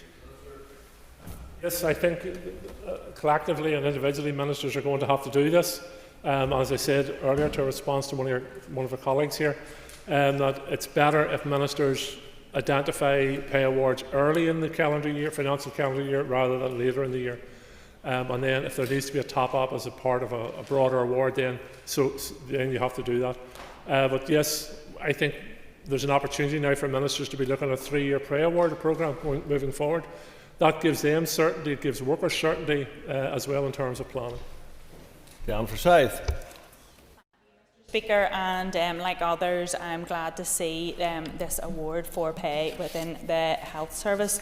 Minister, whenever there's good news of finance, Sinn Féin are quick to put out and take the credit for it in terms of Sinn Féin delivering on childcare and on health pay, even though it's delivered through other departments. Yet when there's pressures across the board, quick to say that the pressure actually lies with other ministers and not yourself as Finance Minister, and that's not lost upon us. I want to ask upon the health specifically, where £100 million overspent this year, carried into next year, will obviously be reoccurring. You're saying the Health Minister has accepted to take that on board, so are you saying that he should be planning to make £200 million of cuts to health from April 2026? Well, in relation to broader executive decisions, where it was the executive decided to put an extra £55 million into childcare, then yes, I will take credit for it. If the executive has to make difficult decisions, then I will take responsibility for it. That's the nature of the game. But you can't shirk all responsibility, and the danger is that some shirk all responsibility. And when you shirk all responsibility, then you do not deliver what the public expect of a leader in any organisation, and that is to take a leadership role on and take the hits with the highs. That's just the way it goes. But in terms of what the Health Minister has to do next year, we will not know the full implications, exactly how much of an overspend there will be in the Department of Health until the end of this financial year. There is still, and this was emphasised again to the Health Minister, and he accepts this, that there still needs to be a savings programme within the Department of Health. That last Thursday wasn't a full stop on a savings programme within the Department of Health. That work still has to continue, and we will continue to engage both at ministerial level and official level in regards to the health budget to ensure that we can bring it in as balanced as possible in the time ahead. Carl. I think it's better, Minister, to break the stringent, out-of-date fiscal rules and to break working class communities. And I've asked this before in the Finance Committee and had a mixed answer, so I appreciate if you could bring some clarity to it for me. Can you outline how much of an overspend departments can enter into? Well, these stringent fiscal rules you refer to, I want full fiscal devolution here, I want independence here, but in the meantime I want full fiscal devolution here to ensure that this Assembly and this Executive makes the decisions around all the fiscal rules that govern it, because some of the fiscal rules from Treasury, in my opinion, do hamper us. Like, for instance, we can't hold a reserve here. I think a reserve would be very useful to the Assembly and the Executive. But a budget cannot be overspent. As a departmental budget should not be overspent. It may arise that there is an overspend, but that has consequences for future years' budgets, because what the Treasury will do is they'll remove that immediately from the next year's budget. So therefore that is a consequence for the entire Executive moving forward, and the Executive has to make decisions how they deal with that implications of Treasury actions. In this instance, what the Executive has said to the Health Minister is, yes, if you overspend, it will come off your next year's budget, but we have approved what's known as a ministerial direction in this case. Mark Durkin. Mr. Speaker, we welcome that health workers are going to get pay parity, which is the very least that they deserve. But one of the consequences of delay is that for our lowest paid health workers, and they are every bit as valuable as any others, any lump sum back payment is rendered virtually worthless to workers on universal credit. Can the Minister encourage, or can the Minister ensure cooperation between different ministers and departments to ensure that that cohort of low-paid workers aren't effectively penalised for being poor? It is possible. It was done with COVID payments, so I'm sure a way exists. Can the Minister ensure that a will does as well? Hence, and I think this is another reason why it's important that ministers have these settlements early in the financial year rather than later in the financial year. I suspect the question is more for the Department for Communities, but I can assure you in terms of cooperation, I'm more than happy to cooperate if there is a way around the rules in relation to benefits that the Executive can deal with without further consequences financially on the Executive. Then I'm happy to cooperate with the Communities Minister on that. That concludes questions to the Minister. Now move to member statements. Call Jerry Kelly. On Monday, the 27th of October, a mob of up to 30 people, including some masked individuals, gathered outside the Antrim and Newtonabbey Borough Council. When Sinn Féin councillors left, they were met with abusive swearing and intimidation.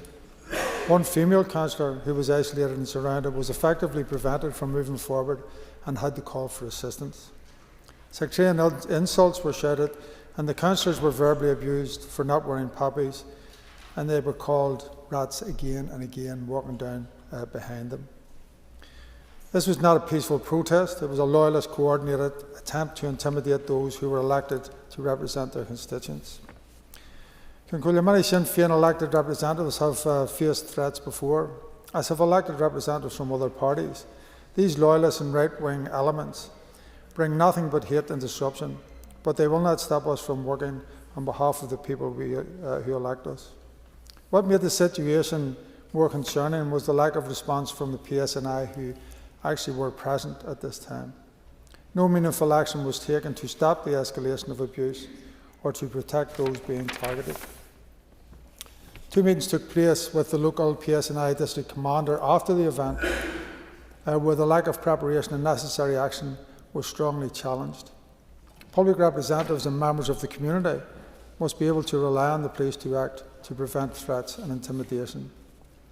The reason I'm raising this now is that I know a loyalist is posting on social media that there will be a similar gathering at the council meeting later this month. No public representative from any party or background should be subject to this kind of abuse, which could have turned physically abusive at any moment. Political disagreement and free speech are part of a democracy, but what we are witnessing increasingly is not peaceful protest or free speech, but targeted harassment led to a great degree by loyalists. And Sinn Féin will not be intimidated by loyalists or right-wing gangs. We will continue to stand up for our communities and those who elect us. Information is the currency of democracy, and I will be the first politician to stand up for freedom of the press and investigative journalism. But the priority now for the BBC must be to restore its relationship with the truth and with the people who are forced to pay for that shabby and unethical service. The Trump speech is not the first time that the BBC has mischaracterised a politician's words, and it is not the first time that the BBC has reported false or fake news which represented a lack of editorial impartiality. On the 23rd of July 2021, Good Morning Ulster reported that the Mater Hospital was filled with young people on ventilators. It was false. It was untrue. The Nolan Show repeated the story and ran with it. Now, it was lazy journalism, because they had not practiced due diligence in checking the story, getting further sources to back up the story, but it was designed to feed into a narrative that the BBC was obliging the government and the executive of the day in deploying fear. A deployment of fear which caused great anxiety throughout our people, and particularly our young people, where the executive's motives were to coerce young people to take a medicine that could cause them adverse side effects. A complaint went in and it was upheld in April 2022, but the damage was done. Then we have the Talkback programme, who sensationalised myself assisting people who have been harmed by medicine. They then take a public conversation I have on Twitter with another account about vaccine injuries and reported fatalities and injuries on the yellow card scheme. On the 16th of January 2023, the Talkback programme ran a story entitled "Public Health Experts Combat a New Wave of Misinformation." They took a small section of that conversation, taking it out of context, changing its meaning, even when earlier in the conversation I had clarified the very point that they were reporting on, but they choose to ignore that in order to take the small section of the conversation and run a narrative that has both mischaracterised my words and misrepresented my opinion on this topic. That then was reported repeatedly by other media outlets, which was a false pretext as fact. A mischaracterisation and misrepresentation that was echoed only last week. So I call for an investigation, a review, a thorough review into the BBC practices, not only in BBC News, but in BBC News Northern Ireland, but also the current affair programmes on Radio Ulster, so we can get to the truth of these matters and ensure that the BBC once more becomes impartial, fair and accurate. John Blair. Mr Speaker, as Chair of the Assembly All-Party Group in Climate Action, I would like to take this opportunity to mark the start of the 30th United Nations Climate Change Conference, otherwise known as COP30, which is being hosted this year in Brazil. Each year at COP, leaders from across the globe are reminded of the scale of the challenge that we all face together. The theme this year is especially poignant, calling us not just to recognise the seriousness of climate change, but to act collectively in the face of it. While Northern Ireland has experienced its own share of climate change, in my own constituency of South Antrim, for example, we have increased and recurrent flooding. We must remember that elsewhere, countries have been hit much harder, often with far fewer resources to deal with this at their disposal. Therefore, Mr Speaker, COP is an annual call to solidarity and to shared purpose. We must not let political boundaries stifle our progress. It is far too easy to see climate action as someone else's responsibility, or to delay necessary decisions out of short-term convenience. But as elected representatives, we are entrusted with protecting the future for our constituents, for our society and for the natural world. This means embedding this year's COP vision into everything we do within this Assembly. Collaboration is key, especially across parties, departments and at all levels of government. We must make the difficult decisions necessary and actually follow through on these decisions. I want to acknowledge work that's taking place already, for example the steps taken by my colleague, the Minister for Agriculture, Environment and Rural Affairs, to deliver the long-standing Alliance Party policy to establish an independent environmental protection agency for Northern Ireland. Delivering an agency like this will involve genuine collaboration and support from every department and every party, and the transparency and accountability it will bring is crucial for safeguarding our natural world, as well as being the ultimate investment to save measure. As COP30 begins, I remain hopeful that decisive action will finally match our words, hopeful that agreements forged this week will lead to progress that benefits not only our natural world, but also our people and our economy. Mr. Speaker, this is not the time for delay or denial on climate action as advocated by some. It is time now for that decisive action. Thank you. Mr. Speaker, last week my fellow Upper Bann MLA Jonathan Buckley raised an urgent oral question for the Justice Minister about the murder of Marjorie and Michael Caudry by Thomas McEntee while he was on day release. Now, many who know the case will know that the family worked extremely hard, particularly Charles Little, to help inform how the health trusts and the PSNI deal with individuals who have got mental health issues, as McEntee did. But after the urgent oral question, the family contacted me in regards to some of the answers that the Justice Minister gave, and they were concerned. Because the Minister said that the Prison Service notified the Victims Commissioner and the Paroles Commissioner. But the family are absolutely adamant that it was they who notified the Prison Service. And it was they who asked the Prison Service, it was they who notified the Commissioner, and it was they who requested that the Prison Service contact the Paroles Commissioner, not the Prison Service. And that's a real concern and a failing that a family has to do that. The other issue that they raised, because the family challenged the Minister when the Minister said, "It is fair to say that before anyone is released for pre-release testing, their mental health condition has to be stable and well managed, and will only be released if those issues are being addressed."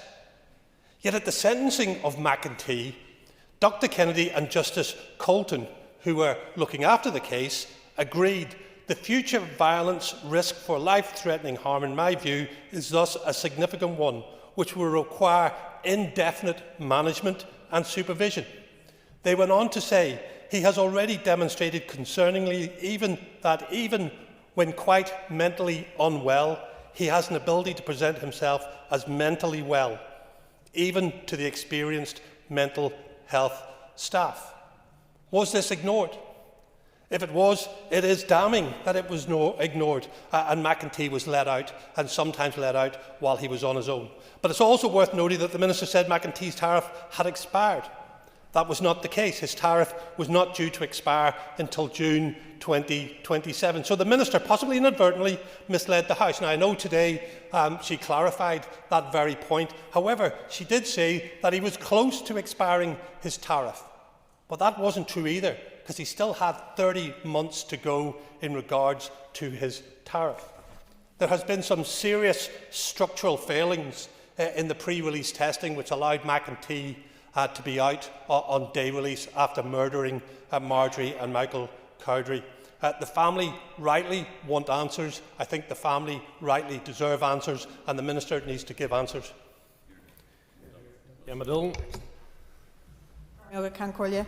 I want to take a moment today to highlight some really positive news for Fermanagh and our neighbouring counties. The launch of the water enhancements through Sustainable Treatment Project, better known as the West Project. This is a €32 million cross-border initiative between NI Water and Uisce Éireann, funded through the Peace Plus programme, managed by the SEUPB. It's due to be launched tomorrow at Finloch Resort on the shores of our own Lough Éireann, a fitting setting for a project that's all about protecting and improving our local waterways. The West Project is focused on tackling water pollution in Lough Éireann, Lough Melvin and Donegal Bay. Through innovative modelling and sustainable treatment, it will help identify where investment is most needed, no matter which side of the border the issue comes from. In Fermanagh, we'll see benefits on the ground with low-carbon wastewater treatment upgrades planned for Bleak and Garrison. These upgrades will improve services for more than 5,000 people, with extra capacity for another 1,000. This is an example of real investment for rural communities that have often been overlooked when it comes to infrastructure. Clean water is vital, not just for the environment, but for farming, tourism and the health of our people. Projects like this show the real value of cross-border cooperation and EU funding. Communities working together to protect what we share. I want to commend NI Water, Uisce Éireann, SEUPB and the Department for Infrastructure for their hard work and vision. The West Project is a fantastic example of partnership in action, and it will make a lasting difference for Fermanagh and for future generations. Mr. Speaker, I rise today in light of recent media reports and social media comments relating to a new US Rangers mural in Carrickfergus delivered through the Communities and Transition programme. And I want to make it absolutely clear. This mural in Carrickfergus is not a mistake, it's nothing to be ashamed of, and it is not something to be whispered about. It is something to stand beside with pride, and the many people of Carrickfergus and beyond are doing just that. The image on that wall doesn't glorify violence, it honours valour. It tells the story of the men who trained in our town in 1942. The first United States Rangers, forged in Sunnylands Camp under Major William Darby. These men were the tip of the spear in the fight against fascism. They were trained here, they bled for freedom, and they set the standards of courage under fire.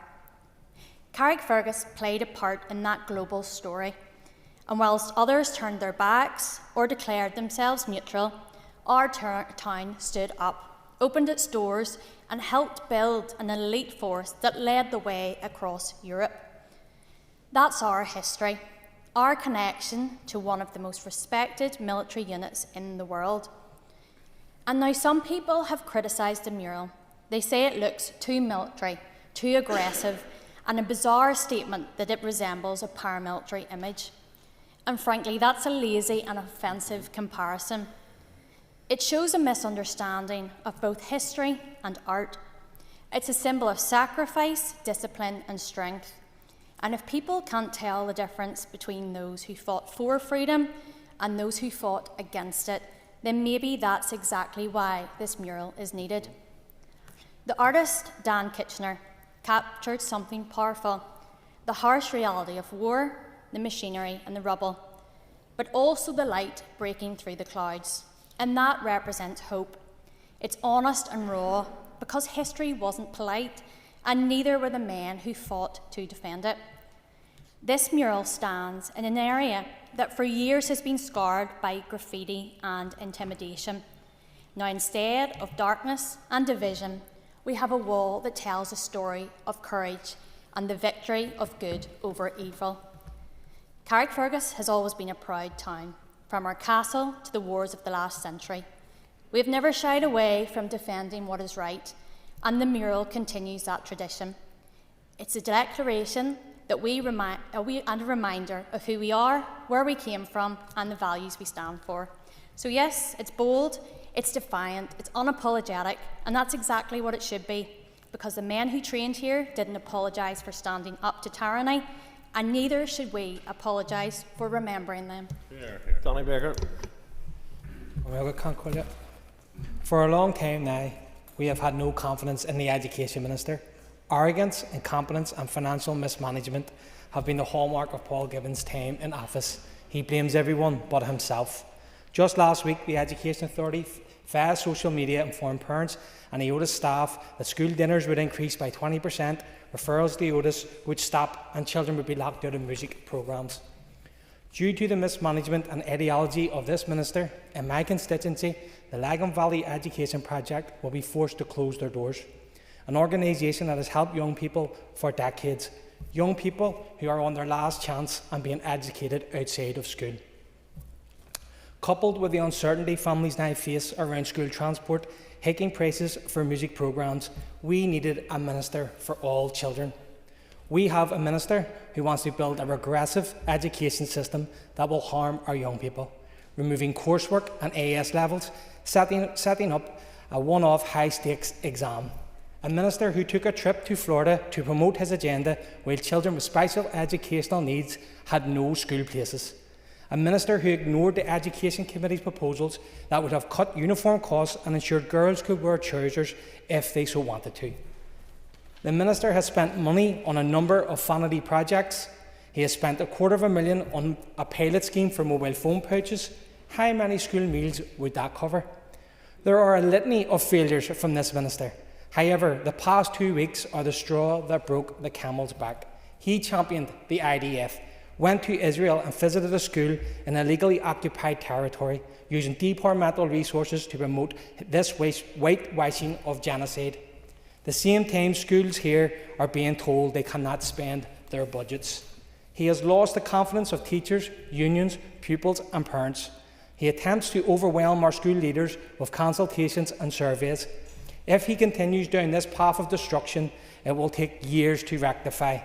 He is a lame duck minister and needs to go. Dan Dodds. Mr. Speaker. Mr. Speaker, I rise today to welcome the announcement that healthcare workers are due to get the pay rise that they deserve. They are the glue that has bonded a very broken system, and it is our healthcare workers who go above and beyond in times of crisis. And we cannot be seen to be clapping for the NHS during COVID, but failing to get to grips with fair pay for healthcare staff. All other workers in the rest of the United Kingdom have already been paid that rise, and Northern Ireland should be no different. However, I do hope that this pay rise will be supported by a clear plan for workforce sustainability, better working conditions, safe staffing reforms and improved patient outcomes. Of course, there are questions to be asked about the handling of this pay award.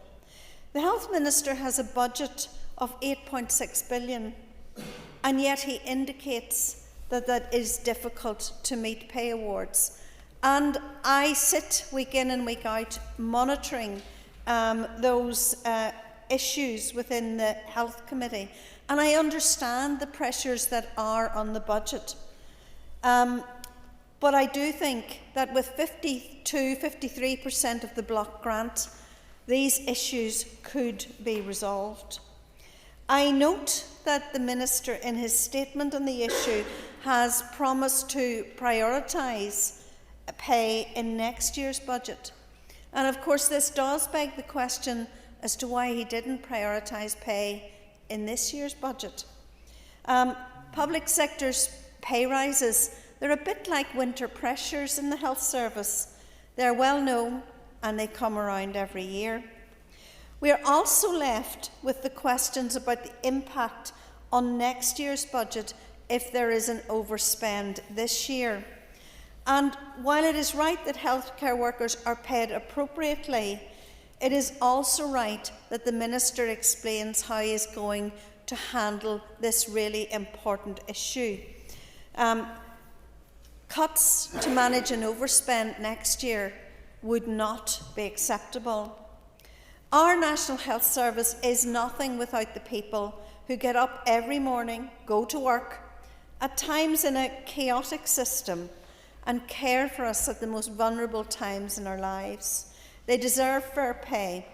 It should have been paid after the award was indicated.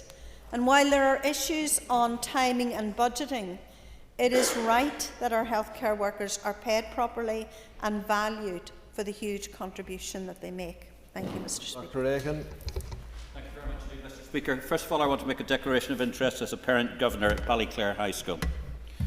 We are unfortunately all used to our public utility companies making changes that often defy logic and exacerbate rather than solve problems. Anyone who lives in Ballyclare or has children in any of our excellent schools in our town will know the times to avoid due to school traffic. There have been ongoing issues with bus timetabling, access along the narrow streets, tight car parks and around the square. The buses pick up close to the school, with the embarking and driving off happening with minutes of the end of school. While this has largely been an encumbrance, it has not led to real concerns about child safety until now. Due to a series of managerial and staff issues, TransLink have decided to change the bus pickup areas. These changes have particularly affected the pupils of Ballyclare High School and the residents along and in Hillmount Avenue, Rathmenia Estate, Rashee Road and Readers Park. On last Friday evening, I witnessed 300 children walking, or more accurately, stumbling along the pavements and on the roads towards the new bus stops at Readers Park. This is a distance of approximately 1 mile along wet, ill-lit and narrow pavements, rushing to get buses within 15 minutes. So far, several pupils have been left behind by TransLink's buses, leaving in a rush.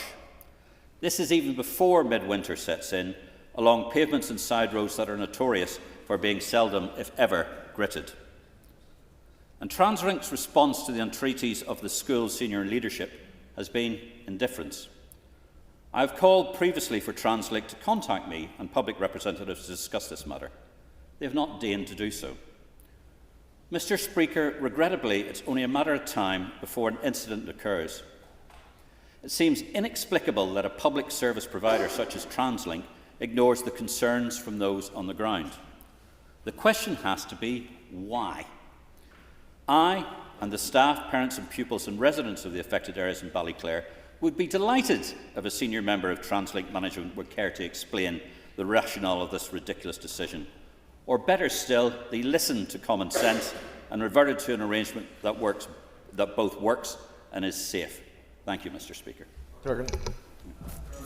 John Collier. Today we mark the conclusion of an extraordinary chapter in the life of our nation as Michael D. Higgins completes his second term as Uachtaráin na hÉireann. Few individuals have embodied the heart and spirit of Ireland quite like Michael D. Through his words, his wisdom and his warmth, he has reminded us of the power of compassion, culture and community.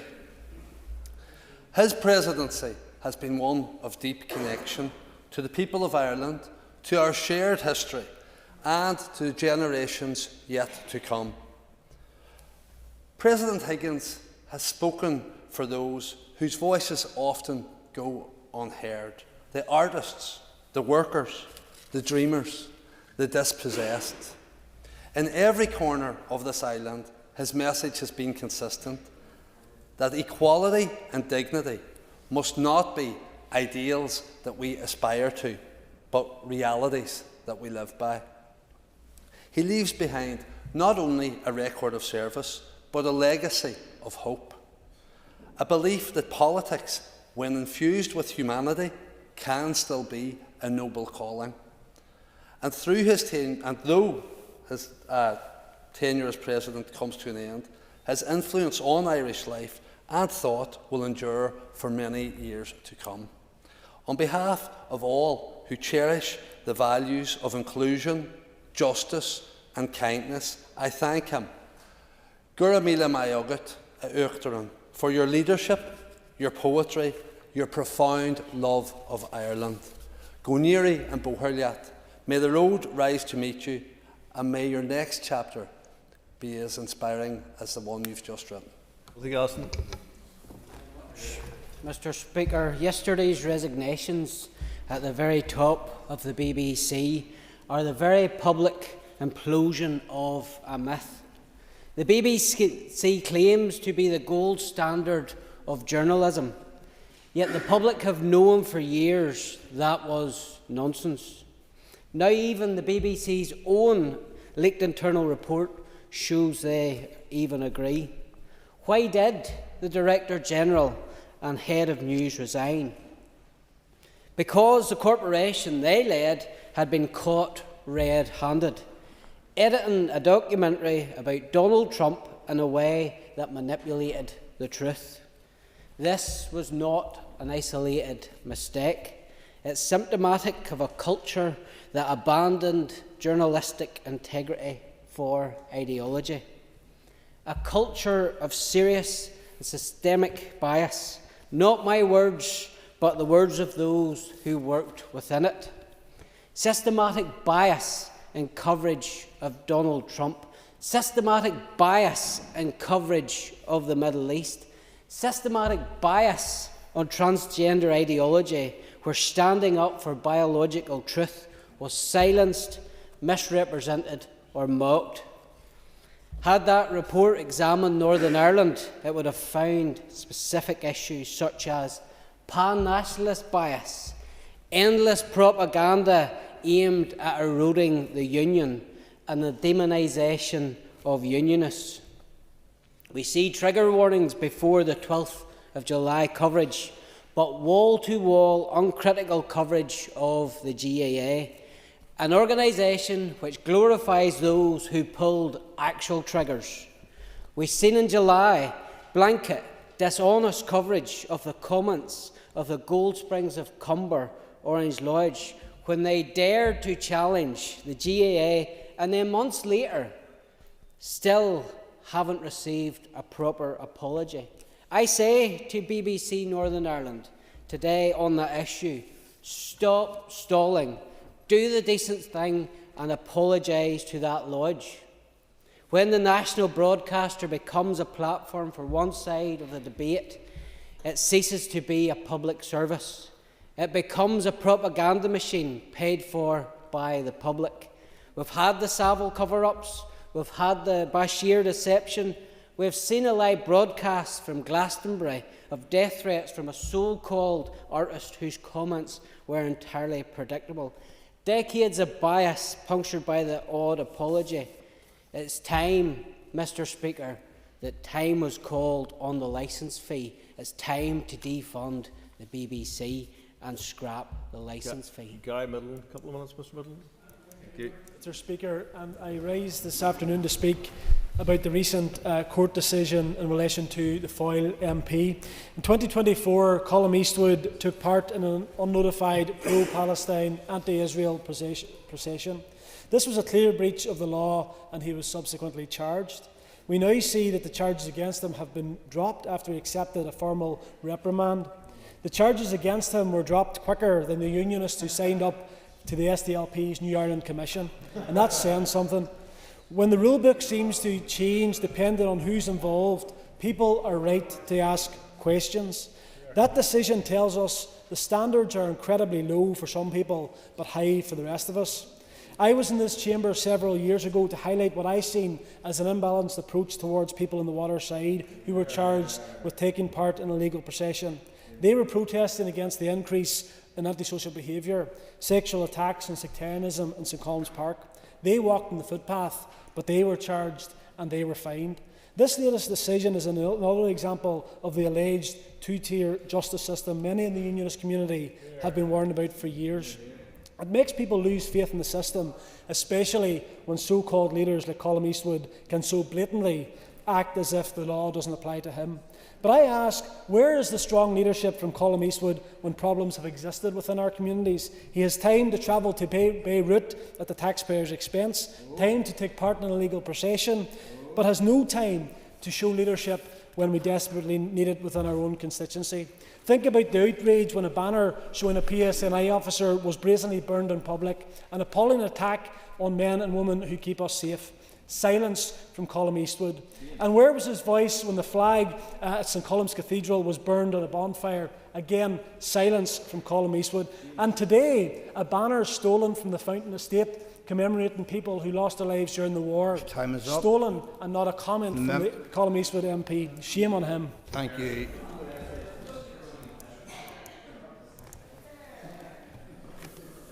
Members, the next item of business is a motion from the opposition on holding ministers to account. Clerk, please read the motion. That this Assembly recognises that the current structure of government in Northern Ireland makes it impossible to fully hold ministers to account for their actions.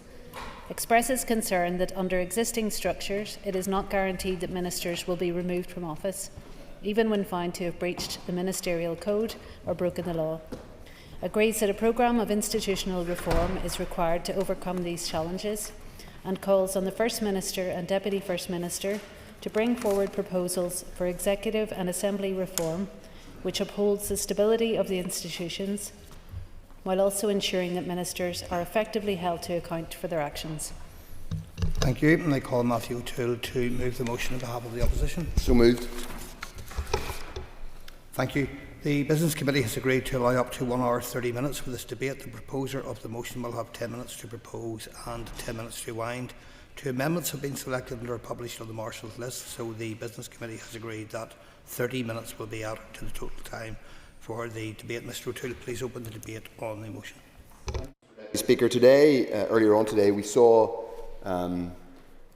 histrionic scenes and fairly depressing scenes as the DUP Minister of Education, Mr Given, sought to respond to legitimate and serious attempts to hold him to account for clear breaches of not just the Ministerial Code, but the next Code of Ethics, the Functioning of Government Miscellaneous Provisions Act, and indeed accepted 60-year-old UK foreign policy.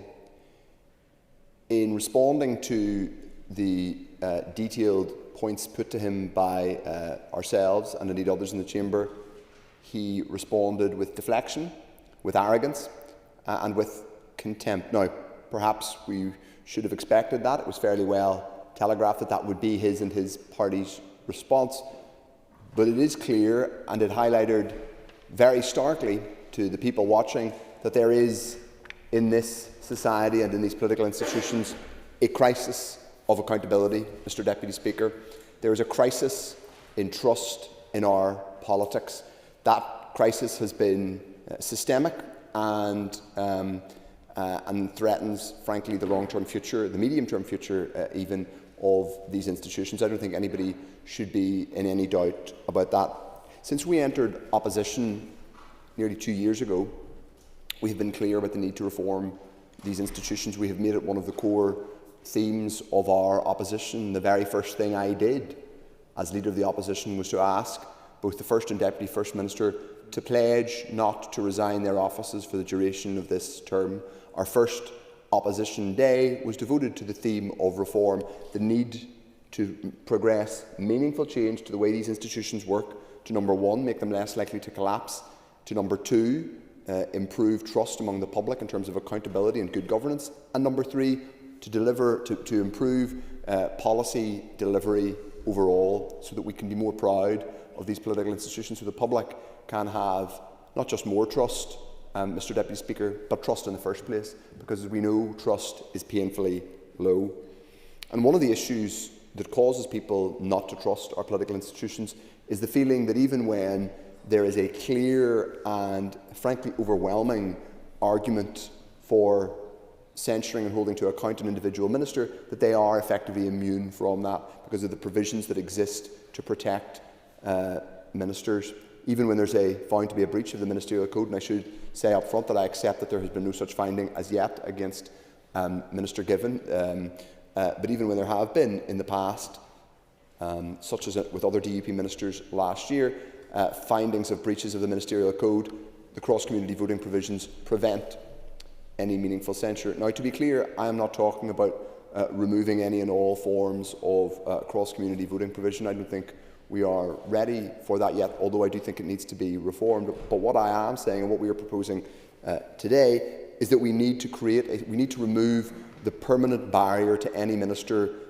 being held to account. Earlier on, the DUP, in responding very performatively, I think, but perhaps not, perhaps they were being sincere in some of their response, they listed all of the occasions in which ministers from other parties, particularly Sinn Féin ministers, but they also mentioned members from my party and members, I think, from ministers from the Alliance Party, ways in which they had not been held to account.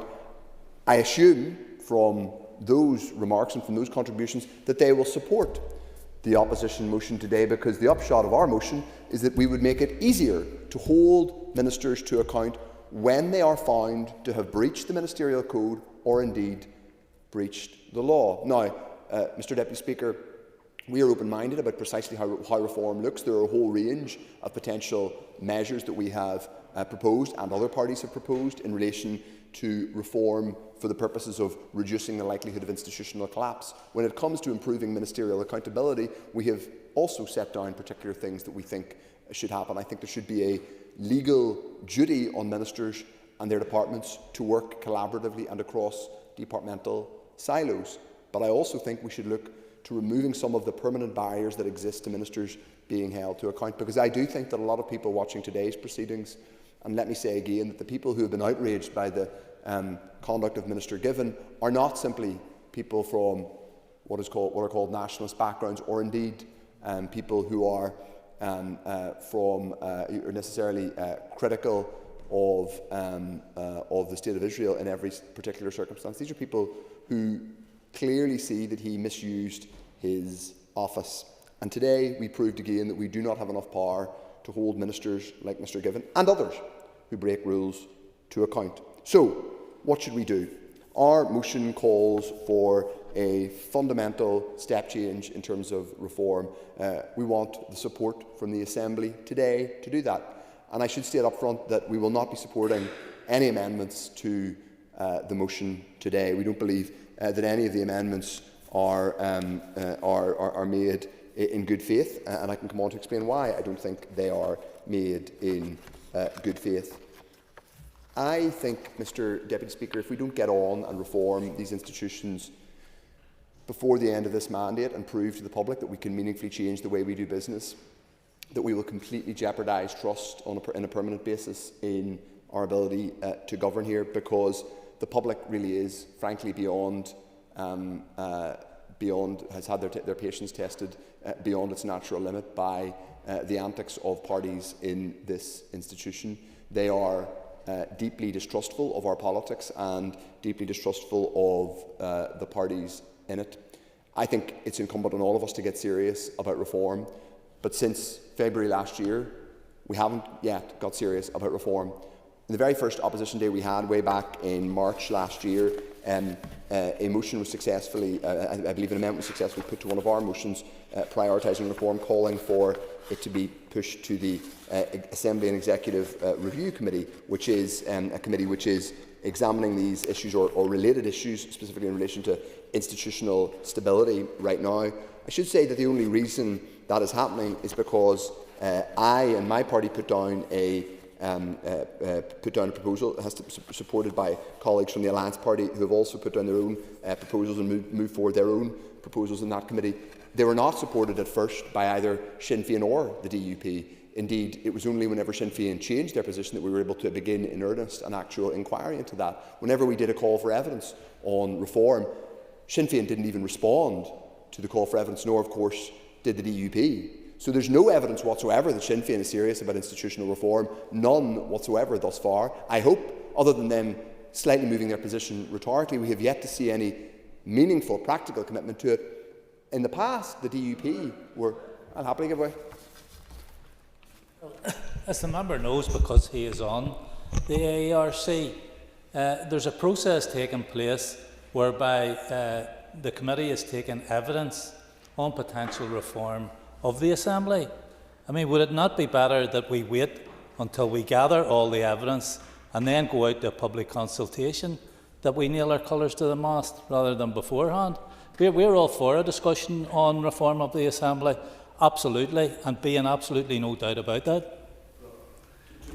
To be clear, no, I don't actually agree with what the member just said. There's nothing that prevents us from having a discussion and taking evidence on the basis of positions that we already have. Those positions can be challenged, we can learn more, we can evolve our proposals, but we aren't an academic study group, we're politicians. We're allowed to have positions. I'll give way, but I don't have very much time left. Well, the difficulty is, in terms of the Good Friday Agreement, and we have been warned by those who designed the Good Friday Agreement, that there's always a potential, if you pull at a thread somewhere, it will unravel other parts of the agreement that we didn't want to. Therefore, we need to be absolutely clear when we do nail our colours to the mast that the Good Friday Agreement is not going to be affected in any way by it. Certainly the spirit of the Good Friday Agreement. The Good Friday Agreement was designed to be reformed and updated as we went along, and of course it was changed fairly negatively in 2006. It was never supposed to be preserved in aspect. The key values need to stay there. The key value is that it exists and that we have inclusive institutions that deliver good government. They aren't doing that now, Mr. Deputy Speaker, and that's the key point. And today's theatre has proven that again. We have panto villain exploits from Minister Given, who I'm sure was delighted with some of what happened today, and his party colleagues defended him. That's fine. They've, I think, undermined trust yet again in these institutions, but they aren't the only ones who've undermined trust in these institutions. Other parties, including the First Minister's party, have themselves done that. So, as I have said in this chamber repeatedly, there's nothing preventing us from being clear about our intention to change the rules and to improve how this place works while retaining the core spirit of 1998. Let's improve that. Let's improve ministerial accountability. Let's prevent these institutions collapsing at the drop of the hat, because that looks closer today than it did a month or a year ago. Mr. Deputy Speaker, let's get serious about reform. And I commend the motion to the Assembly. Thank you. And I call Sinead Dennis to move amendment number 1. Moved. Thank you. You will have 10 minutes to propose amendment 1 and 5 minutes to wind. Please open the debate on amendment 1. Gora Magat, last Concorda. This morning's unedifying display by the Education Minister has given proof, if proof were required, on the need for reform. Earlier today, a majority in this Assembly voted no confidence in the Education Minister. As it stands, the Education Minister hasn't just lost the confidence of this Assembly, he has lost the confidence of the public too. Now we're left with a petulant, morally bankrupt Education Minister, a spent force who has lost all credibility, yet he remains in office. That is not accountability, and it shows exactly why our institutions need to be strengthened.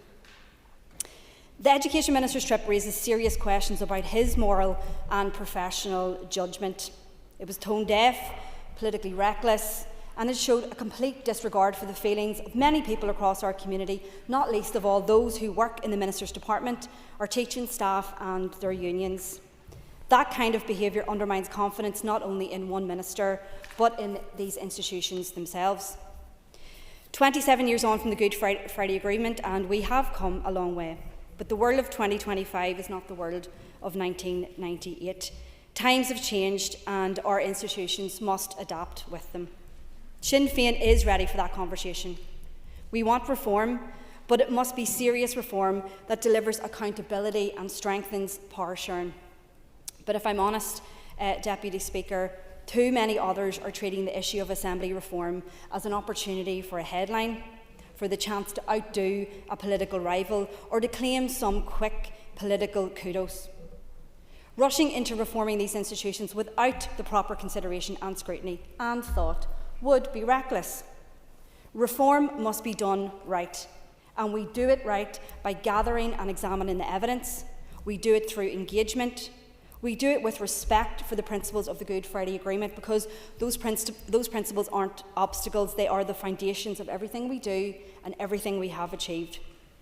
That's why our amendment refers this issue to the Assembly and Executive Review Committee, which the mover of this motion knows all too well because he sits on the IRC Committee alongside me.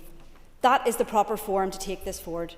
Mr O'Toole knows that the committee is already examining important questions around how cross-community voting operates, how the executive is formed, and how accountability can be strengthened across the board. And I take exception with Mr O'Toole's misrepresentation of Sinn Féin's position on ARC, because it was us that actually added to that list and asked for things to be looked at, including how the Speaker is elected and the power of the Speaker as well, because we do believe that changes in that respect would fundamentally give this chamber, this Assembly, more credibility and more stability.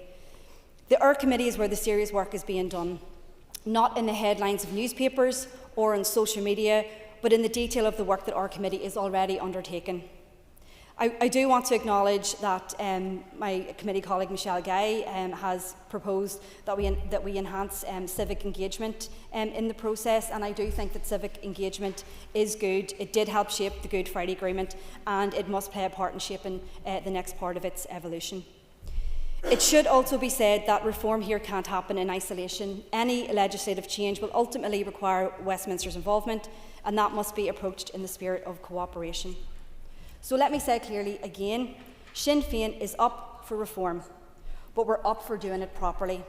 We're engaging with the evidence, with the experts and the people we represent. Others, including the DUP and their ministers, need to reflect on their position in relation to that and their responsibility. But equally, others in this House need to approach the issue of reform with maturity and with seriousness it deserves, because playing party politics with reform or with the public's trust is not leadership. The people of the North deserve better than distraction, than cheap political point scoring on this issue. They deserve seriousness, accountability and a politics that actually delivers. And that's a standard that we in Sinn Féin are intent on upholding. Thank you. I now call Timothy Gaston to move amendment number 2. Moved. Thank you. The Assembly should note that the amendments are mutually exclusive, so if amendment number 1 is made, the question will not be put on amendment number 2. You will have 10 minutes, Mr Gaston, to propose amendment 2 and 5 minutes to wind. All other speakers in the debate will have 5 minutes. Please open the debate on amendment 2. Very much, Deputy Speaker. There will be, through necessity, a degree of overlap between some of my comments on the earlier motion and this one. given that the earlier motion dealt with the exclusion of a specific minister, and this one deals with how ministers can be removed from office and held accountable to the ministerial code. The purpose of my amendment is to highlight that we already have a process in place, an independent mechanism through which alleged breaches of the ministerial code can be examined. The problem with this motion, and indeed with this House in a recent example, is that both have chosen to ignore that existing mechanism. And let's be honest, the so-called constructive opposition were quite happy to go along with it for the sake of protecting the process. My amendment changes the motion's final line. Instead of vaguely calling for the First Minister and Deputy First Minister to dream up some more nice reform proposals, it requires them to respect the role of the Commissioner for Standards when it comes to investigating breaches of the Ministerial Code as required by Section 5 of the Functioning of Government Act 2021. Because we already have a structure for accountability, it's just simply not being used. In fact, this very Assembly allowed it to be bypassed. That 2021 Act, brought forward by my party leader, Jim Allister, was born out of the findings of the RHI inquiry and the public demand for integrity in government. It recognised, as he said then, that ministers have a ministerial code, but there is no accountability. Happy to give way. To ask on the Functioning of Government Act, which his predecessor introduced, I spent a lot of time in the committee scrutinising it. I've introduced amendments to it, and I worked with your predecessor on it. If Mr Given is found, as I can't see how he couldn't be, to have broken that particular law, would he support him leaving office? Thank you very much for your intervention, and to be clear, you're putting the cart before the horse. I want to see the report. I think it's important, essentially, that we see the report, evidence is gathered, and then we make our determination, instead of the pantomime that we've seen this morning, where there were members of this House very willing to hang the minister out to dry without due process being followed. So I'm very clear. Let's see the report, let's see the content, and we'll take it from there. Clause 5 of the bill was designed to close that gap. Its purpose was simple. If MLAs are subject to the Assembly Commissioner, why not ministers? He told this House, why are we reinventing the wheel? We already have a Standards Commissioner to deal with issues of conduct. Why not widen that Commissioner's remit to include the Ministerial Code? That was the intention, to ensure independent oversight, to remove discretion from the Executive and to give binding effect to standards. Until then existed only in a code. As Lord Bingham observed in a case quoted during that debate, a code does not have the binding effect which a statutory provision or statutory instrument would have. That was the point. Codes are fine, but they are simply not enough.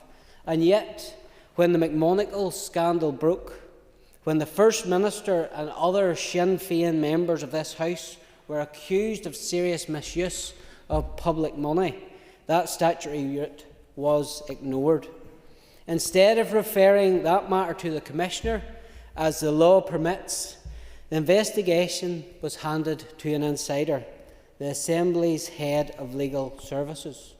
It was, by their own admission, a purely paper exercise. No witnesses, no testing of evidence, and, I would argue, no independence. When the Assembly debated in January, this House agreed with me that the process was unacceptable. Yet, 10 months on, that same paper review remains the only investigation ever carried out. I attempted to refer the scandal to the Commissioner. She declined to accept the referral, citing the fact that the Head of Legal Services had already reviewed the issue. That meant significant evidence, including Sam McBride's reporting that, contrary to Sinn Féin claims, McMonigle did work as a press officer in a party political capacity. That was never tested by an independent investigator. no new inquiry. The report this Assembly regretted is still treated as definitive. Sinn Féin, Alliance and the SDLP tolerated that, but were quite prepared earlier today to hang, draw and quarter the Education Minister without any report at all. As for the SDLP, they speak this afternoon about accountability, transparency and integrity. Yet when the opportunity came to assist on using the proper process for investigating the First Minister, they played along for the sake of the process. The motion before us calls for respect for the law. Yet in how we handled the McMonagle affair, the law, specifically the requirements of the 2021 Act, was ignored. And the DUP should also reflect. When I tabled a motion of no confidence in Michelle O'Neill over that scandal, the DUP were nowhere to be seen. Tellingly, as they found out today, the favour was not returned by their coalition partners. One rule for Sinn Féin, another rule for unionist ministers. So-called accountability here is not a principle but a political weapon. That is why my amendment in today's debate is necessary. Happy to give way. Giving way, and in my speech you'll be surprised to hear that I will give praise to your predecessor for bringing forward that Functioning of Government Act. I'm a bit concerned at your amendment that it doesn't really highlight the fact that there isn't an automatic sanction and that it's still a political issue as to whether anything happens when a minister breaks a code, the ministerial code. Can you speak to that, please? Happy to speak to that. Indeed, it allows due process, it allows the investigation to take place, and then it is up to the Standards Commissioner to take that forward. That was why the gap was narrowed, to make sure everybody within this building is treated in the same way. And indeed, my motion or my amendment does not propose new structures or commissions. It simply insists that the Assembly uses the independent mechanism that it already has, the Commissioner for Standards, and that ministers be investigated in line with statute, not by their own colleagues or party allies. As Mr Allister said, introducing his bill, giving the Commissioner this role would put everyone on this House on the same footing. That is what equality before the law will look like. If members genuinely want to build trust, start by following the law. The 2021 Act was designed to end the era of insiders marking their own homework. But the McMonagle affair showed that, when tested, this House still prefers cover-up to candour. Members have a choice this afternoon. Support the SDLP motion as it's written, and you'll be signing up to another talking shop on reform, while the statutory safeguard we already possess lies unused. Or support this amendment, and you'll be committing this Assembly to respect the law it passed, to use the Commissioner it appointed just last week, and to investigate ministers on evidence. If we truly believe in equality before the law, there can be no more insider reviews, no more paper exercises, and no more selective outrage. One standard must apply to us all, whether that be an MLA or that be a minister. The Functioning of Government Act 2021 gave us that mechanism for integrity, for consistency, and for the respect of the rule of law, a rule Sinn Féin have never honoured. I commend my amendment to this House. Thank you. I call Philip Rapp. Deputy Speaker, sometimes when I come to this place I think that I'm living in a parallel universe, and then when we have the exact same debate this evening that we had this morning, that only confirms my suspicions. Mr Deputy Speaker, I read with interest the motion and the words on the order paper from the Leader of the Opposition this morning. Following my promotion to the Executive Office Committee, I now get to respond to these debates. And it says that the current structure of government in Northern Ireland makes it impossible to fully hold ministers to account for their actions. Mr Deputy Speaker, it was not these benches that came up with the rules of the game. It is often lectured to these benches, Mr Deputy Speaker, that the Belfast Agreement was written on tablets of stone, passed down by Moses himself, and cannot be touched or changed. But when it doesn't suit the narrative of the opposition, Mr Deputy Speaker, suddenly it can be changed. It then goes on, Mr Deputy Speaker, to criticise the existing structures here in the Assembly. It was Mr O'Toole's party that brought forward the very structures that he is now criticising. And he now expects, Mr Deputy Speaker, like the child who brings his football out to the game in the street and when doesn't get his own way, takes his own football and goes home, that because he's now been voted out of office and his party has been voted out of office, they want to change the rules because the electorate don't want them in government. Mr Deputy Speaker, the people of Northern Ireland see through these very flimsy arguments. In his speeches at the start, the Leader of the Opposition went on to say that there were clear breaches of the law and of the code by the Minister of Education. And that is clear, Mr Deputy Speaker, as to why this party and no party should support the motion from the Leader of the Opposition. He has no evidence to back up the fact there has been no independent report carried out, yet he brings forward, alongside his comrade in People Before Profit, a motion of exclusion to the Minister before he's been found guilty of a single thing. And that's what this motion is about. And I did struggle, Mr Deputy Speaker, to take lectures on the ministerial code from the Leader of the Opposition when sitting behind him at the time of his speech he had Mr Durkin. And Mr Durkin, of course, Mr Deputy Speaker, was found in the High Court to have breached the ministerial code when he acted illegally to approve BMAP. So, Mr Deputy Speaker, once again, it is one rule for the SDLP and they think that others should be held to account for those. Very happily. For giving way, and I suppose that cuts to the heart of that in many ways we are reliant on the courts to actually rule whether there's been a breach of ministerial code, and really we should have the mechanisms and the sanctions within our gift to actually act upon those. There's an extra minute. And the Assembly does have abilities, Ms Bradshaw, and that's why it needs to be required that it would have cross-community support. And I believe that across this House, if a minister was to be found to be in breach of the law, then parties would come together to take clear actions. And I'm happy to give way to Ms Armstrong. Just shake her head. I'm shaking my head because I think that the member perhaps doesn't understand what cross-community voting is. Cross-community voting is a majority of Unionists and Nationalists. It's not all of this House. And in fact, in the Good Friday Agreement, it does include the option for the majority voting, weighted majority voting, that this House has never considered. Come back to me whenever your vote counts less than everyone else, Mr Brent. Thank you, Mr Deputy Speaker, and of course you could follow in your predecessor's steps and redesignate the other parties when it suits your political agenda, Ms Armstrong, but I don't need to take any lectures from you about sorry, you've had your say. If you could stop chuntering from a century position, you'll get your chance to speak in a second. Mr Deputy Speaker, so we have had it laid out clear today from... Thank you, I appreciate that. There are mechanisms for this House to hold ministers to. Mr Deputy Speaker, when the Alliance Party speak and anyone dares reply to them or make a facial expression, they call sexism, they call misogyny and they call abuse, yet they sit in the corner making faces when Unionists speak, making snide comments, and then when you react to them, they call it personal attack. This is a debating chamber, Mr Deputy Speaker. Point of order.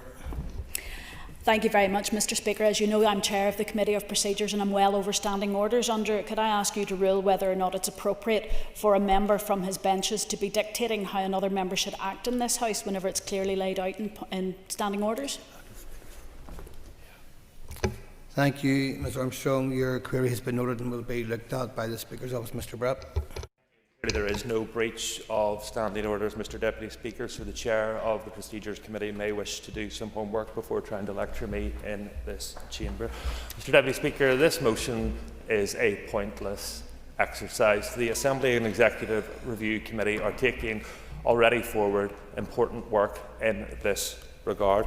Of course, Mr Deputy Speaker, I did expect that the Leader of the Opposition in his motion table today would put forward some proposals or solutions as to what he wanted to see in this reform package. But once again, he has tried to outsource the hard work to someone else. calling on the First and Deputy First Minister to bring them forward. If the SDLP, Mr Deputy Speaker, were serious about this, I only have 30 seconds left, Matthew, serious about reform proposals, they could have tabled them for the Assembly to discuss in detail and debate. But instead, Mr Deputy Speaker, they want to outsource that work to this party and to the party opposite. So, Mr Deputy Speaker, as a party, we will continue to engage with the work of the Assembly and Executive Review Committee, because there are no serious proposals put forward on the table by the opposition here today, and the parties in this chamber should treat it with the contempt that it deserves. Members, before we proceed, I think all of you know that there will be a level of commentary during a debate. I think all of you also know what an acceptable level of commentary is in terms of courtesy and manners, whether that's a member on their feet, a minister on their feet, or an official on their feet, because that happened at the start of this debate also. I would urge members just to reflect on all of that in terms of courtesy as we continue. Paula Bradshaw. Deputy Speaker, so the motion before us today addresses what the Alliance Party views as one of the single greatest threats to the stability of devolution, and that is the structural failure of accountability. Across these institutions there is fundamental and dangerous imbalance. Ministers are given immense power, but the mechanisms to hold them to account are weak, inconsistent and often paralysed by political deadlock.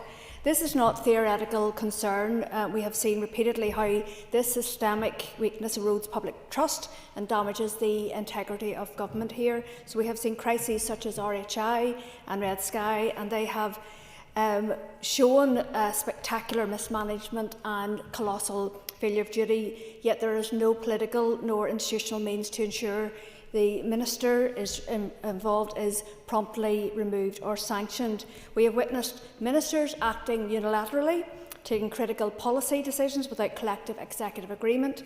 In these cases, it has fallen to the courts, as I was just mentioning to Mr Brett there, not this Assembly, to rule that ministers have acted unlawfully or outside their legal duty.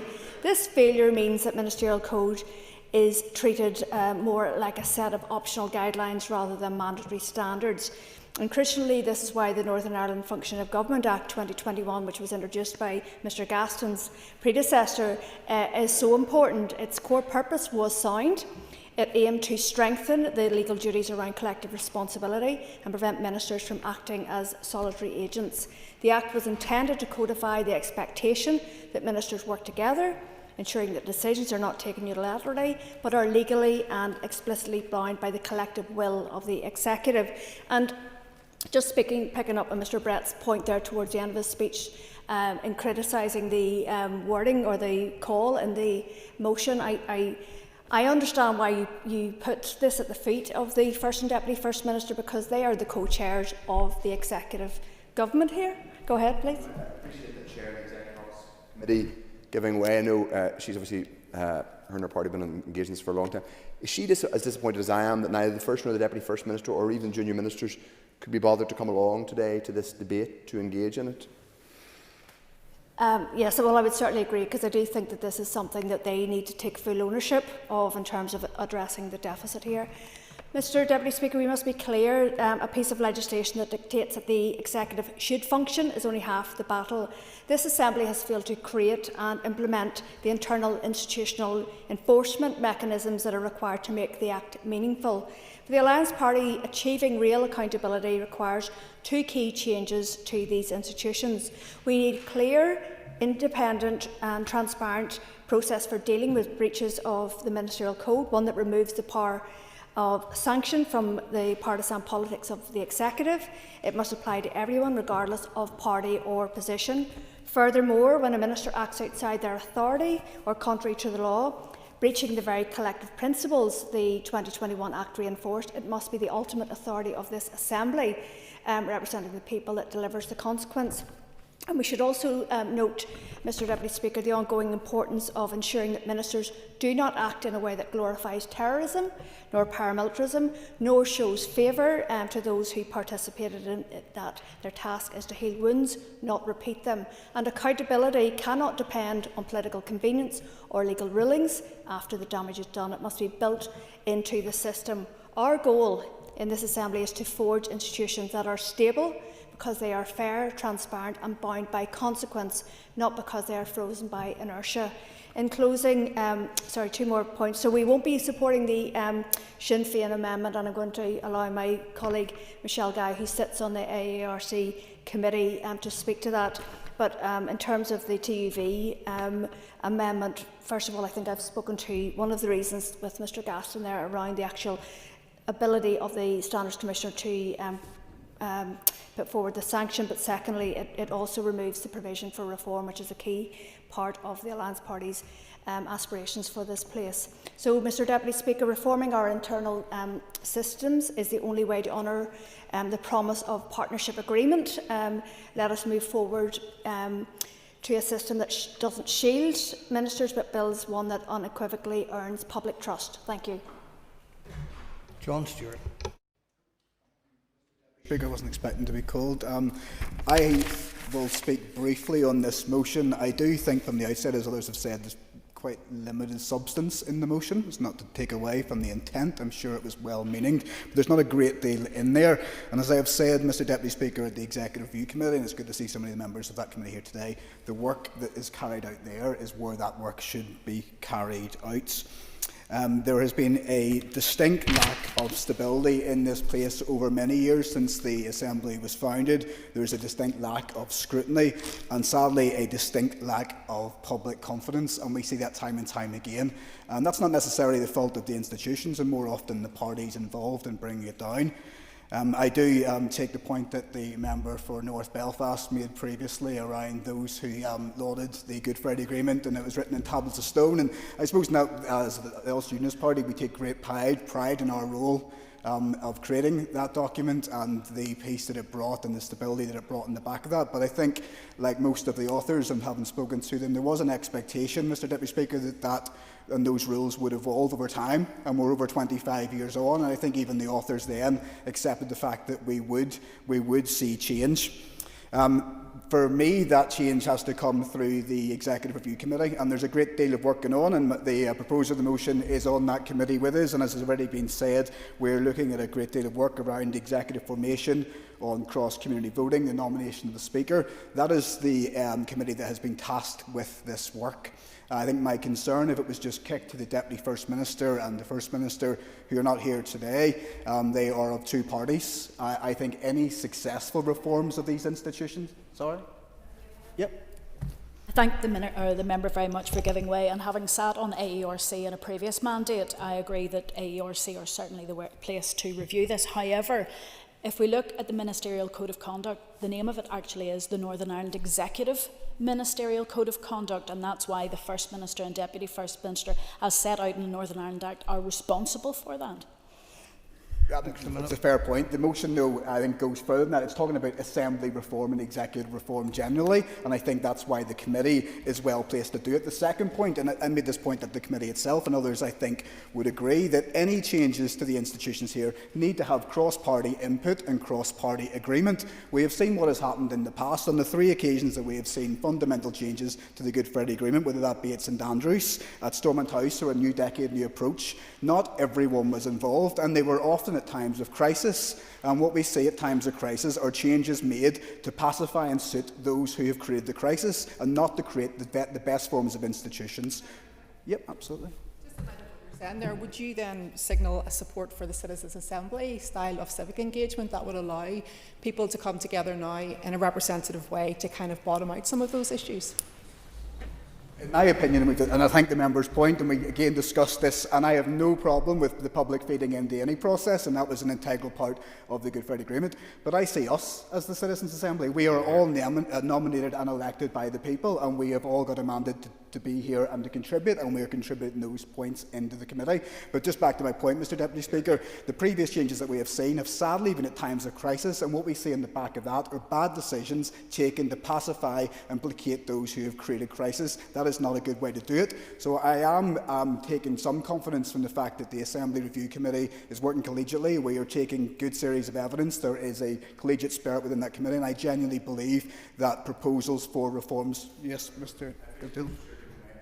committee with them, and it is working broadly collegially. I wanted to see it continue to work. I proposed the work stream in the first place to be absolutely clear. I think that some of the debate would suggest today that it's the Second Vatican Council, the AERC. Like, I'm genuinely surprised that people in this. I look forward to all the progress that's going to be made in this committee. That committee exists. It's a committee of the Assembly. It doesn't stop us giving a view about anything, in the same way that we're not prevented from giving a view on education or health or any other subject. You do a very good job of giving your view, Mr O'Toole, on many, many subjects, and we appreciate that. But the reality is this is a non-binding motion to the First and Deputy First Minister, who are not here, and whatever amendment passes today, like most of the non-binding motions we debate in this chamber, nothing will come of it. There is a work that is being carried out and undertaken by the Assembly Review Committee. I think that is where the work needs to continue to take place, and I'm pretty confident, Mr Deputy Speaker, that we will see at least some of the changes that we want to see. Thank you. Alan Cullen. So the clause in the title, Assembly and Executive Reform Committee, that's about reform right across the board. But irrespective of that, I still don't understand why the amendment can't be supported. I just genuinely can't, because it includes what people both in the SDLP and in the Alliance have said in the committee, but yet when they step inside here is something completely different. So I'm a bit sceptical, about why they can't support the amendment. There's absolutely no doubt, particularly after today, that anyone watching this place or listening, public confidence will be at an all-time low.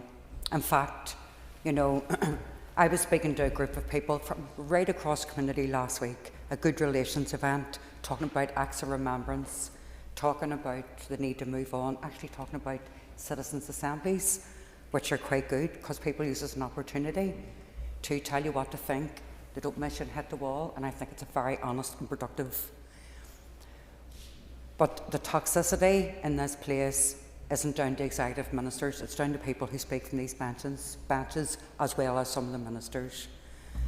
What we seen 2 weeks ago was members of this Assembly going on a genocide junket. That's the best way I can describe it. One of them is an executive minister. And I think that has brought people's views from right across the board, thinking, where is the bar? Is the bar so low now? And I think that has caused public damage. The Assembly and Executive Review can be as good as or as bad as we want it to be, but there needs to be an outcome. Because I've been here from 2007. And I've also seen where ministers have agreed to do things and programmes for government and then walked away. I mean, one of the best things is the LEAFA programme, accepted by the executive, and Paul Given then decided that children who working class kids couldn't afford to go to a Gaeltacht, pulled the bursary out, and that's something that people commented across the board. We had legislation as a result of RHI. We should have had it as a result of Red Sky. I'm long enough here, and we go on, and we go on, and we go on. And I don't want to be associated with any allegations like that, and I think most people here are the same. But I'm looking forward to the day where, it doesn't matter who brings proposals forward. It's what we do with those proposals and how we can actually make a difference. Does this place need reform? Yes, it does. It's also about attitudinal reform, and it's about people who, frankly, are using debates like this to be hurtful, offensive, misogynistic, sectarian, racist, homophobic, Islamophobic, and every other, to be lacking in equality, lacking in respect. The reasons these institutions came down and were under threat basically is about a lack of respect and a denial of equality and allegations at the heart of government. So let's be honest about that. I still don't understand, and I'm willing to take an intervention, why the amendment can't be accepted by anyone, because yes, absolutely. To be honest, I'm only asking you to give way because I am going to speak to this. So it's probably, if you don't mind waiting until my contribution, I'll explain it in full detail why we're not explaining, if we're not going to support the amendment today. Extra minute. Thank you to do that, Michelle, on the basis that I've heard what you had to say very eloquently at IRC, and that's why I don't understand. So, I'm not agreeing with Philip Brett, but I understand why Matthew's brought the motion, but I don't understand why the amendment wasn't accepted. And there's part of this that makes me think this is just stroke politics for the sake of it, and using an opportunity to point out what we all need to do collectively, to put it up to us all, but no, that hasn't happened. What has been put up to each other, frankly, is insult and offence. So does it need reformed? Do we need to be reformed? Absolutely. Do the people, the way they speak to each other in this place? Absolutely. But you can't point a finger at anyone else, particularly in the Assembly and Executive Review Committee, when you have an opportunity in this place to try and bring it forward, non-binding as it is, and don't do it. So pardon me for being a bit cynical about the lack of consistency when it comes to reform across this place. Gormalgov. Pam Cameron. Thank you, Mr Deputy Speaker. The Democratic Unionist Party recognises the need for strong and effective measures that enhance transparency and accountability within these devolved institutions. Accountability matters, trust matters, and ministers should always conduct themselves to the highest standard of propriety and integrity, and the public are entitled to expect nothing less. However, we also recognise something else that is fundamental. Before any reform of our institutions is advanced, we need a period of sustained political stability. And stability is not a luxury, it is the foundation that allows accountability to operate properly and fairly. The SDLP motion before us claims that under the current structures it's impossible to hold ministers to account, even where there's been a breach of ministerial code or the law, and that is simply not accurate. Accountability mechanisms already exist. Since the passage of the Functioning of Government Act in 2021, this Assembly gave the Assembly Commissioner for Standards clear statutory power to investigate alleged breaches of the Ministerial Code. In addition, Standards and Privileges Committee already possess authority to set the procedures for those investigations and can require the Commissioner to revisit a decision if a complaint is ruled inadmissible. So when the SDLP claim that there's no process existing, they're ignoring the powers that the Assembly itself put into law. Our party has consistently been supportive of fair and robust measures which ensure that ministers are accountable for their actions. In our engagement with Standards and Privileges Committee earlier this year, we acknowledged that the careful use of powers, particularly the ability to explore or recommend sanctions, could improve accountability. But any such reforms must be subject to essential safeguards, and that is where this motion and Sinn Féin's amendment are deeply flawed. First, any reforms or changes to standing orders must command a broad political support. Accountability should never be driven by temporary voting strength of one side of the chamber. Reforms must be considered within the wider framework that already exists to examine these matters, the AERC. That is the proper structure to review institutional reform, not motions dropped onto the floor of the Assembly without detailed scrutiny. And critically, the power to appoint or dismiss ministers must continue to rest solely with party leaders and their nominating officers. The SDLP motion implies that a grouping of parties should be able to dictate the appointment or dismissal of ministers from parties they oppose. That directly contradicts the motion's own language about stability. The integrity and independence of the Assembly Standards Commissioner must not be impeded. The Commissioner was given powers to investigate ministers precisely so that accountability could be independent. If the intention is to allow what would essentially be a pan-nationalist coalition to ignore the Commissioner's findings and impose its own sanctions for political purposes, that is unacceptable. Any recommendations for sanctions of any kind must require cross-community support, both in committee and in the Assembly. In a power-sharing system, cross-community support is not optional, it's fundamental. No sanction should ever be recommended or approved on the basis of a simple majority vote. Sinn Féin's amendment speaks grandly about protecting the Good Friday Agreement, yet Sinn Féin have happily abandoned the agreement's cross-community principle when it has suited them, most notably around the protocol. It will be interesting to see whether their professed concern for the agreement extends to its upholding of core protections today. Any arrangements must guard against vexatious or frivolous allegations. Without that, accountability becomes a political weapon rather than a safeguard. And finally, we must be clear on one point that seems to have been overlooked If a sanction prevents a minister from taking part in the Assembly, such as suspending them from this chamber, then it actually reduces accountability. It prevents MLAs from questioning the minister about their departmental work, and that frustrates scrutiny rather than improving it. Mr Deputy Speaker, without the safeguards, the SDLP motion and Sinn Féin amendment would do real damage. They would undermine the independence of those investigations, erode cross-community protections and destabilise the institutions. Mr Deputy Speaker, the DUP supports accountability. The DUP supports transparency. The DUP supports consequences where wrongdoing is proven. But we will not support a model that allows political parties to remove ministers from office simply because they do not like the party that they belong to. Accountability must protect democracy, not to be used to manipulate it. Accountability, yes. Cross-community safeguards, yes. Political power plays, absolutely not. Thank you. Thank you. Michelle Guy.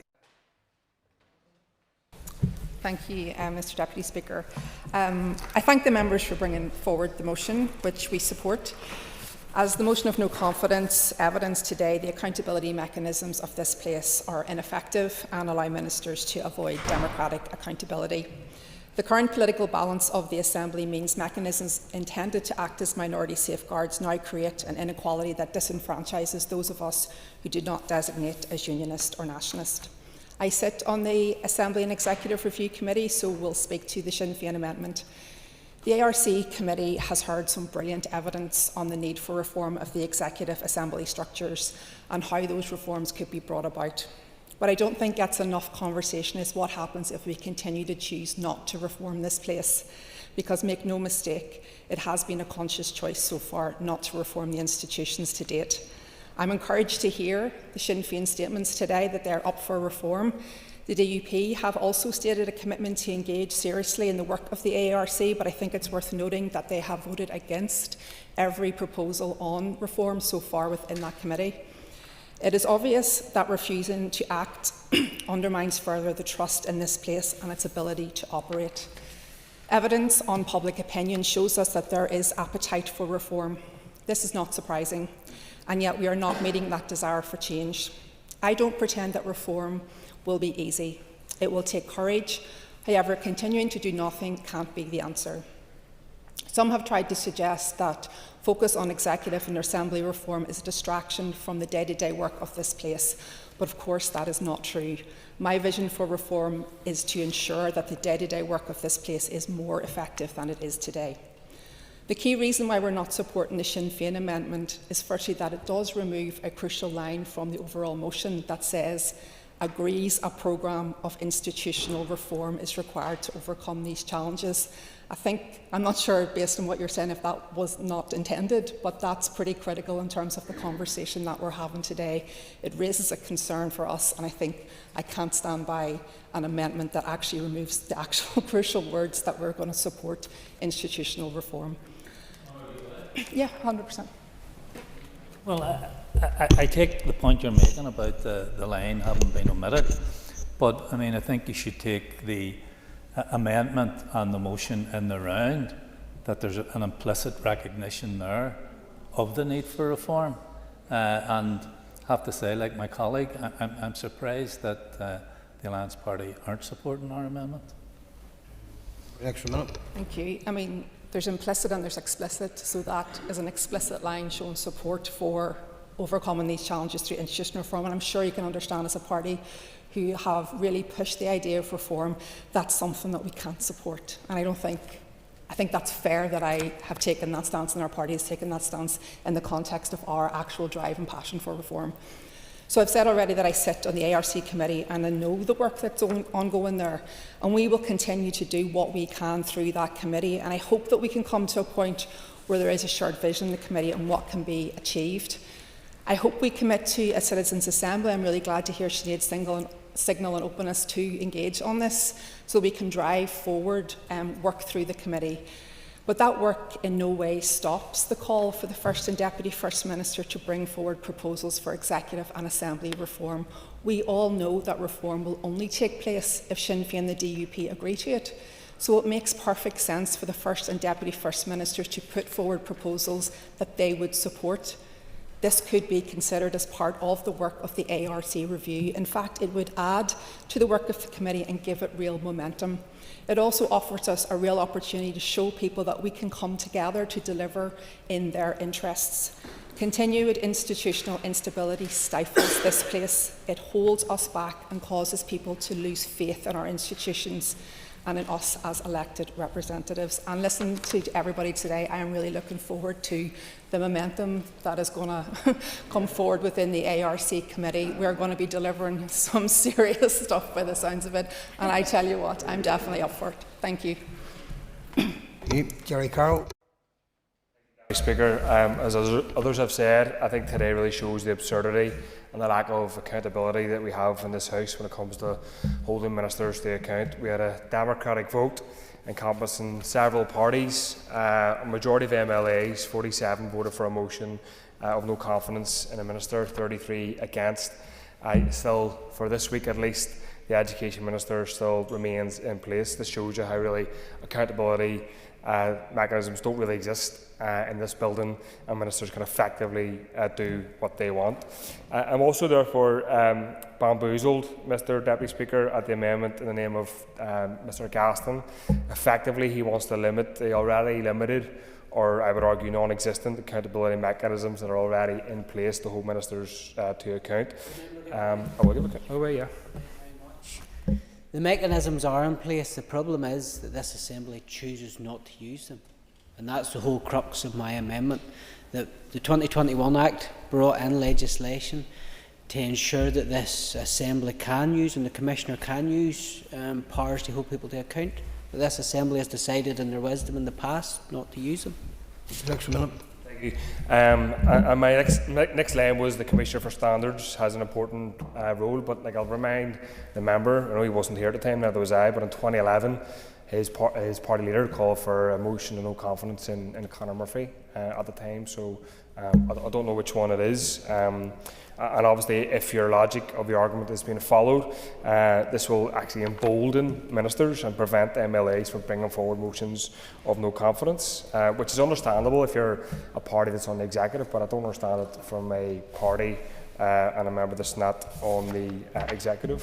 I have issues, Deputy Speaker, with the mention of political stability in the amendment from Sinn Féin and the motion generally. I mean, obviously this can mean different things to different people. I'm concerned that it could mean protect Stormont at all costs, and I don't support that position. I think it was the correct thing, and our party called for it in 2016 before Stormont was pulled down over RHI, but it was the correct thing for Sinn Féin to pull down Stormont in early 2017 when hundreds of millions of public money was splurged by the DUP, and the only way for some limited accountability to take place for Arlene Foster at the time to face was pulling down Stormont. So I don't support keeping it up at all costs. Welfare reform, the period of welfare reform, I think there should have been a political crisis caused by pulling down institutions rather than hammering working class and poor people as well. And the contacts were maybe approaching as well with more austerity budgets, as we've heard today, and damaging budgets just to protect the storm at all costs is not the position we should be advocating. The motion talks about institutional reform, which is needed. I obviously agree with this, Deputy Speaker, and it should also include people who are othered, myself included, in this House when their votes don't count, as the Alliance Party's members have said. And also, we should look at the NFR's committee, who have stated that the Assembly Speaker should be elected, no disrespect, by 2/3 of the majority of MLAs in this House. I think we should be having a position like that rather than backroom stitch-ups and deals, and also has proposed a joint First Minister change of titles, and also joint First Minister elections to be open to any party, including people who are others. And just in closing, the Sinn Féin amendment, I have issues with it. Parts of it are okay, but it removes the part that says calling on the First Minister and Deputy First Minister to bring forward proposals for reform. I'm sceptical whether those proposals will ever be... Yeah, well, I'll go in one second. I'm sceptical whether those proposals will ever come forward, but I think at the very least that should be remain in the amendment, and give way to the member. You see, and I heard Michelle making the same point about the Deputy First Minister bringing forward proposals for reform. This is like these academics coming into the committee and using broad brush strokes about we can't get this, we can't get that, we can't get the other. When it's one party in particular that's to blame, we don't have tax-varying powers here because the DUP are opposed to it. We don't have proper female representation in this place because other parties don't follow Sinn Féin's example. You know, instead of blaming everybody, let's put the blame where it lies. If there's no agreement between the First and Deputy First Minister on reform, it won't be the First Minister's fault. We're for it, and I didn't actually accuse his party of anything. It was slightly defensive, but that's his right to do so.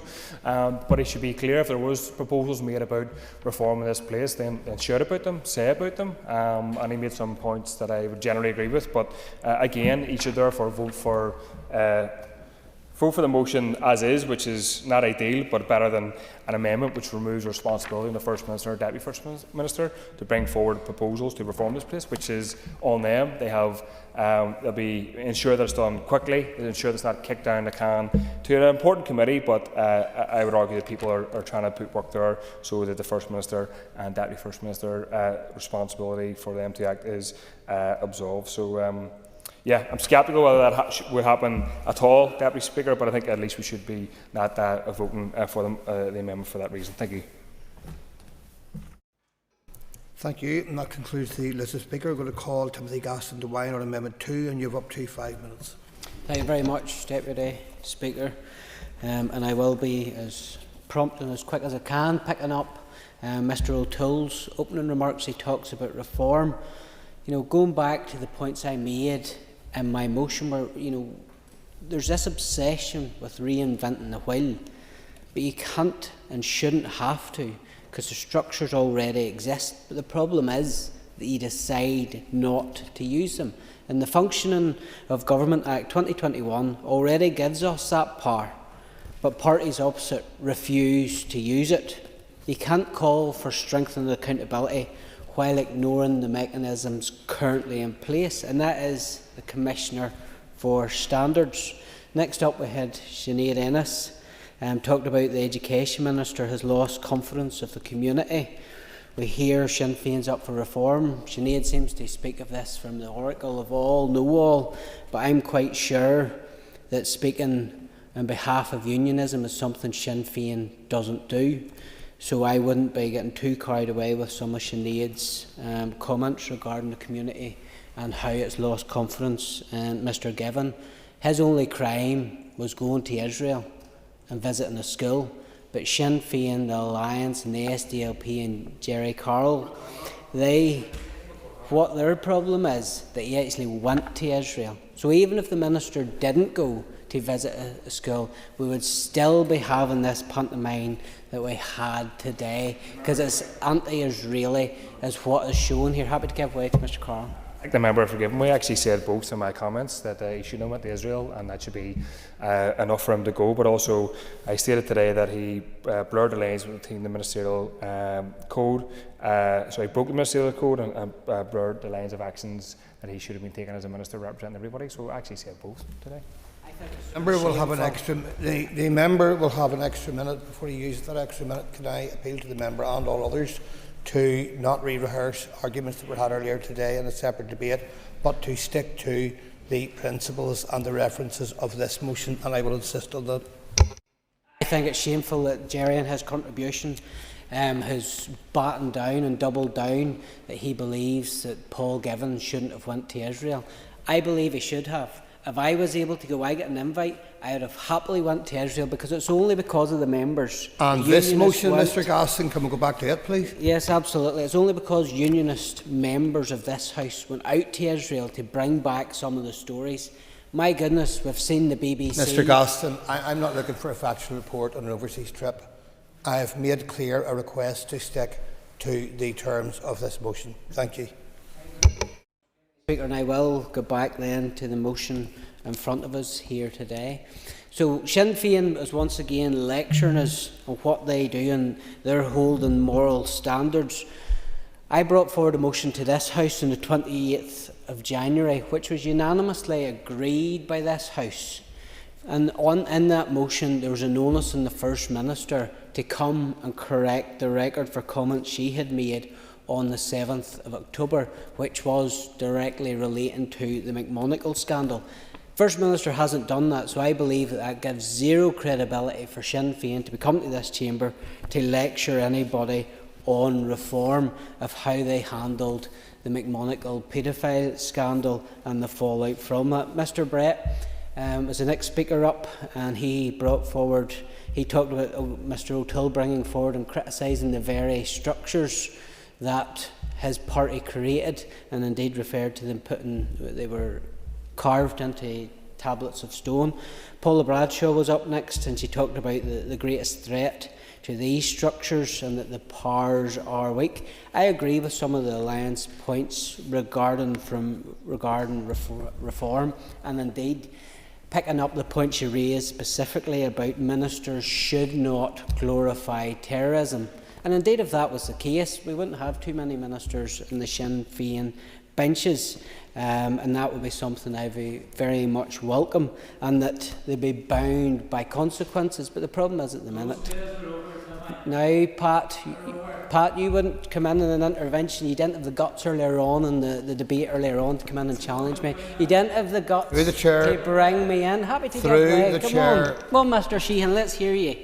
I know. I just wonder, would you be prepared to comment on the eulogy that your leader gave in this chamber to the paedophile and wife-beater, Mr Tweed? Do you like to comment on that?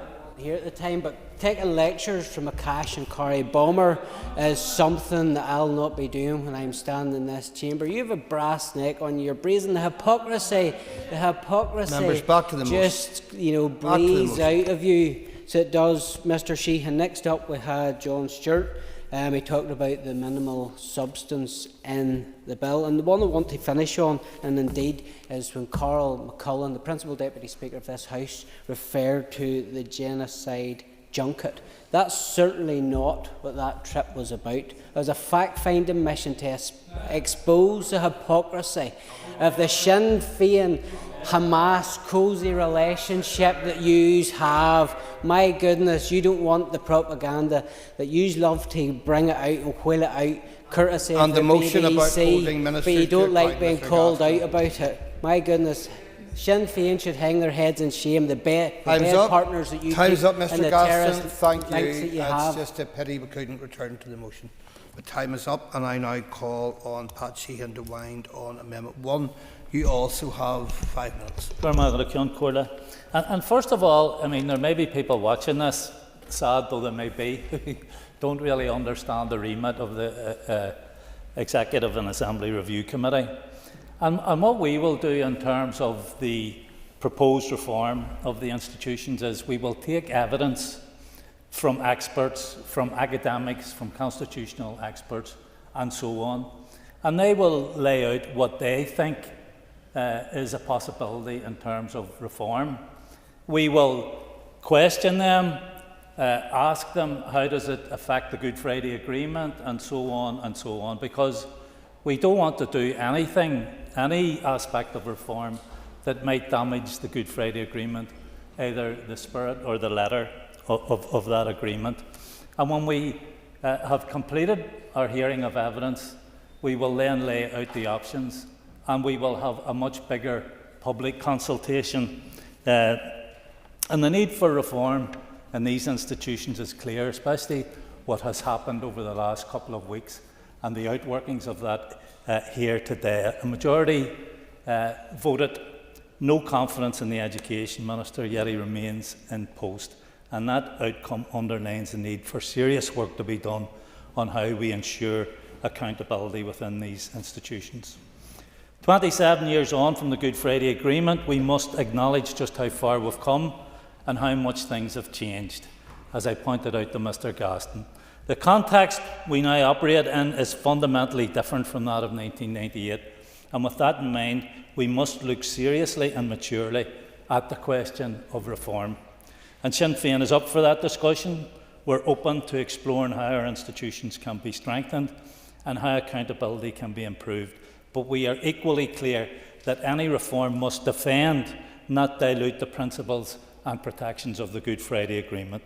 And that's why our amendment refers this matter to the Assembly and Executive Review Committee, the proper forum to examine these issues in detail, to hear the expert evidence and to bring forward meaningful proposals. As part of the committee's current work, we're already engaging with academics, constitutional experts and others on questions such as the role and election of the Speaker, cross-community voting and designations, and the process for executive formations and all of the other important issues. These are complex issues that require thoughtful consideration. The Assembly and Executive Review Committee is the place to have that conversation, to test ideas, to build consensus and to ensure that any changes strengthen rather than undermine these institutions. And I was pleased to support a proposal from my committee colleague, Alliance member Michelle Guy, to explore enhanced civic engagement on the issue of institutional reform. Civic participation was key to the building of the Good Friday Agreement, and it should remain central to how we continue to shape these political institutions. But let's be honest, reform here cannot happen in isolation. Legislative change would ultimately be required at Westminster, and that too must be approached in a spirit of cooperation. And I take issue with the Leader of the Opposition here, because throughout his speech he was almost suggesting that reform can happen here quickly, that it can be done almost immediately. And I'm not suggesting he was deliberately doing that to make any sort of misrepresentation, but that was the case. And I also take issue with the line in the motion that the First and Deputy First Minister must together bring forward proposals for reform. He knows that isn't going to happen. He knows that the UP are opposed to reform, and he knows the First Minister in that role can't bring forward proposals for reform on her own.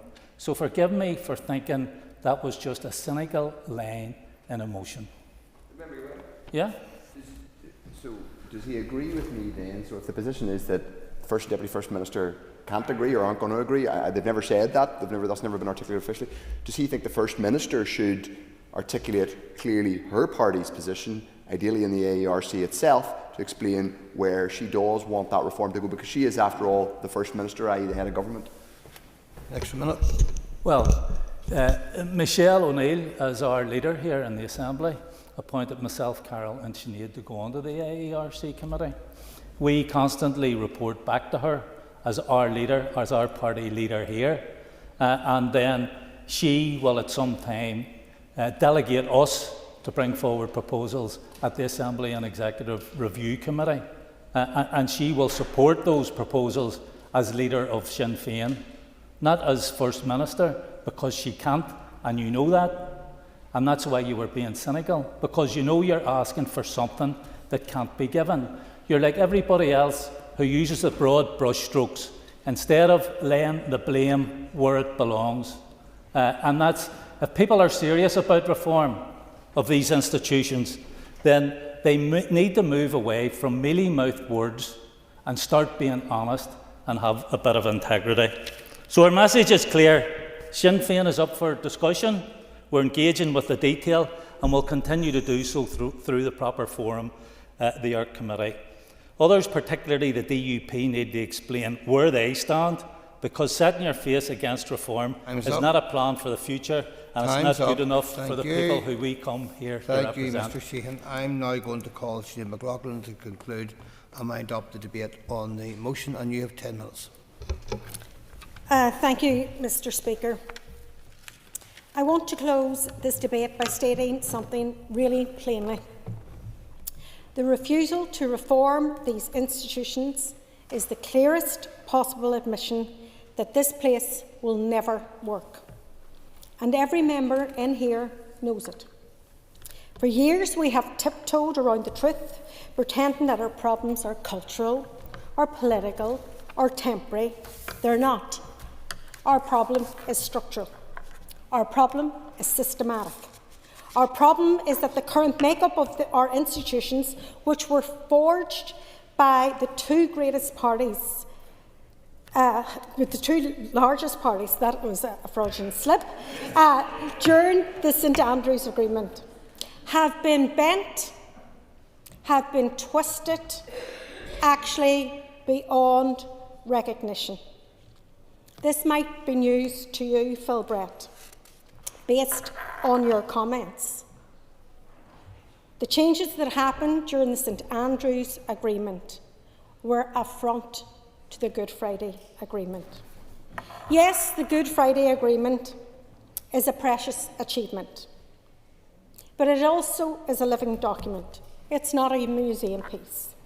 Those who claim to be its defenders, and some of them come from strange places, while refusing even the most basic reforms, are in reality its biggest threat. As a member of the Executive Office Committee, I see first-hand the dysfunctionality of its structures. The Executive Office frequently cannot even agree on papers to be issued to the Committee for Scrutiny. Officials have to cancel given evidence on fundamental issues, such as an update on the delivery of the programme for government. It's an absolute mess. Mr. Speaker, the public has lost confidence, not just in the parties, but in the competence of this place. People watching at home genuinely doubt whether Stormont can ever function like a normal government, and can you blame them? Earlier today we saw how ministers in this executive cannot be held accountable for their actions. How can we have a situation where a motion of no confidence is brought before the House, passed by the majority of members, and yet it amounts to nothing? That is not symbolic of a healthy democracy, nor is it purely the pursuit of those outside of the executive. The First Minister herself signed a motion of no confidence seeking the removal of the Education Minister. What message does that send to the public? That this is how partners in government act? How can people have faith in delivery when this is what they see from those entrusted with leading? We have allowed a political culture to develop where division is rewarded, where personal attacks replace policy, where every debate becomes a performance, and where the question at election time is not about the values or principles or, heaven forbid, a manifesto, but simply who sits in the high chair. And while parties posture over meaningless titles, the public gets nothing. Failure to reform is a failure to deliver. Today's debate, at times thoughtful, at times depressingly predictable, has proven a simple truth. We can pass all the motions we like on health, on housing, on childcare, on infrastructure. None of it will or does matter where the fundamental flaw in these institutions remains untouched. I want to remind the Chamber of something that the First Minister herself said during the last collapse. When the DUP refused to enter the executive, Michelle O'Neill warned that their boycott threatens our democratic governance, public administration, reconciliation and the fabric of our society. She was absolutely right. Every word was right. So I would ask the First Minister with respect, does she still believe that? And if she does she accept that the same warning must apply equally to her own refusal to rule out collapsing these institutions in the future? Because if the collapse of Stormont threatened democracy then, it threatens democracy now. I welcome Sinn Féin's endorsement of reform this evening and the strengthening of these institutions. Time will tell how serious they are. As when my colleague proposed at the AERC committee to look at it, Sinn Féin initially voted against it until they realised it was a politically bad idea to do so. And with the greatest respect, Carr, your party didn't even submit a response for a call to evidence. Mr. Speaker, whether you support the Union or whether you support a united Ireland, whether you're a nationalist, unionist or neither, the truth remains the same. You cannot sell anything if the house you're selling it from is falling apart. Unionists want to sell the Union. We want to sell a new Ireland. But nobody will buy a basket case. And right now, that is what this place is. The dysfunction of these institutions overshadows absolutely everything. Every aspirational, constitutional, social or economic. Nobody wants to buy ideas from a system they don't believe works. But it doesn't have to be that way. We have an opportunity in this mandate to fix it, to change how this place works, and to do it ourselves, not to be forced into it by Westminster after another collapse. That is why the SDLP has put forward this motion, because we believe that without reform, anything else is actually pointless. And let me be clear, Mr. Speaker, equalising the titles of First Minister and Deputy First Minister is only the beginning. If we're serious about building institutions that actually work, they need practical, not performative reform. We need a Speaker elected by a broad Assembly majority, not by the whim of whatever party wants to hold the Chamber to ransom. We need the nomination of First Minister tied to the D'Hondt system, so no party can threaten collapse simply by refusing to nominate. If they don't take the post, it moves on. We need genuine power sharing, which means ensuring parties beyond the two big parties have a meaningful root in the executive. Our society has changed significantly since 1998. For example, the average house price in 1998 was £50,000. It's sitting today at £185,000. We now live in a diverse, multicultural communities. Our electorate no longer are limited to the political definitions of unionism or nationalism. I am much more comfortable calling myself a social democrat than I am a nationalist. And the Alliance Party are right to question the outdated political structure that doesn't give weight or value to a significant proportion of our people. Good government should not be confined to a nationalist or unionist headcount. It is unacceptable and it is undemocratic, and worse than that, when abused, it is absolutely sectarian. And we need ministers who actually meet their responsibilities, including their North, South and British-Irish duties. It is time to put ransom politics to bed. If a minister refuses to do the job, they should not keep the job. It is that simple. These are not radical ideas. They are basic steps needed to stop collapse and stop parties gaming a system that was meant to serve the public and not just serve their electoral tactics. I know some people hate hearing this, but it has long since got to the point where every strategy, every campaign is overshadowed by the dysfunction of this place. Whatever side of the constitutional debate you're on, it is impossible to argue that these institutions work. Impossible. The SDLP has been consistent. We brought reform proposals in February. We have pressed for accountability. And just last month, my colleague Matthew Toole secured agreement at the AERC to examine serious options to prevent future collapse. And I want to briefly address the Sinn Féin amendment. In our view, it seeks to rid the First and Deputy First Minister of their responsibilities to help reform these institutions. It argues that ERC is the place to reform, to be formulated. But that completely ignores the fundamental issue.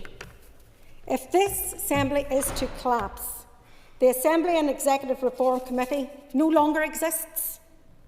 And the continued refusal of the First and Deputy First Minister to rule out collapse in these institutions fundamentally undermines the ability of AERC to deliver any meaningful reform. I have no time, sorry. The First Ministers now have a choice: engage constructively or keep defending a system that repeatedly falls apart and repeatedly fails the public. Northern Ireland deserves a government that works, not one that merely survives, and no one that staggers from crisis to crisis, not one that staggers from crisis to crisis, and not one that allows parties to pull it down when it suits them. Reform is not optional. It is absolutely essential. Time's and up. the SDLP will continue to push for it. Thank you. Members, order. Before I put the question on Amendment 1, I remind members that if it's made, I will not put the question on Amendment 2. So, the question is that Amendment 1, standing in the names of Sinead Ennis, Carla Cullen and Pat Sheehan, be made. All those in favour say aye. Contrary, if any, no. I think the noes have it. The noes have it. Therefore, members, we go straight to the motion, and I am sorry, we're going to amendment number 2. Apologies. The question, therefore, is that amendment number 2, standing in the name of Timothy Gaston, be made. All those in favour say aye. Aye. Contrary, any no? No. The noes have it. The noes have it. And now the motion. The question is that the motion standing on the order paper be agreed. All those in favour say aye. Aye. Contrary, no. No. This time, I think the ayes have it. Okay. Clear the lobbies. The question will be put in 3 minutes.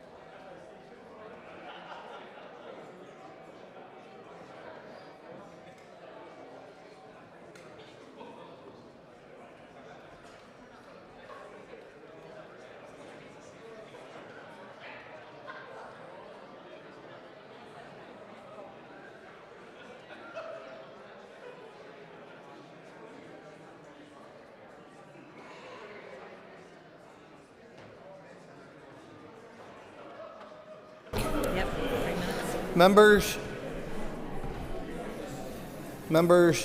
order members, could members take their seats? Thank you.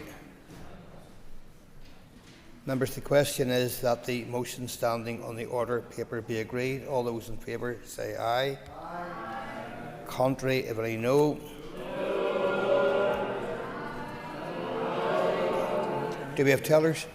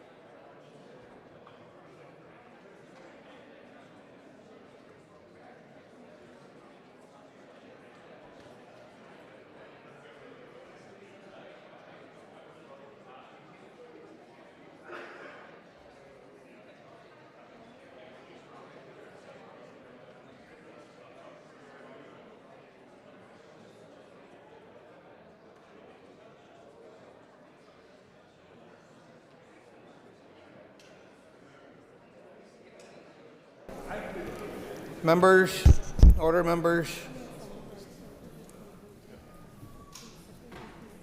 Tellers, members. Tellers have been appointed as follows. Tellers for the ayes are Colin McGrath and Sinead McLaughlin. Tellers for the noes are David Brooks and Pam Cameron. To the lobbies, the Assembly will divide ayes to my right, noes to my left.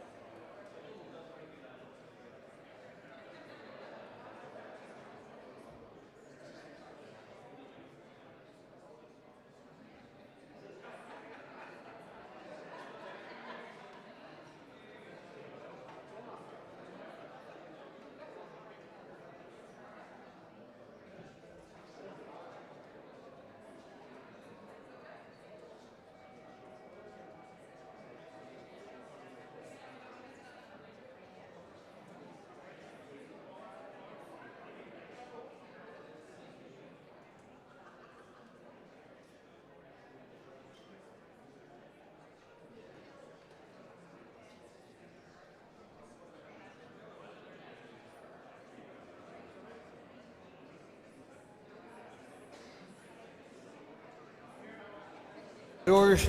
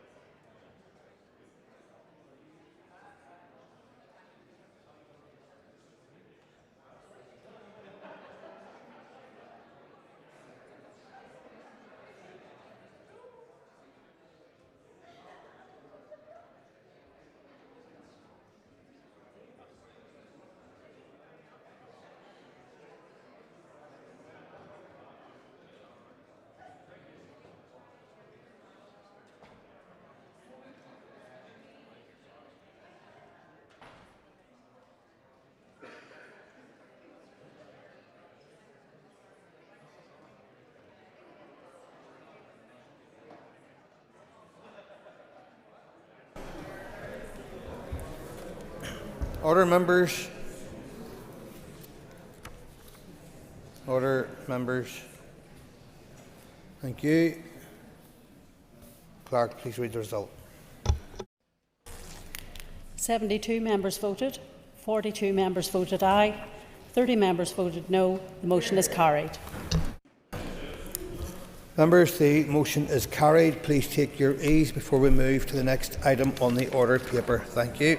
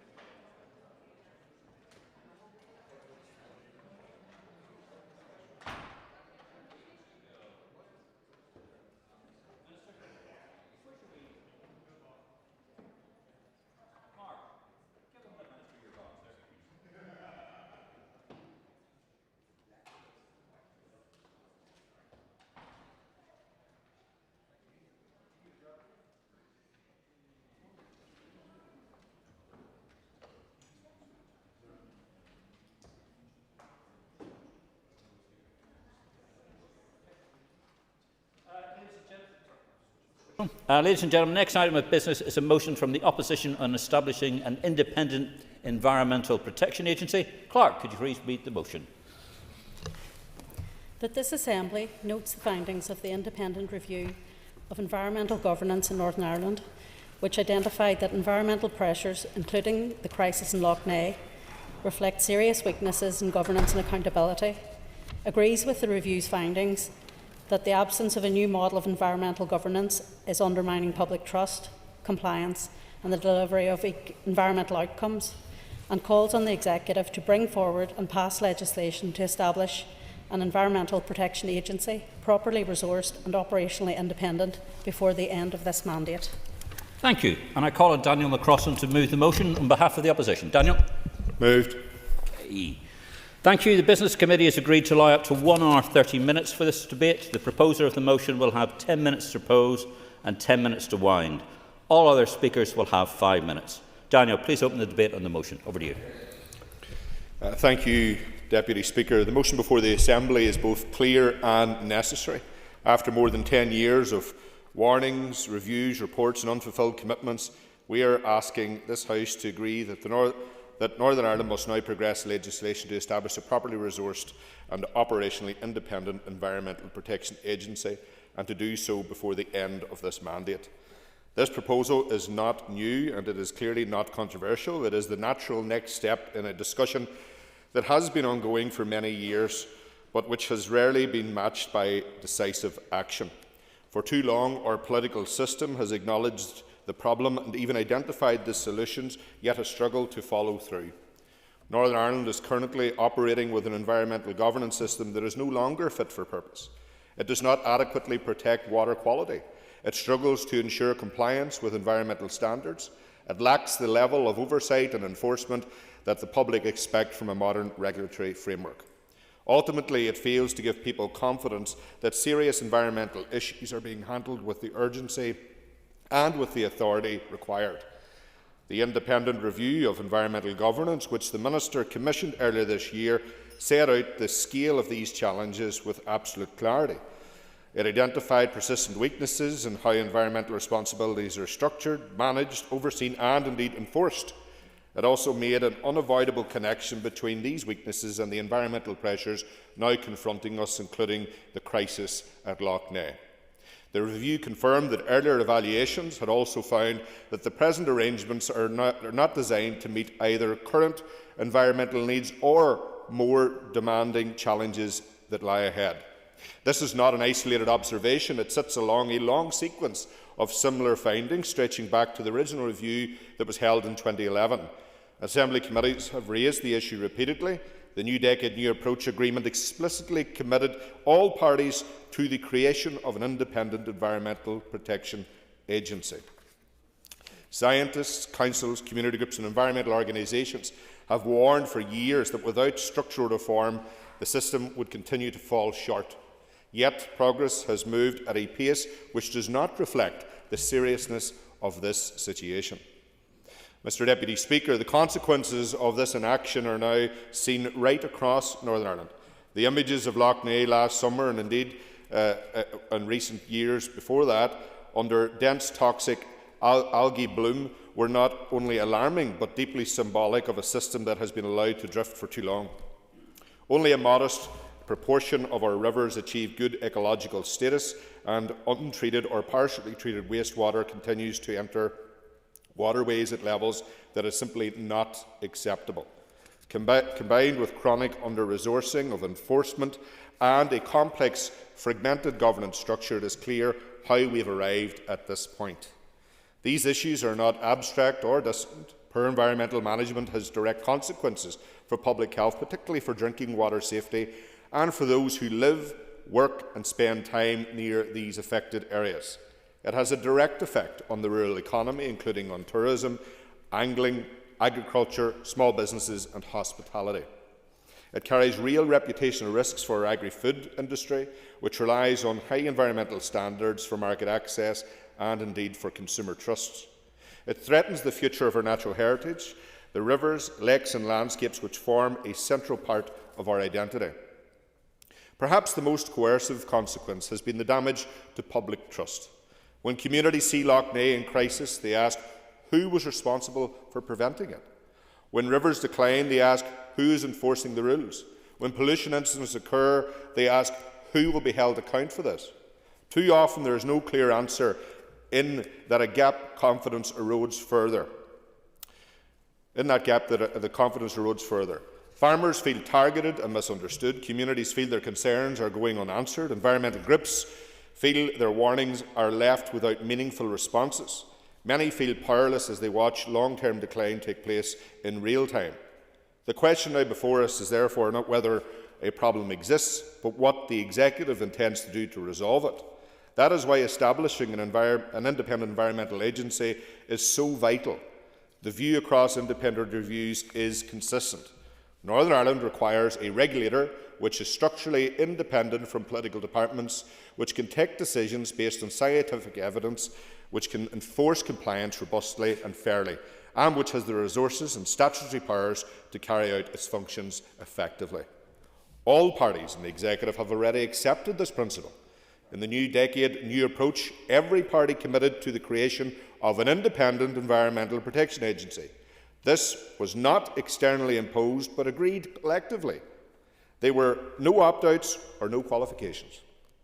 Yet, 5 years later, the commitment remains unfulfilled.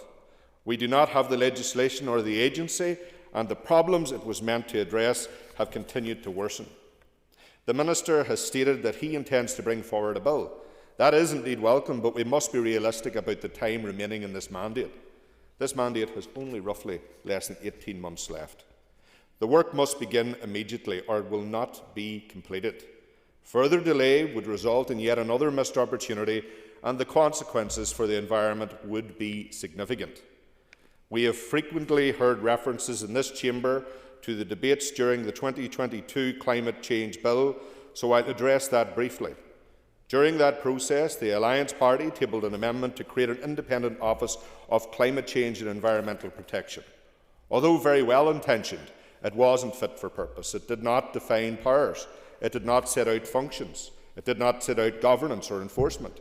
It did not explain how it would interact with existing institutions. It was, in essence, an undefined concept grafted onto legislation that was never designed for that purpose. The SDLP has always backed the principle of an independent environmental protection agency, as set out in New Decade, New Approach. But what was presented was not delivered. And here we are in late 2025 with no progress. The Minister who criticised that decision is now the Minister who has still not delivered an environmental protection agency, despite the fact that the amendment he cites said one should already be in operation. I'll give way. given way. The member has criticised the amendment to the Climate Change Bill because it didn't define the functions.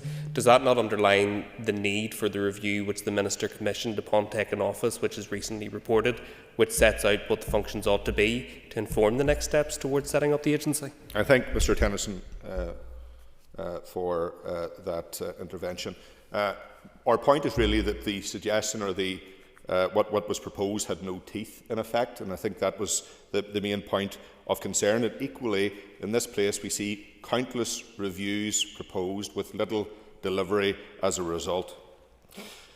Give Northern Ireland, Minister, the Independent Environmental Protection Agency it was promised, and it is so urgently needed.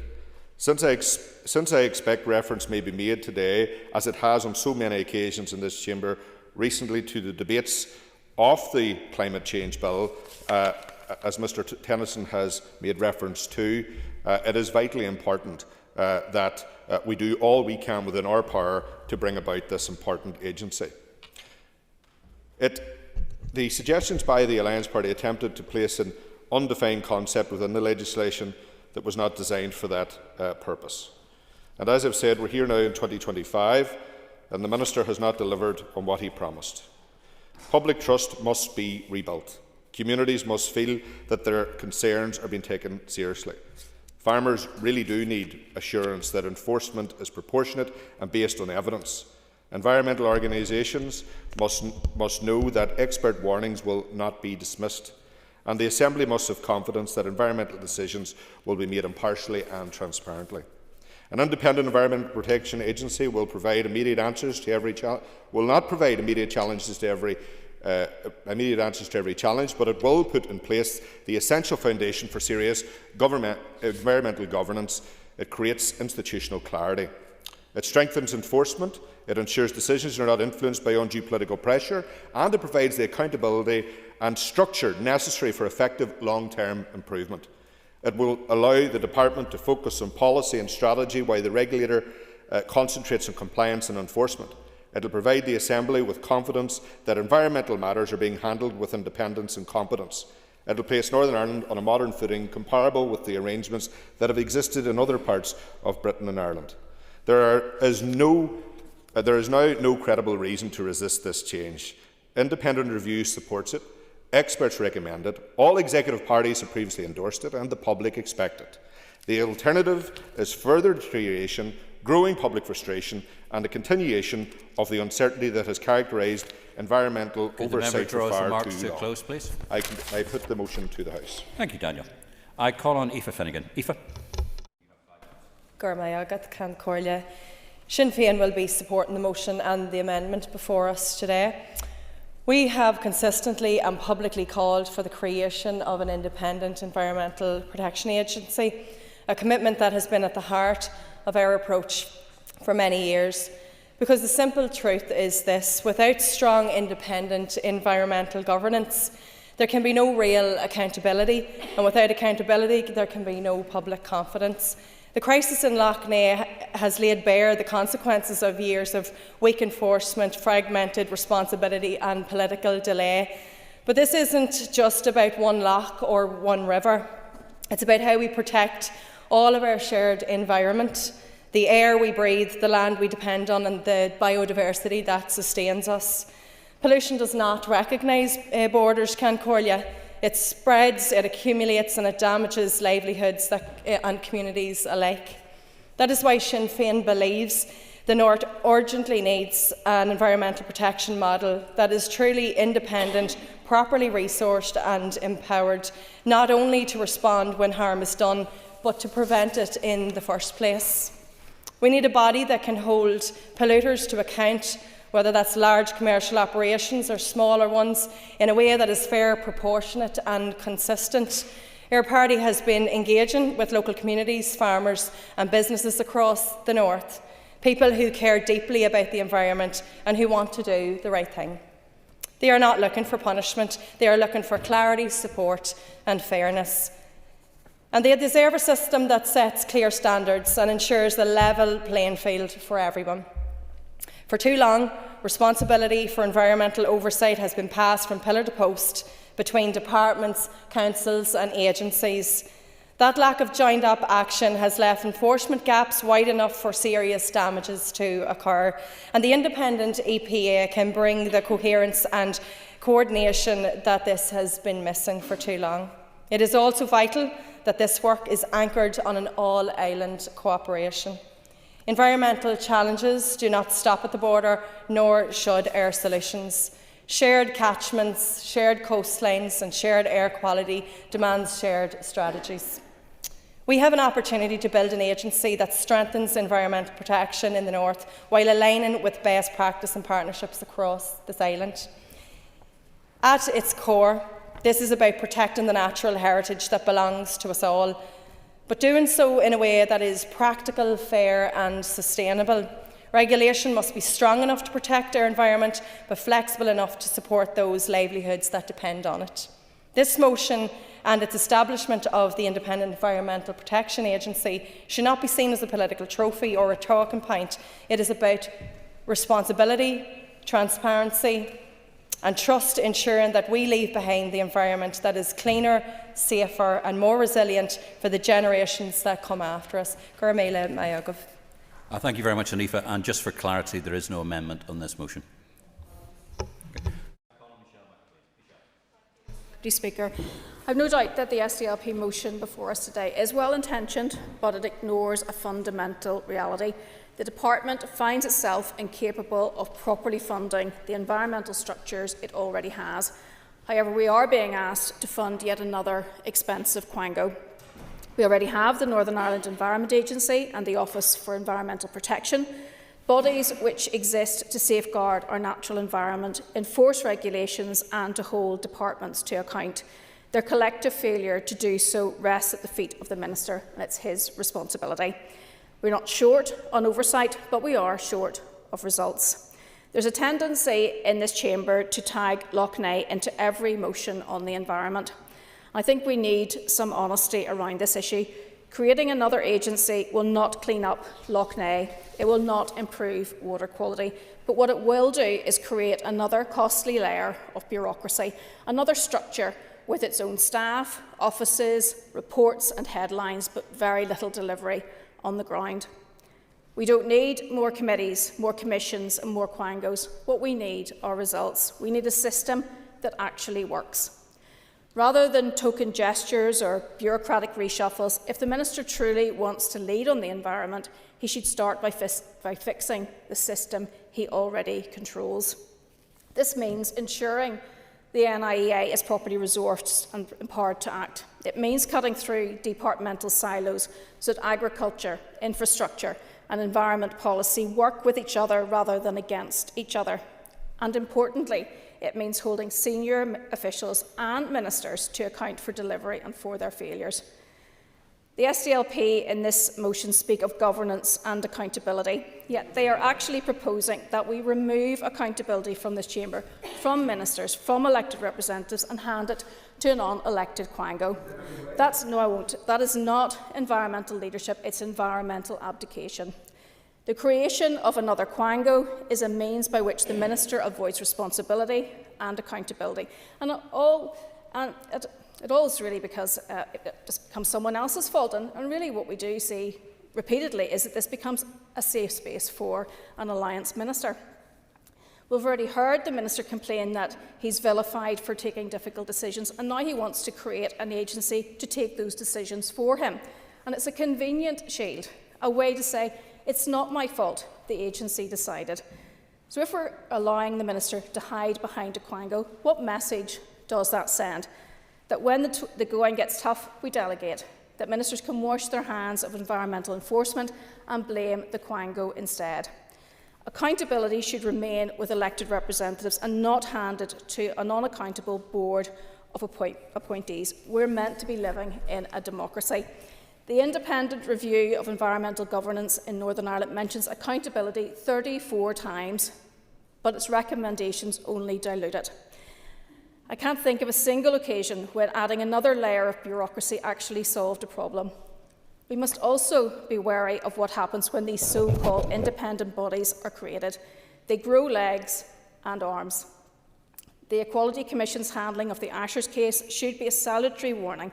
This was an independent body established to promote fairness, and it was never set up to police conscience or dictate belief, but its overreach cost the public dearly. Recommendation 22. Deputy Speaker, the matter on the order paper relates to the Independent Environmental Protection Agency. Now, I'm not sure what relevance the Ashers case and the Equality Commission have to this debate, other than the member's wish to engage in a homophobic dog whistle, because I don't believe that she would have raised that case were it not for the sexuality of the minister sat beside me. So I'd ask for your guidance, Deputy Speaker, as to whether this is relevant to the debate, and I would ask the member to withdraw and apologise because it's disgraceful. Note has been passed on, and we will pass it on to the Speaker's office for further investigation. Please, Mrs McIlveen, keep it to the point, please. Thank you. Thank you, Deputy Speaker. And it is an example of overreach of unelected quangos. Recommendation 22 of the review states that the agency will develop its own regulatory and enforcement strategy independent from DERA's. In other words, it can decide what is a priority and what is not. Who then directs environmental policy in Northern Ireland? The Minister or the Quango? What we need is better delivery from the structures we already have. If the Department and the NIEA were made to do their jobs properly, with clear lines of authority and proper resourcing, water quality in Lough Neagh could be improved, biodiversity protected and pollution tackled without creating another costly bureaucracy, and this rests at the feet of the Minister. This motion is a recipe for more bureaucracy, less accountability and higher costs, and it will do nothing to clean up Lough Neagh or improve air quality, but it will create jobs for bureaucrats and headaches for everyone else. An independent environment agency is not the panacea of the ills of Lough Neagh. We need accountability and coordination, not duplication and confusion. The buck stops with the Minister, and that's where it needs to stay. Thank you, Michelle. I now call on John Blair. John. Speaker, thank you. I want to begin by thanking the members who have brought this timely and vitally important motion forward. It's especially fitting that we debate it today on the opening day of COP30, when political leaders around the world are gathering to demonstrate their commitment to tackle the climate crisis. It's only right that the Assembly also sends the strongest possible signal that we too are prepared to meet our environmental responsibilities. For the Alliance Party, Deputy Speaker, creating an independent environmental protection agency is more than just a policy. It's a fundamental principle and a long-standing goal. We have consistently advocated for this, viewing its establishment as vital for a sustainable future in Northern Ireland.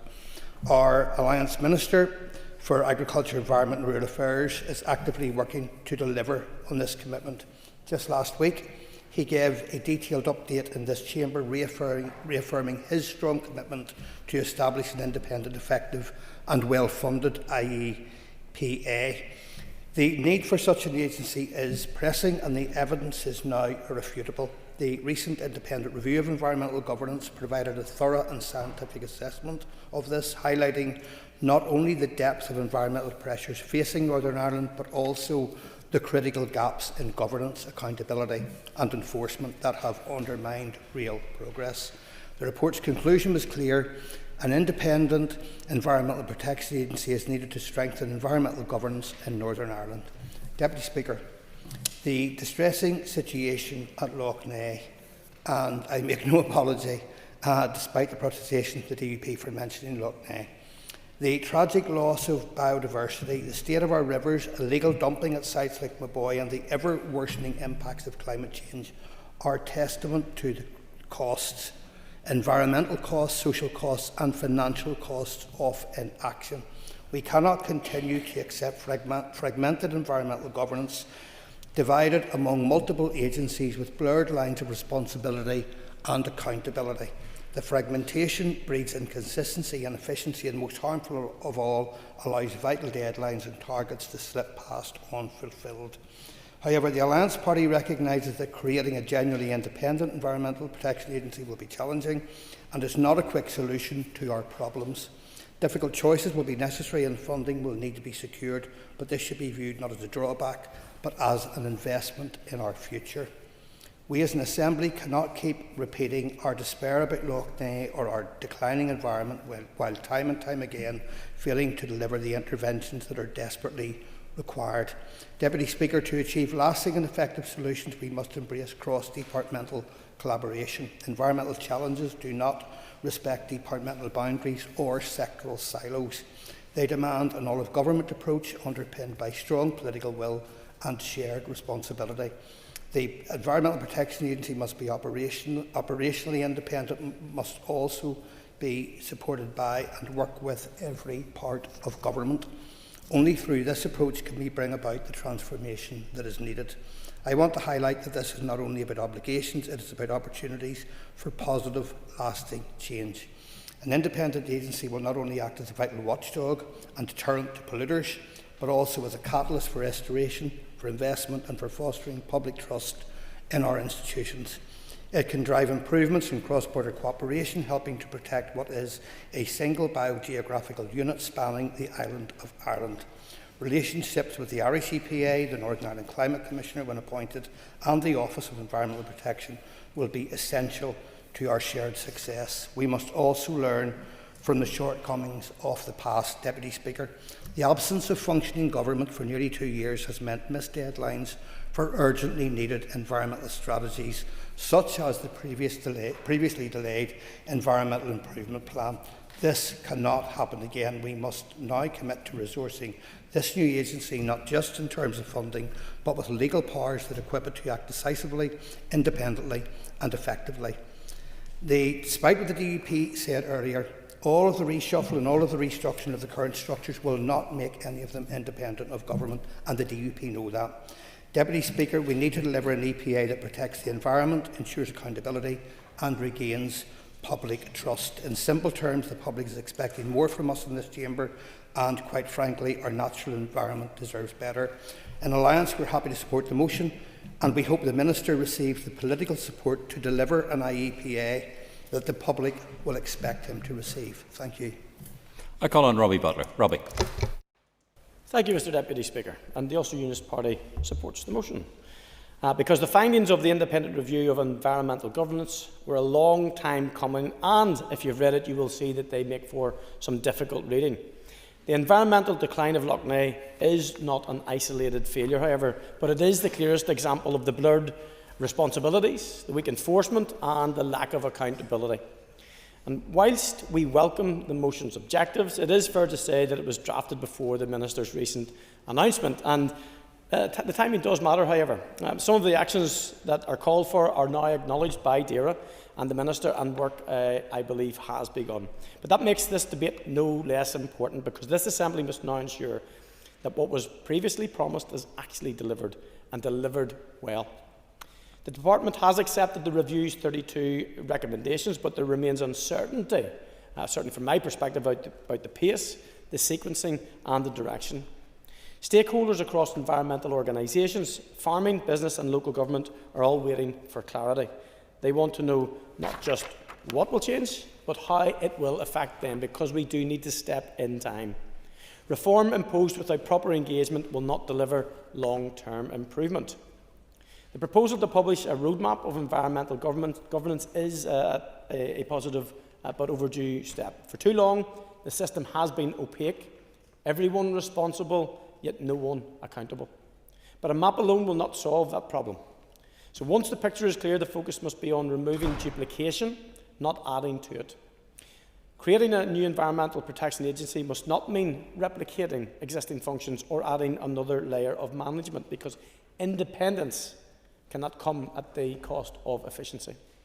The Ulster Unionist Party supports genuine independence for the environmental regulator, but independence must be built on a well-defined mandate, proper resourcing and financial transparency. Anything less risks becoming a cosmetic exercise, changing logos rather than culture.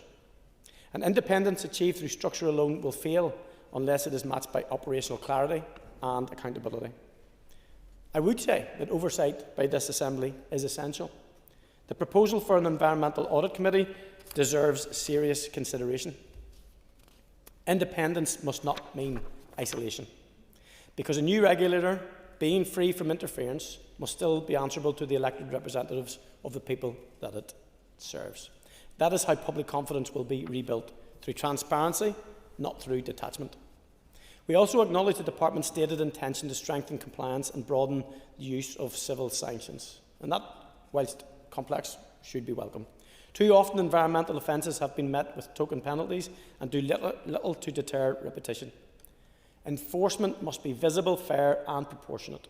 Only then will it command respect across industry and communities alike. Another area that requires clarity is the Department's relationship with NI Water. The review's recommendation to exit the current SORPI arrangement is fundamental, because a regulator cannot sit within the same system as the body it means to regulate. That separation must be real and decisive if we are serious about restoring integrity to environmental oversight, particularly in wastewater management and pollution control. None of this will work without genuine stakeholder buy-in, and that is going to be has to be front and centre.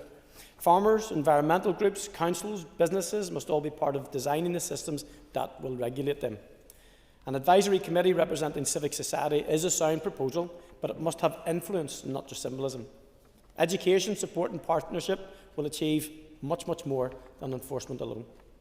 So the Ulster Unionist Party, while supporting this motion because it reflects the direction of travel that we have long argued for, also make the point that clear governance, real accountability and independent oversight will be critical.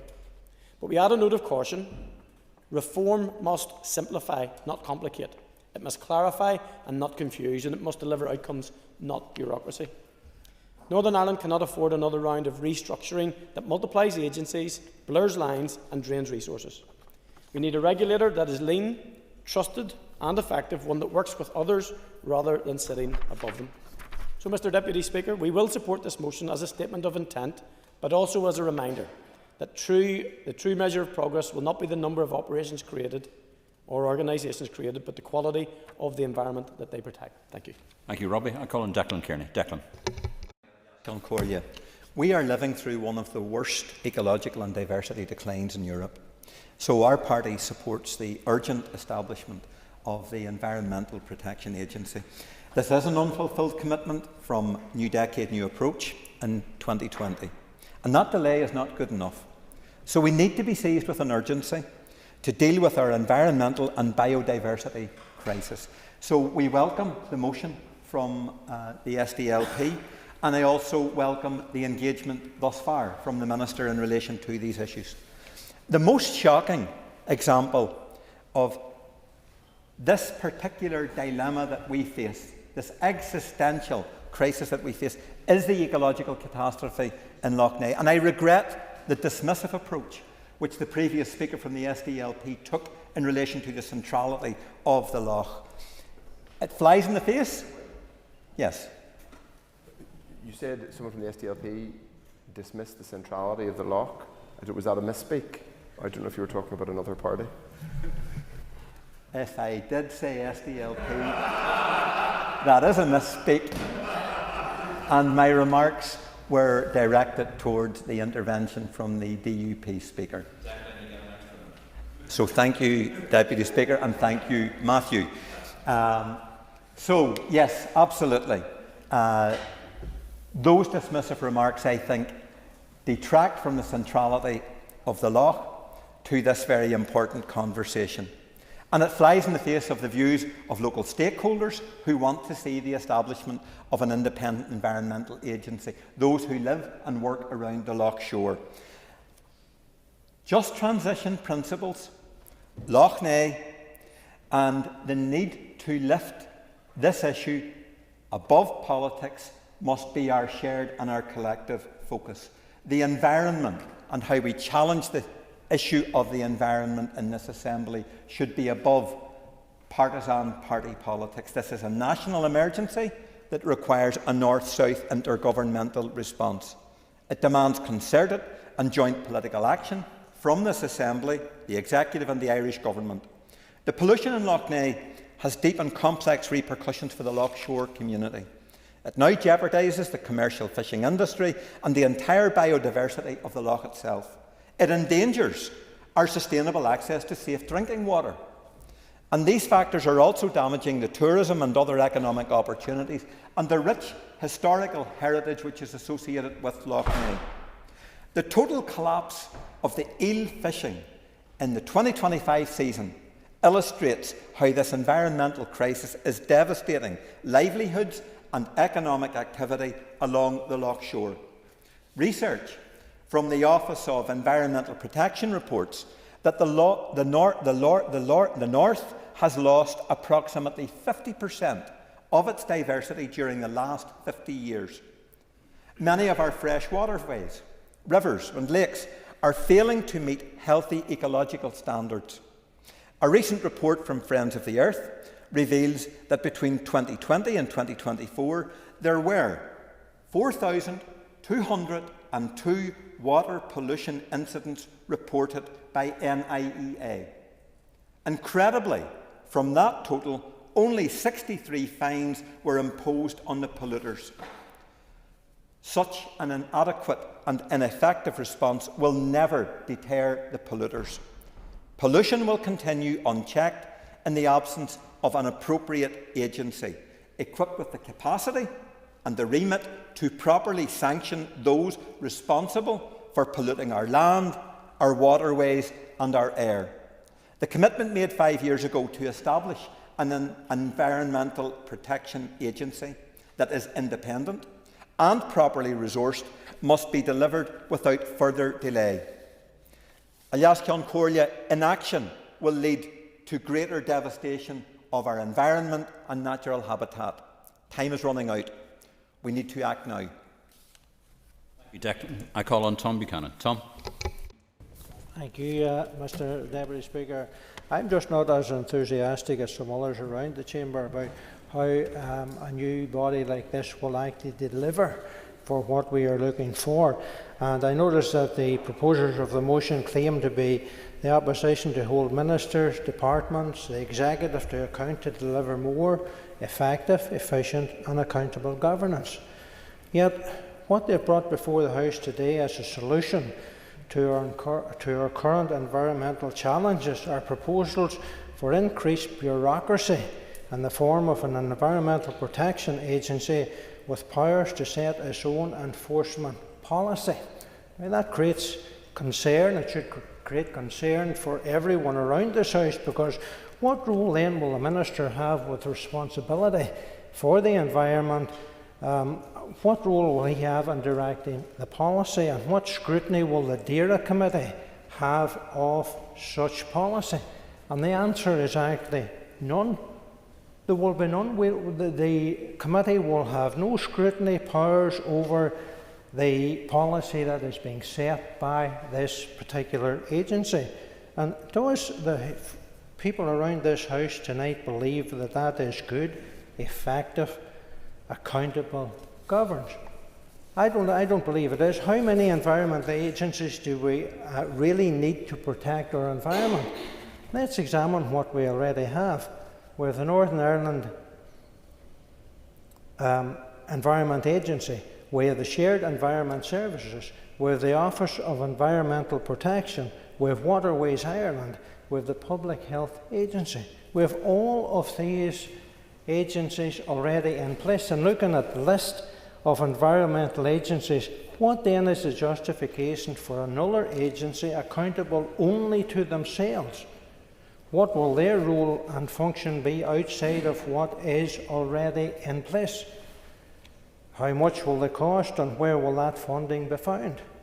At a time when all departments are under such financial pressures, and if the department at the minute cannot adequately fund what is already in place, how are they going to then fund a new body such as this? Perhaps the Minister will clarify these issues whenever he goes to respond.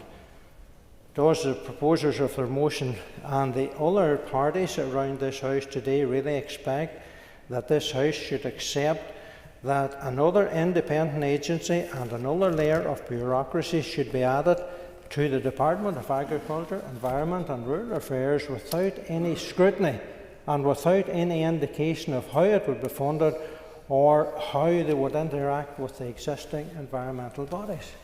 Yes, who? Yes. thank the member for giving me. The member accepted the Office for Environmental Protection that he listed there amongst his list of environmental agency was simply a replacement for the European structures that Brexit removed, and is not a direct Northern Ireland responsible independent environmental protection agency, nor is Waterways Ireland, which is actually responsible for the development of waterways in Ireland. And will he accept that they are not directly responsible at all for environmental protection, and it's not correct to present them as if they are? What I would say is this, that what causes me the problem is that this new agency has their own powers to set their own enforcement issues with no scrutiny from either the Minister or the Department, or no direction from the Minister, and that is where the problem really lies. Would it not be much better practice for the Minister to review the effectiveness of all the current environmental structures already in place to ensure that they are delivering, rather than establishing another agency which is neither necessary nor appropriate and could be detrimental to our environment rather than improving that? And I will clarify that, because the more bureaucracy that you place on top of bureaucracy always leaves the thing less effective. And back a few years ago, what were we doing in this house here? We were fighting to cut red tape within the Department of the Environment. Now what are we doing now? We're adding more red tape to red tape, more bureaucracy to bureaucracy, and that is leaving the thing much less effective.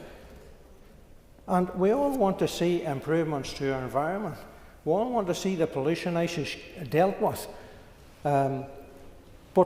including Northern Ireland water, but we need to see them dealt with in an effective way from bodies that are being held accountable. And that is not going to happen with regards to this new body or this new quango that's going to be set up. At present, our farm businesses are being hindered by an over-bureaucratic process which is prohibiting them from enhancing their farm buildings, and by doing so reduce pollution, reduce ammonia levels. Yet because of stringent targets by NIEA and months of delay between them and SCS in reaching a decision, a farm business who could, through new upmarket buildings, reduce their ammonia levels perhaps by up to 90% or more, are compelled to work with their old system with the high ammonia levels. Would it not be sensible for the Minister and the Department to look at this, free up this, get it more effective, and therefore have the farming community not only being able to make progress, but be able to help to clean up the environment? We must allow our farm businesses to grow where possible. Tom, can you draw your remarks to a close, please? And it is time for the Minister to work alongside them to provide that way forward. Thank you. Thank you, Tom. I call on Nuala McAllister. Nuala. Speaker, I rise to support this motion and I welcome the SDLP tabling it today. I rise to speak about the preservation of our future for our future. We have sewage spillage, pollution in our rivers, our lakes and our beautiful beaches, illegal dumping in those rivers, our country parks and our countryside. The consequences of this we all feel, regardless of whether you are a rural constituency or an urban constituency. These aren't just abstract ideas, theories or fear-mongering. These are real-life events that are affecting our lives. They affect our biodiversity. They are affecting the extinction of species, our natural fauna and plants. They're increasing or worsening flooding.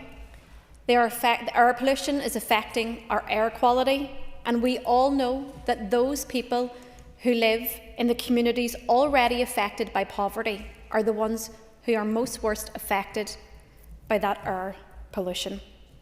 The Lough Neagh crisis did not develop overnight. We all recognise that and we accept that. It took a generation to reach its worsening and deepening crisis, and it will take a generation to actually fix the problem. But we can do it. We can do it by all of us in government, in opposition, in local councils, and us all in our communities by working together. Alliance have long supported the establishment of an independent environmental protection agency.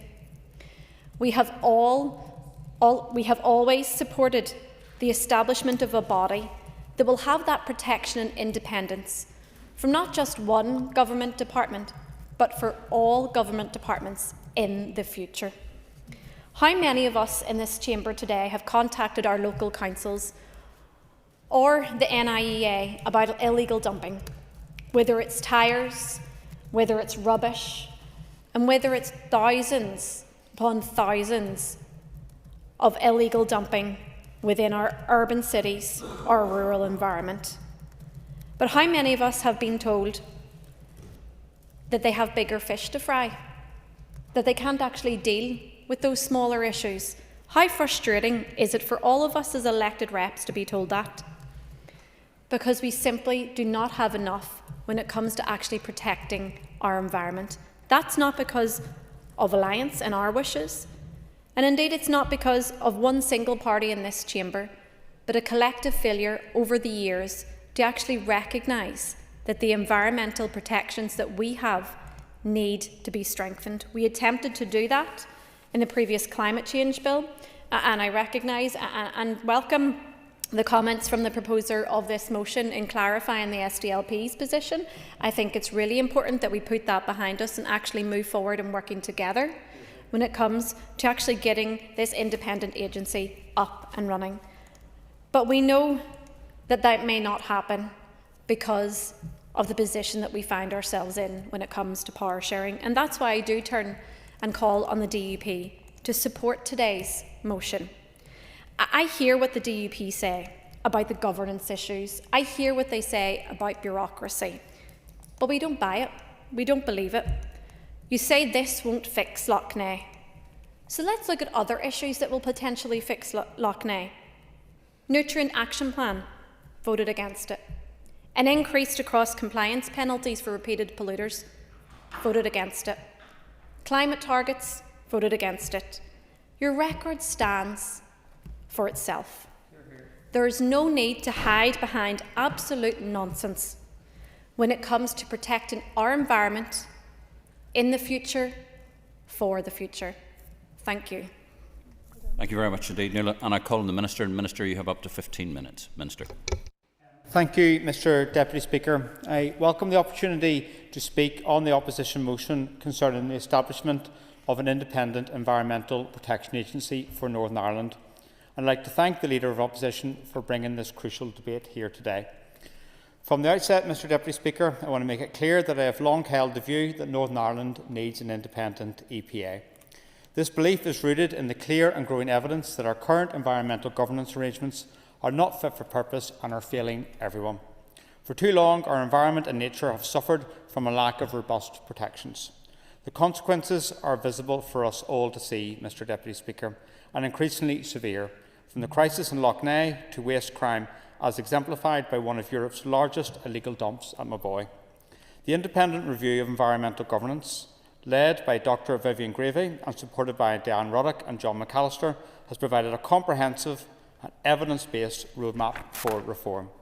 I want to thank the independent panel and the related stakeholder reference group for their rigorous work, which included consideration of 590 responses to a public call for evidence, 3 public events and extensive stakeholder engagement across Northern Ireland, Great Britain and Ireland. The panel's final report, which was published on the 21st of October, sets out 32 recommendations under 4 key themes of clarity and coherence, meaningful independence, better compliance and transparency and accountability. These recommendations aim to deliver a governance system that is robust, trustworthy and capable of meeting our environmental obligations whilst restoring public confidence. At the heart of the report is a recommendation to establish an independent environmental protection agency as a non-departmental public body sponsored by DAERA. The proposed EPA would be responsible for oversight of air and water quality, waste management, nature and biodiversity and the marine environment. This model will ensure a clear separation between policy making and regulation, aligning with best practice across these islands. It would also provide the necessary independence to build public trust whilst maintaining accountability to the Assembly. Northern Ireland is currently the only region in the UK and Ireland without an independent EPA, and I fail to see how anyone here today would want to continue to support that position. The absence of an independent EPA undermines public trust and confidence, weakens compliance and hampers our ability to deliver meaningful environmental outcomes. Would the Minister give way? Yes. So would the Minister agree with me, therefore, based on what he said, that we actually have the DUP campaigning for a border in the RC when it comes to environmental governance? Yeah. And a few other things. I find it strange where people believe that we should have a different setup in Northern Ireland in relation to the environment or rights or equality for different people in Northern Ireland from a party then purports then to have concern around other issues. The cost of inaction in Northern Ireland and the inability of having an independent environmental protection agency are stark. The Maboy illegal waste site would cost between £100 to £700 million to remediate. This year alone, my department is spending over £17 million to address the crisis in Lough Neagh. These figures illustrate the economic consequences of failed governance and non-compliance. Inaction also leads to degraded ecosystems, public health risks and lost opportunities for sustainable growth. We must act decisively to reverse this trend. I am therefore seeking executive agreement to establish an independent environmental protection agency as a non-departmental public body of DAERA. A public consultation would follow, securing agreement, after which firm policy proposals will be brought back to the Executive to enable the drafting and implementing of legislation. I am fully committed to progressing this work at pace, but in order to do so, I need urgent support from my Executive and Assembly colleagues. The window of opportunity is tight, but with swift decisions, full and unconditional backing and willingness to work at pace from both the Executive and the Assembly, we can legislate for an independent EPA in this mandate. We need to seize on the current momentum and the desire for change. How people vote on this motion is important. Aside from the recommendations from an independent environmental protection agency, the report also makes a number of recommendations that fall within my department. In parallel with our work to prepare an independent EPA, I will work with my officials to take forward those recommendations. Some aspects already align with work that is ongoing or our own plans for improvement. At this stage, Mr Deputy Speaker, I would like to address some of the concerns raised after my oral statement last week. You understand some will have concerns around the delay in establishing a new independent EPA, but I can assure you that the review was critical to understanding the complex environmental governance landscape post-EU exit and to chart a practical way forward. A key part of the new governance system will be to look at the functions of NEA and other bodies and to remove any duplication. The overall intention is to streamline the new independent EPA and ensure that it is effective and efficient in order to, for example, allow speedier response to planning applications. I am acutely aware of the shared environmental challenges also across these islands. Pollution and environmental crimes do not respect borders. Through a new independent environmental protection agency, I want to foster a culture of improved collaboration where we all work towards better environmental outcomes by sharing information and best practice. There are existing structures in place for this, and I will seek to build on these through formal memorandums of understanding.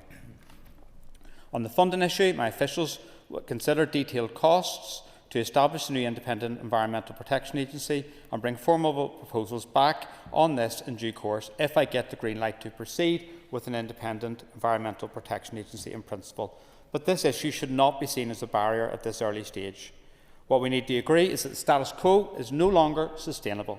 Funding issues can be worked through, and the enabling legislation will include safeguards to protect against underfunding, similar to that in place for the Office of Environmental Protection, which replaced the role previously undertaken by the European Commission.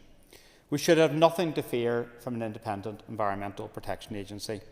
A regulator operating independently should give greater confidence that issues are being tackled proportionally and regulation applied fairly. This is about more accountable regulation and through this creating a fair and more level playing field for all.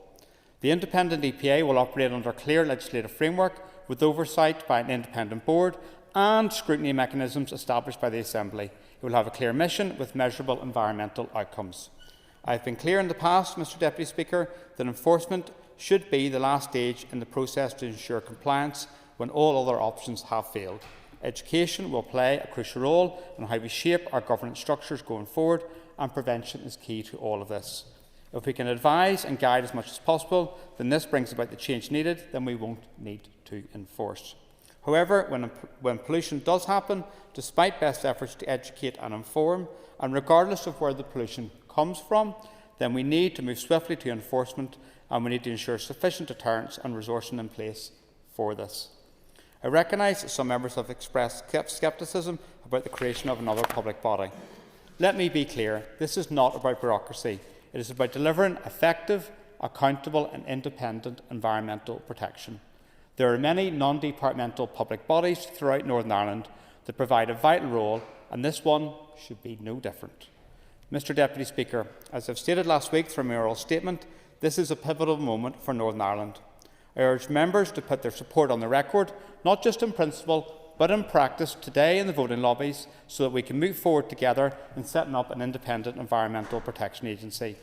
The people of Northern Ireland expect and deserve better environmental protection, greater accountability and a system they can trust. I am committed to delivering that, and I hope the Assembly will join me today in supporting the establishment of an independent environmental protection agency. As the Bucks Fizz Making Your Mind Up song goes, don't let your indecision take you from behind. Trust your inner vision. Don't let others change your mind. Soon you will find there comes a time for making your mind up. Tonight is the time to make your mind up. Thank you very much indeed. And after that musical interlude, I call on Mark Durkin. Mark, you've up to 10 minutes to wind. Thank you, Mr Deputy Speaker. Just hoping the colleague doesn't want me scared off. I'm covered at least. In closing today's debate, I wish to reflect on our storied landscape. And I know Ms McElveen expressed unhappiness at continued reference to Loch Ness, and while every hill and every loch here holds a tale, when we speak about Loch Ness, we're not just speaking about a body of water, but about a place woven into our mythology and very sense of identity. Fishermen swore by its waters, storytellers spoke of wood turned to stone, communities drew life and livelihood from its shores, and though we now understand those myths in a different light, their meaning holds true. Generations before recognised something that many of us seem to have forgotten, that our well-being and the land's well-being are interlinked. What was once a symbol of vitality has become a mirror of our own failures. The suffocating green expanse that chokes the life from its waters, a physical manifestation of years of neglect, delay and dysfunction. Maybe that's why the DUP don't like it mentioned. From what we've heard today and what we've seen over the last few years in particular, it's clear that environmental governance in Northern Ireland isn't working. The independent review of environmental governance laid it bare. From the devastation of Loch Ness to the illegal dump at Maboy, at its core we're facing a failure of accountability, enforcement and leadership. Review after review has said the same thing, that we need an independent environmental protection agency, properly resourced, fully empowered and free from political interference. Every executive party, including the DUP, signed up to that commitment in New Decade, New Approach. Yet 5 years on, we're still waiting. Another NDNA commitment, neither delivered nor achieved. We're not blaming the Minister. We're willing him on to maximise the majority support that now exists in this Assembly and that we hope to see and I expect to see manifest itself again today. And the majority support that exists in the Executive that didn't exist when I was Minister. The Minister has been clear. He wants to deliver an independent EPA. And while I welcome that, we of course welcome it and support it, there are just 18 months left in this mandate. If we fail to legislate now, this term will end with nothing to show but more environmental decline and more public frustration. And people have lost trust. Their warnings ignored, while sewage spills and pollution are met with shrugs of indifference. It bears the question, who is protecting our environment? And the answer, sadly, is no one very effectively. In recognition of that frustration, I've brought forward a private member's bill seeking to introduce legally binding and measurable targets for air, water, soil quality and biodiversity. Yet another recommendation of the independent review which has not been implemented. Successive executives and environment or era ministers have been unable, I'm not going to say unwilling, I'm not going to say anyone's failed, have been unable to treat this issue with the seriousness it deserves. We were the last part of these islands to get climate legislation in place, and that delay has seen biodiversity destroyed, with many indigenous animals and plants at risk of extinction, as Ms McAllister said. And that's not hyperbole either, it's reality. Northern Ireland currently ranks as the 12th worst country globally for biodiversity loss. We can't protect what we don't measure, and we can't recover what we refuse to count. Meanwhile, we remain an outlier as the only region across these islands without an independent EPA. EPAs which have been in place for decades, I might add. So I don't know how the DUP can really justify its concerns when the other regions in the UK who do have independent EPAs have better environmental outcomes. Tom Buchanan fears this proposed new agency would increase bureaucracy and then laments bureaucracy and failures in the existing arrangements. We've seen the toxic consequences of what our existing environmental protection looks like. Lough Neagh is the most visible example, but it's not the only one. I've mentioned the damage inflicted at Maboy, which now risks costing hundreds of millions of pounds to clean up, yet those responsible will walk away with barely a slap on the wrist. Ms McAllister gave much smaller, everyday examples of those inherent weaknesses in the current system. There are always bigger fish or fish kills to fry. We need radical reform of environmental oversight, clear accountability, proper penalties, and an independent regulator with the resources and teeth to act. This is in no way, and I certainly hope it's not construed as a criticism of the individuals working within NIEA. Their expertise or enthusiasm is shackled by the system in which they have to operate currently. The Minister has said that establishing the EPA will require resources. I would like to hear more, and I know we're still at the early stage, how much that might cost. If costing's done 10 years ago, we can only expect them to have gone up. But the cost of inaction will undoubtedly still be much greater. Ms McElveen cited resources as a reason for not doing this. We don't envisage this as being an addition to the environmental protection function of NIEA, but a replacement of it. Until we change the system, incidents like Maboy will keep repeating. And that's why we in the SDLP are calling for the delivery of an independent environmental protection agency before the end of this mandate. Any delay is another missed opportunity, another looming crisis, certainly. Quickly.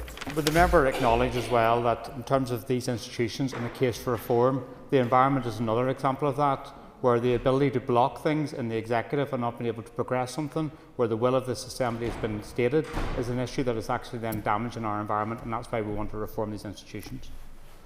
I agree with the Minister. We're very nearly on the exact same page on this subject. I think that was demonstrated by the fact that we have a motion here today. You had a statement before the House on this very subject last week. Coincidence, I'm sure, but a strong, independent EPA can rebuild public confidence and restore our natural assets. It can help us meet our climate commitments and coordinate with our counterparts in the Irish Government.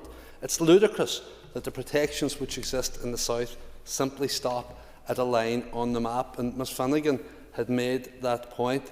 It's actually my view that the agency should and will eventually operate on an all-island basis, but I didn't want to give the DUP another reason to oppose it. Pollution of the air, water and land doesn't recognise borders. Collaboration is key if we're to deal with the environmental crisis effectively. We need a model that puts environmental protection at the heart of decision making, not as an afterthought. Let's not be remembered as the assembly that fiddled while Loch Ness died. Let's be the one that chose to act and confront one of the greatest challenges of our time. Mr. Blair mentioned COP30 that kicked off today, and the mood music emanating from it is much different than the optimism of 10 years ago when I had the privilege to attend COP21 in Paris, representing Northern Ireland, the Assembly and the Executive. It's not a case of good cop, bad cop, but future generations will look back on this time through the lens of history. Let them see courage, not complacency. Their prosperity and health depends on the choices that we make today. Let's get on with it. Thank you, Mr. Durkin. The question is that the motion standing in the order paper be agreed. All those in favour say aye. Aye. Those contrary? No. Clear the lobbies. The question will be put in 3 minutes.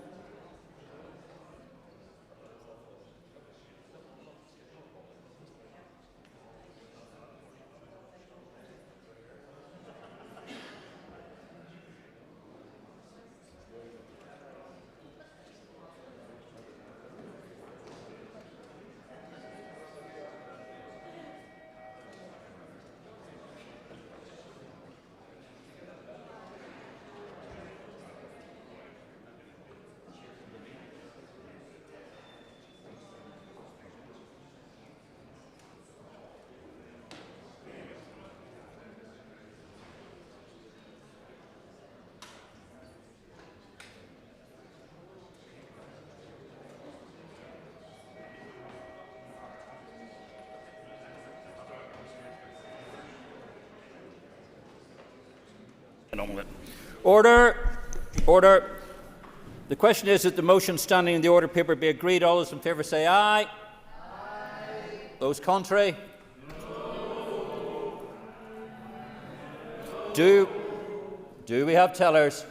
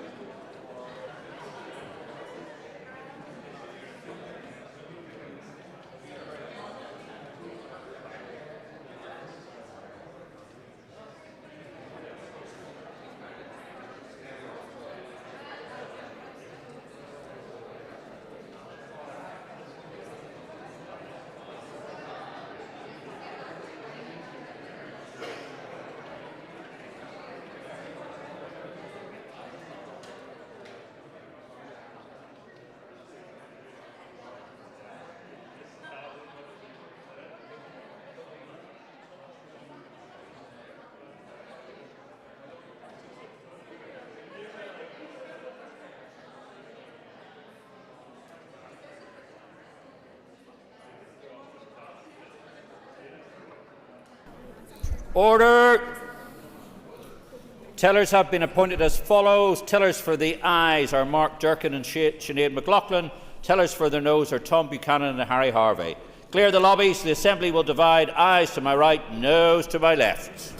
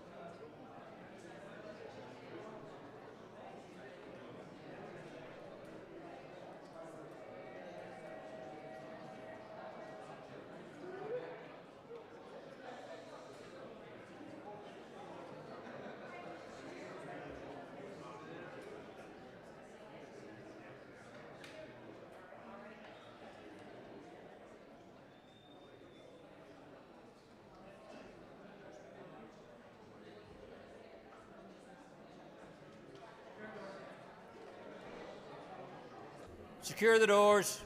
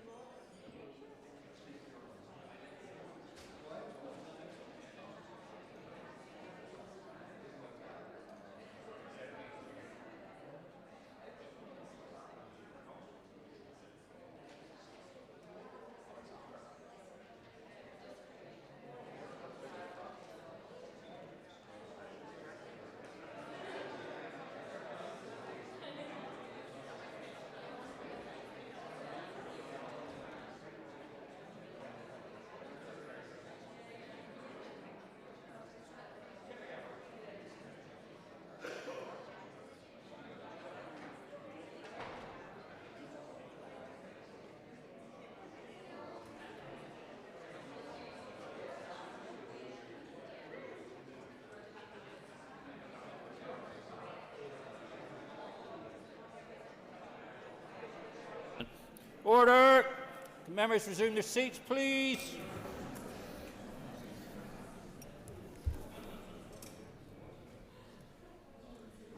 There we go. Thank you, Sinead. Clerk, could you please read the results? 65 members voted, 44 members voted aye, 21 members voted no. The motion is carried. The motion is carried. Unfasten the doors. Ladies and gentlemen, we are now moving on to the next item of business. The next item of business is a motion from the opposition on the winter preparedness plan. Clerk, ladies and gentlemen, can we move out of this chamber quietly, please? Thank you. Quietly.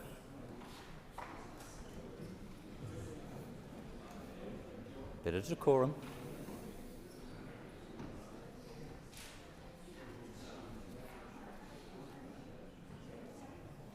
Thank you. Order, ladies and gentlemen. Clerk, could you please read the motion, please? Thank you.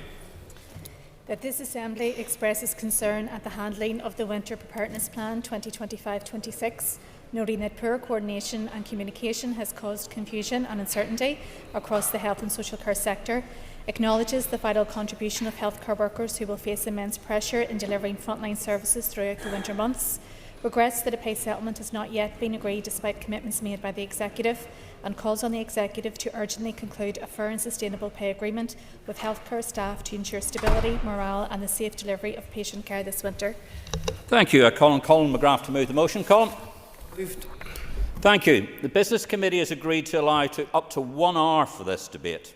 The proposer of the motion will have 5 minutes to propose and 5 minutes to wind.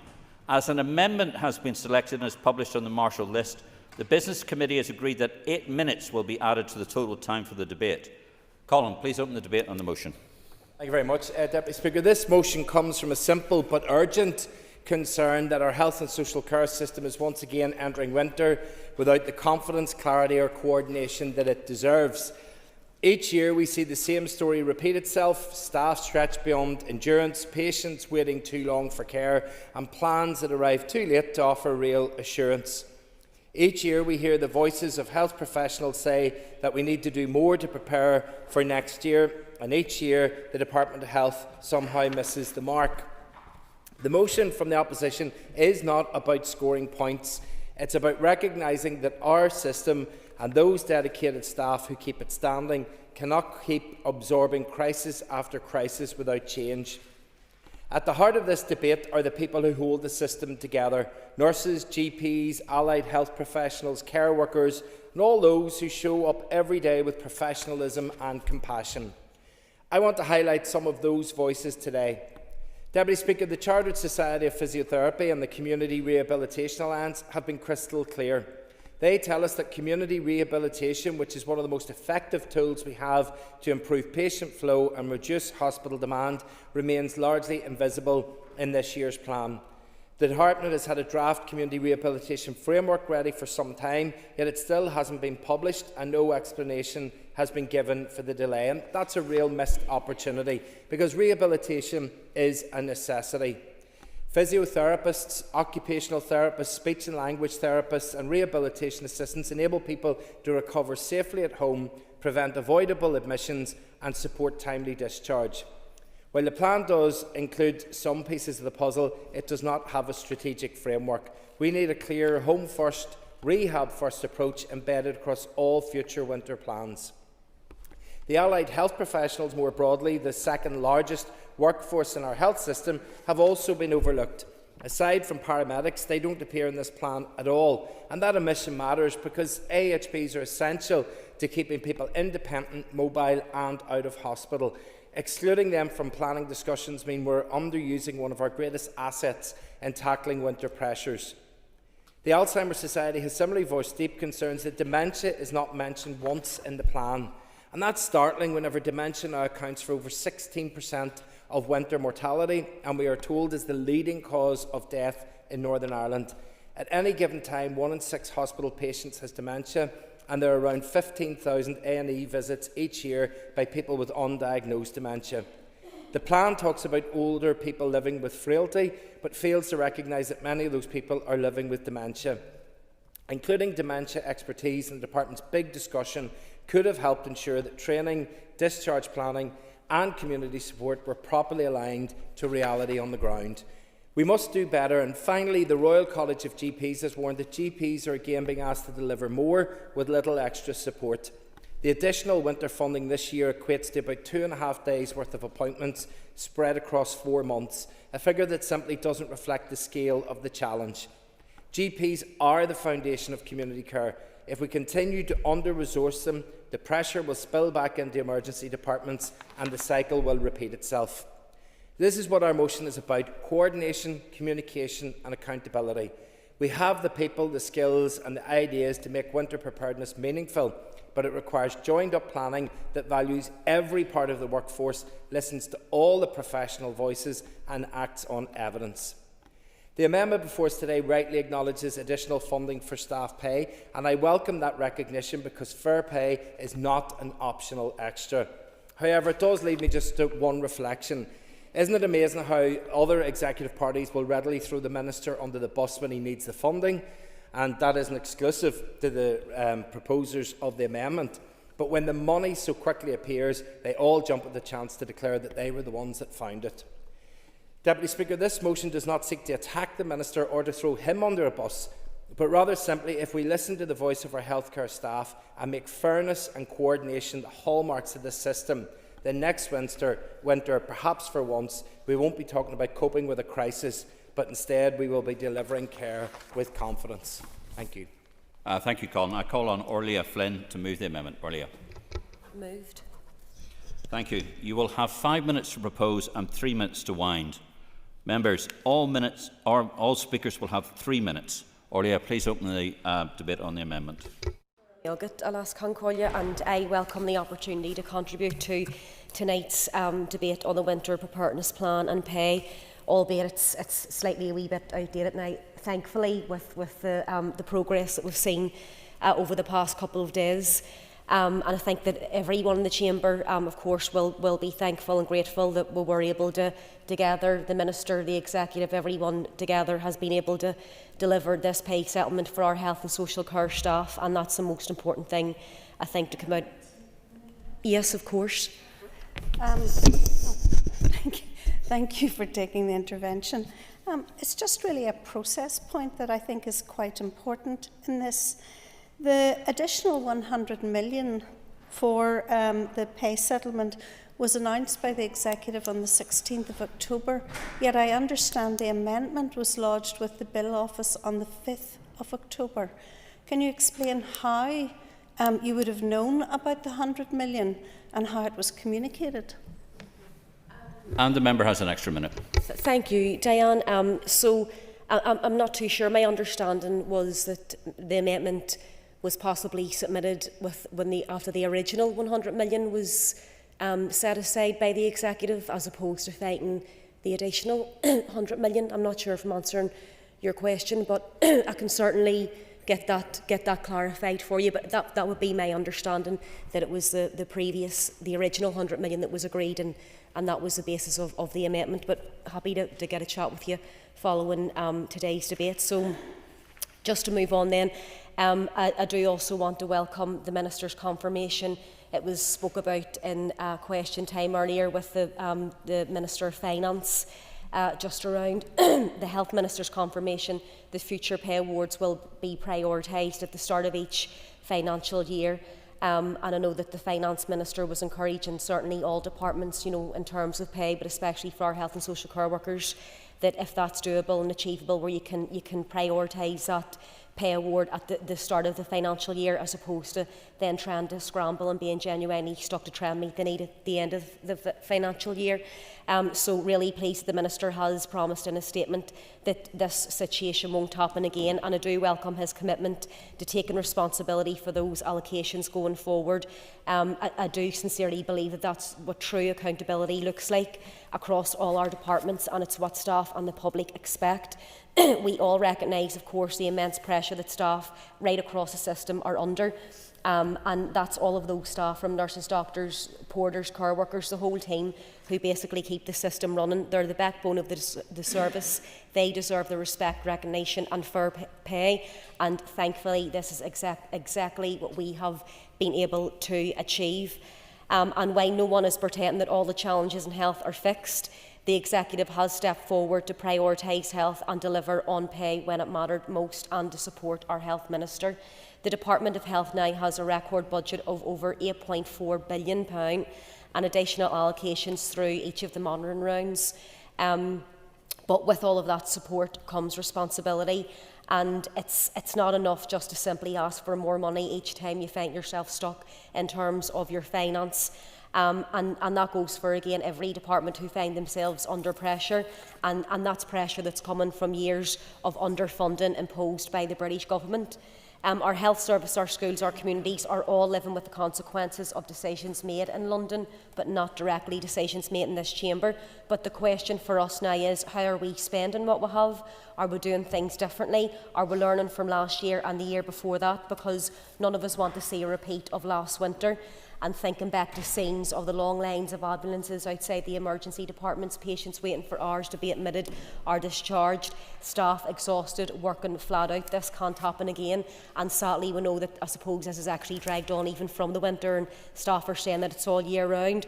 So I suppose maybe just hearing from the Minister in terms of how his department is really going to address some of those issues, what interventions they can put in place to try and keep people out of hospital, to try and keep them away from the emergency departments, first and foremost, if there is going to be any additional investments to the GP practices, maybe on top of what was already announced at the Health Committee, but just around those specific steps that are being taken to prevent avoidable admissions into hospital, and then hopefully that will take the pressure off the emergency departments themselves. So, Gora Mila Mayoga, Sinead. Thank you very much indeed. And just before I call Diane Dodds, I just remind speakers you have 3 minutes. Diane, 3 minutes. Thank you, Mr. Deputy Speaker. And like the previous speaker, although part of the motion is somewhat irrelevant now, I do welcome the fact that healthcare workers will receive appropriate remuneration, and I think it's important for all of us that we have a workforce that is valued and motivated and that we support. A few words on the winter plan.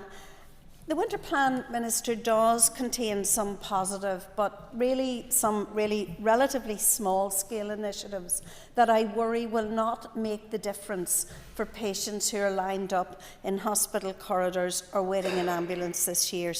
You yourself, when we talked about this, said, for example, that the Northern Trust, that does not have an acute care at home service, will start one this November. And perhaps you could tell us whether the Northern Trust has done this or not, but that it will initially only cater for 10 people.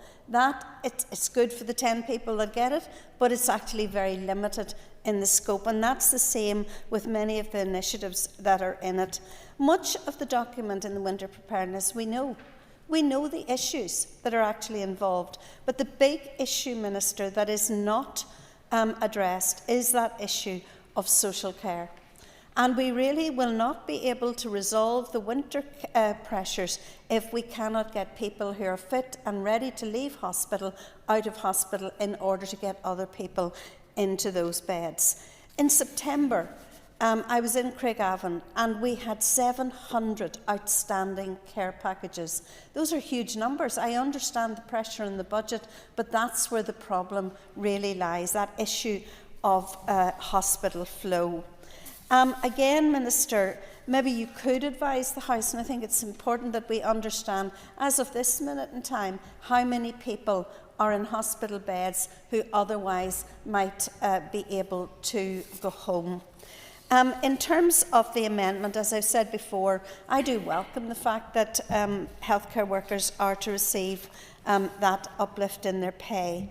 But I do think, and I welcome the fact, Minister, in your statement you said that you're going to prioritise pay awards in the budget next year. But maybe you should advise the House, if this leads to an overspend, how will that be managed in next year's budget? And, will that mean that there are cuts to other issues in order to do that? And I think that the House needs to know a little bit more information about how you hope to manage that part of the budgetary process. But, Minister, winter pressures are not new. And I somehow feel when I read the document that starting from that blank page that you talked about in January, it's hard to believe that this is how little we've got in terms of planning and Diane, preparation. can you draw your remarks to a close? Thank you very much. So, calling you Danny Donnelly. Danny. Speaker, first want to thank the opposition members for bringing forward this motion, which we are supporting. Like other speakers, I'm very happy that healthcare workers will get their pay uplift this year, albeit at the end of February, and that pay uplifts will be prioritised next year. I do feel a bit like a broken record when it comes to winter preparedness. We first heard of this year's plan in early January when the Minister was called to an urgent sitting of the Health Committee to answer questions about the extreme pressures that we faced last winter. There was a blank page and a big conversation and the promise of an August plan, then September, and then not actually published until mid-October. A delay I might have been able to accept had there been any meaningful change. The Minister himself said in the Assembly that the delay wouldn't impact staff morale and the plan was well ahead of last year. Yet, when the Health Committee received a 10-page, mainly pictorial report, it listed moral injury on staff as one of its major red lines, all of which have been breached this summer. The plan was published 3 weeks earlier than the previous year with few noticeable differences. Not to mention there was no consultation with key stakeholders like the RCN or the BMA on the final plan prior to publication. This is about real people and actual loss of life that could be prevented. The Royal College of Emergency Medicine called last year's plan too little too late, and they've said they remain unconvinced that this year's plan will translate into meaningful action to reduce waiting times, which they have called dangerous. The RCN used the standard mortality ratio as a method of working out excess deaths associated with long waits in ED. Now, they have done this in Scotland, and they calculated the figure in Scotland last year to be 800 excess deaths. They calculated in Northern Ireland in 2022, and it was over 1,400. Our population is a third of that of Scotland, and the pressures here have increased since 2022, so I would only guess that those figures have increased. I would urge the Minister to commit the Department to recording and publishing this data so we can assess the situation and understand the impact in real terms. In response to another question, the Minister shared that on the 13th of October this year, there are almost 400 medically fit patients either awaiting care packages or care placements across the trusts. That's 400 beds that couldn't be accessed by patients stuck in or overcrowded A&Es, and this is before the pressures began. So maybe the Minister could tell us what the figures are now. If we want a sustainable system, the shift must happen upstream. Investment in community care must become the foundation of winter planning, not an afterthought. There is nothing in this winter plan that will significantly increase capacity in the community, and that's where it needs to be.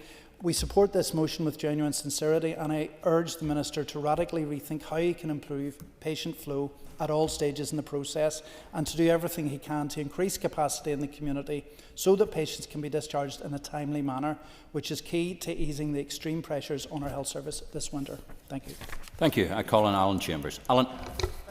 Mr. Speaker, from the outset I want to welcome last week's announcement on pay parity.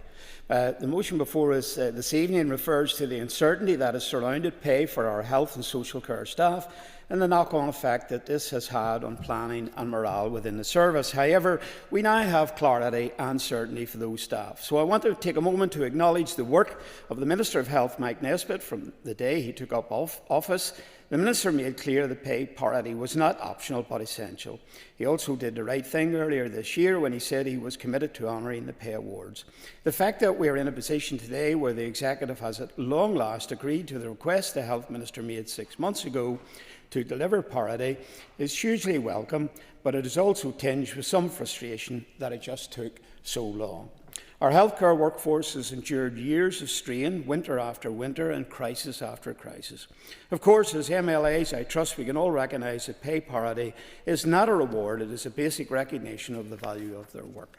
And it's a cross-party executive commitment that parity should be maintained. The agreement secured by the Minister last week is therefore not simply about remuneration, it is about safeguarding the future of our health and social care service.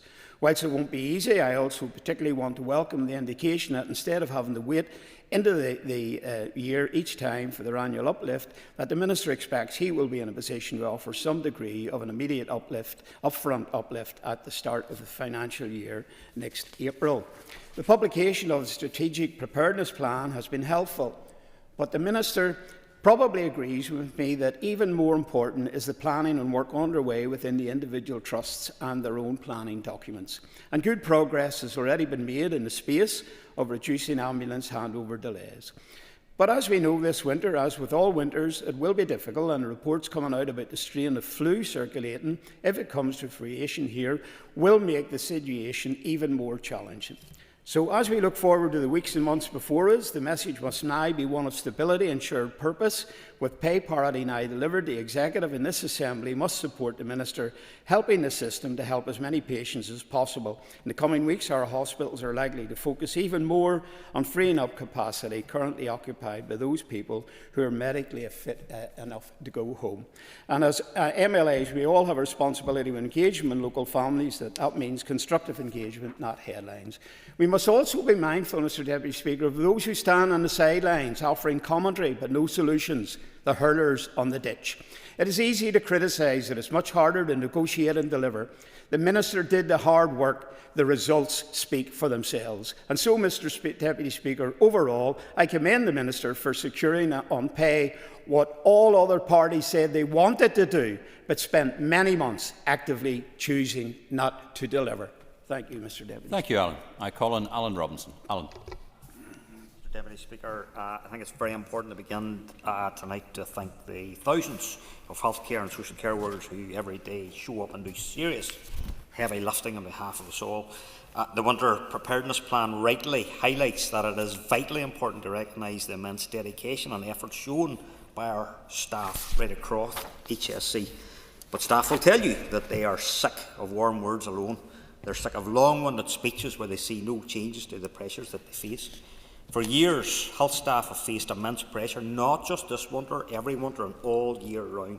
But there's no doubt at this time of year that they face higher demand, surges of various illness, frailty, problems with discharging patients, staff neglect, sickness, and then on top of it all, they're frequently caught in the middle of budgetary issues with the year.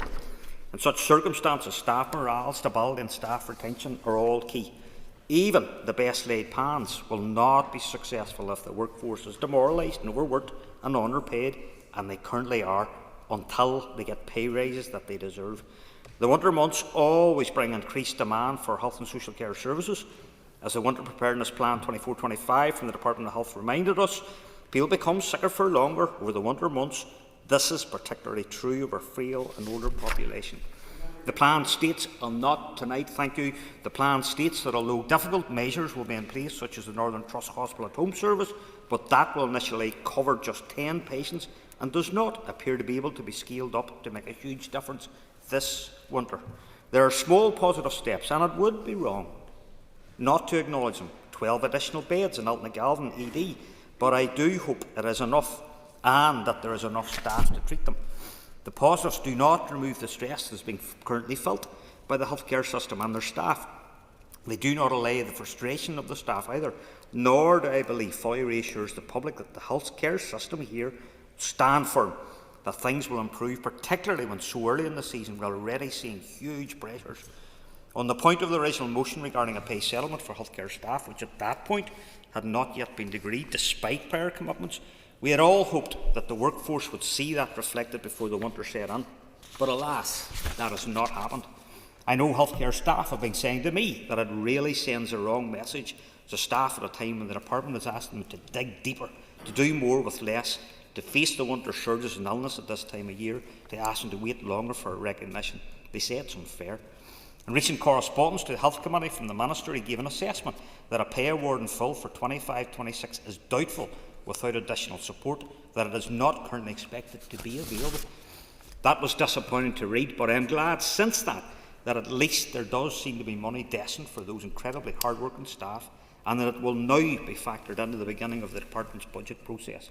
Can I be honest? Alan, can you draw your remarks to a close, please? Can I be honest and say that the safety of patients scares me ahead of this winter? Thank you. Mr. Speaker. I call on Nuala McAllister. Thank you, Deputy Speaker. I rise to support the motion and the amendment, of course, here today on the Winter Preparedness Plan, or the start of the Winter Preparedness Framework, as it has been called and referenced. I think it's really important that we do give enough discussion to this issue. My colleague mentioned that the Minister was up at the Health Committee at the start of this year, in which he said, as soon as we are through this, late February, early March, I will be asking stakeholders and the experts to sit down with me with a blank page and look ahead to Christmas 2025 and see if we can do things differently. In the past, we've often been critical of engagement and consultation with those on the ground who are actually delivering the work. And it's really important that we gave time and we gave space for the Health Minister and the Department to go away and work up to do things differently. But unfortunately, that hasn't bore fruit. I want to acknowledge that there has been some level of engagement, but not enough to actually take that feedback and deliver something that can have tangible change. I also recognise that there is a large pressure on the Department of Health when it does come to resourcing. However, I acknowledge, and many have acknowledged in the Chamber in many debates, that the Department of Health does receive over 50% of the whole Executive's budget. We need to listen to those who carry out the care. Many have mentioned the allied health professionals, whether they're occupational therapists, physiotherapists, and mentioned some of the new initiatives that trusts are running out for people in care at their home. The Northern Ireland Ambulance Service, GPs, and even the department itself. Everyone has a role to play, but where that role is best played and the role that is carried out every day, those people themselves will have solutions to the problems. A few of the issues that I would like to highlight that others have focused on is domiciliary care, 7,000 redirected hours. If you looked at 300,000 hours that are offered per week, that's just 2.3%. That isn't new. It must be welcomed, of course, but it's not new. Dementia beds are an issue. There are people within the sector that are pulling away from actually providing dementia beds because it is difficult. We need to actually address that. We need to also address the issue of 10,000 care plans that were cited. Are these new care plans or the care plans that the GPs are already actually offering? And will that be additionally resourced? It's important that we do have answers to these questions, because when people are asking us, members who sit in the Health Committee who were told back in January that we would have a blank page, new developments and new plans to actually deal with the issues, that we actually do that. Hopefully we can, moving forward, when we come with the new framework or the plans of the winter preparedness, that we can see more solutions. Could the member draw remarks to a close, please?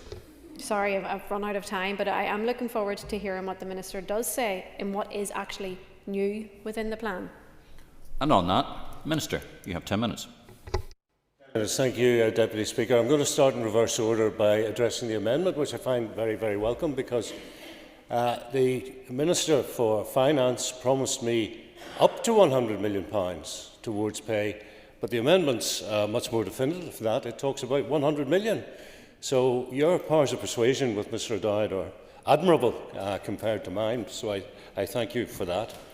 In terms of next year's pay awards, what I've made clear to the unions and the professional bodies is that as soon as I am aware of what my budget is for 26-27, the first thing I will do is make what I'm calling a down payment, which will be a percentage given in terms, and this is a pay award, not a pay rise. Because this year it's 3.6 and 4%. That's not a pay rise with inflation where it is. These are pay awards.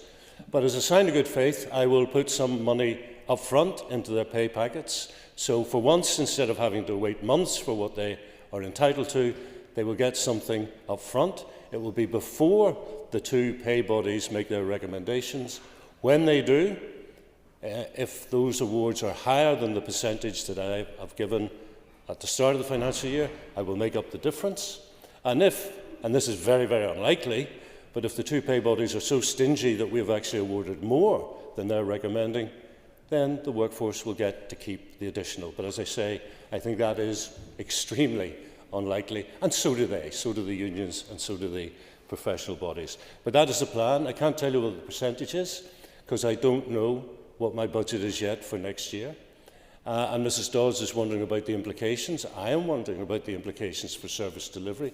But until I know what my budget is and we make a decision on that percentage, we cannot deal with what the actual service delivery issues will be. So in terms of the winter preparedness plan, many people have made a lot of the fact that I said in January, for this winter we'll start with a blank sheet and we'll get everybody, all the stakeholders in the room. And now that is exactly what we did. And that is the genesis of this plan. I think everybody knows there were 4 workshops which were oversubscribed. I would imagine if I went through the list of who attended the 4 workshops, we're talking well in excess of 100 people who are all health and social care professionals. Now, if anybody wants me to get them back together again so you can sit down and say what you've come up with is really disappointing, then just say so. But I'm not going to say that to them. That's up to you. I don't know why anybody thinks it was going to be so radical that this winter was going to be fine. Because the big issue, which has been identified by several members, is the issue with the flow, not at the front door, but at the back door. It is a lack of community capacity. And if anybody thinks you can click your fingers and in one financial year sort out the fact that we don't have enough people delivering care packages at home, and we don't have enough care beds in the community, they are delusional. So this is a step in the right direction. And I have to say to members that what is concerning me at the moment is not the plan, it is the fact that this year's flu is coming early. We know the flu comes every year from the Southern Hemisphere. We're seeing an unusually early start to the flu season. Surveillance data shows that it is increasing amongst children and rising across other age groups. And here we are, it's only the 10th of November. And I know HSC in England are talking about millions of vaccinations this week alone. And the latest dashboard for us, which covers the week up to the 2nd November, has shown a doubling in community-acquired emergency hospitalisations because of flu. In the week to the 2nd of November, 52 people, and that's exactly double on the week before. And the vaccine uptake could be a lot better. In people over 65, it is over 50%, but in the 18 to 64-year-olds, it's only 21%. And here's another figure, which was the same last year in that it was troubling. All trust-employed health and social care workers, 15.8%. So we may be dashing towards additional winter pressures in terms of the flu this year. So in terms of the plan, let me just go through some of the points. Tackling ambulance handover delays through a new approach to collaborative working. The vaccination programme, and again I encourage all MLAs to encourage their constituents to get a vaccination if they can. We've got initiatives with community pharmacies such as Living Well and Stay Well this winter.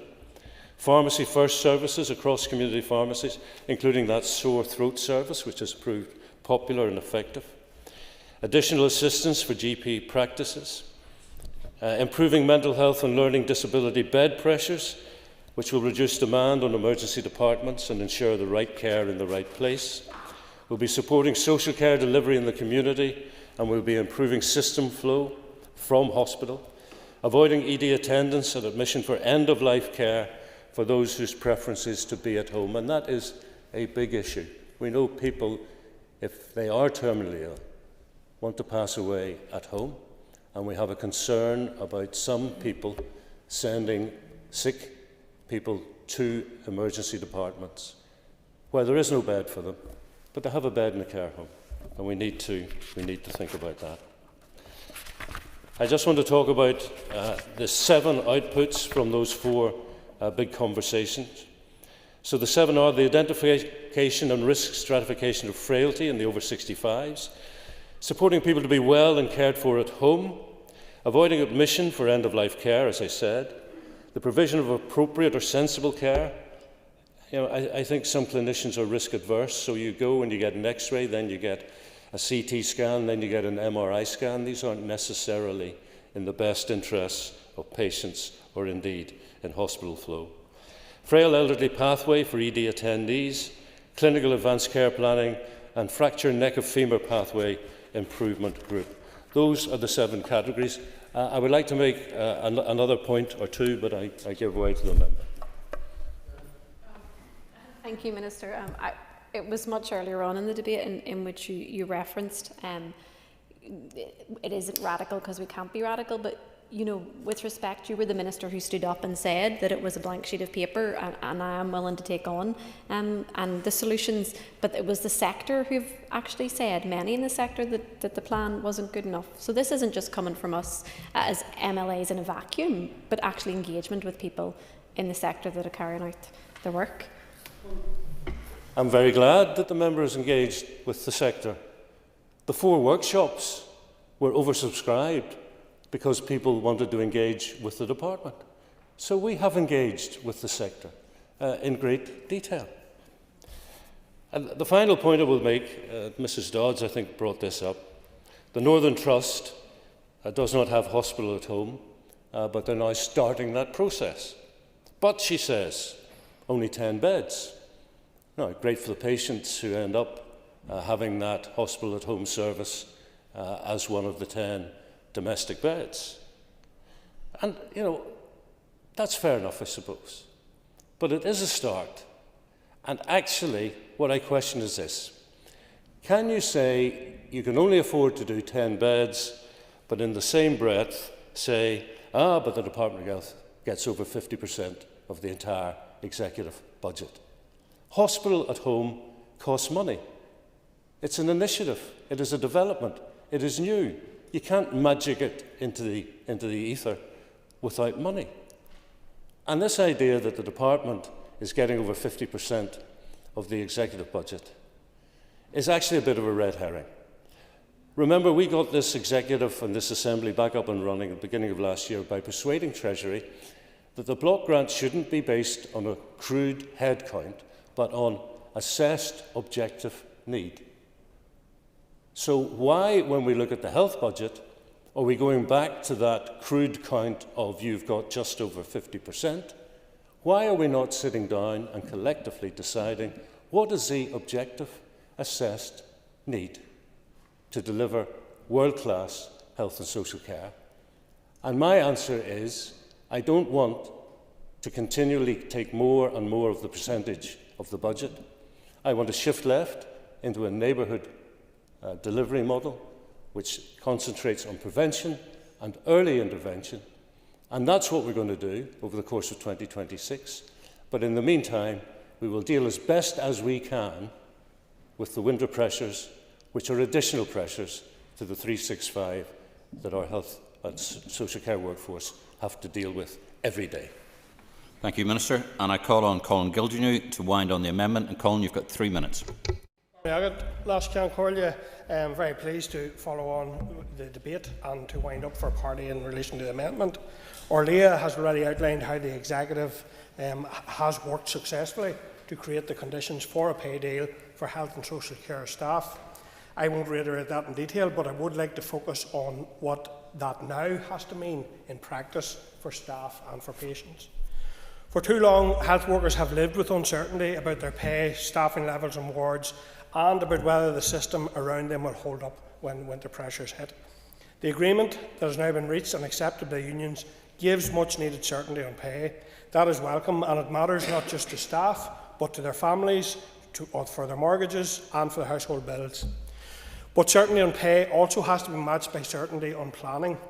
The Minister has said that winter preparations have been ongoing throughout the year. In that case, people are entitled to see a plan being rolled out that they can recognise in their own experience when they walk into an emergency department, or when they ring for an ambulance, or indeed when they start a shift. When we talk about winter pressures, it can sound abstract, but for our constituents it means very real situations. It is the older person who is perhaps reluctant to ring 999 because they don't want to be an extra burden on the system. It is the parent with a sick child who sits for hours in a crowded waiting room, not knowing when they'll be seen. And it is the nurse finishing the 12-hour shift, staying on because there's simply no one to hand over to. So a serious winter plan has to speak to all of those realities. And that means a clear pathway so that people can get help in the community before they end up in A&E. Properly joined up arrangements so that someone who is medically ready to go home is not stuck in a ward for days waiting on a care package. And honest and transparent information about where the pressures are and what's being done. Prevention, as the Minister has said, also has to be front and centre, and people who are eligible for vaccines need straightforward ways to get those vaccines in communities, in workplaces and settings that suit them, and staff themselves need to be supported to take up the vaccinations. On the pay award itself, the reality is the Executive has created the space for that settlement. Every department is certainly under pressure, and every Minister could certainly use more money. We cannot, however, ignore the harm that potential industrial action would have caused if these issues had not been addressed. We'd have seen staff forced onto picket lines, patients waiting longer for treatment, and families under increased pressure. So we will continue to challenge the British Government's austerity agenda.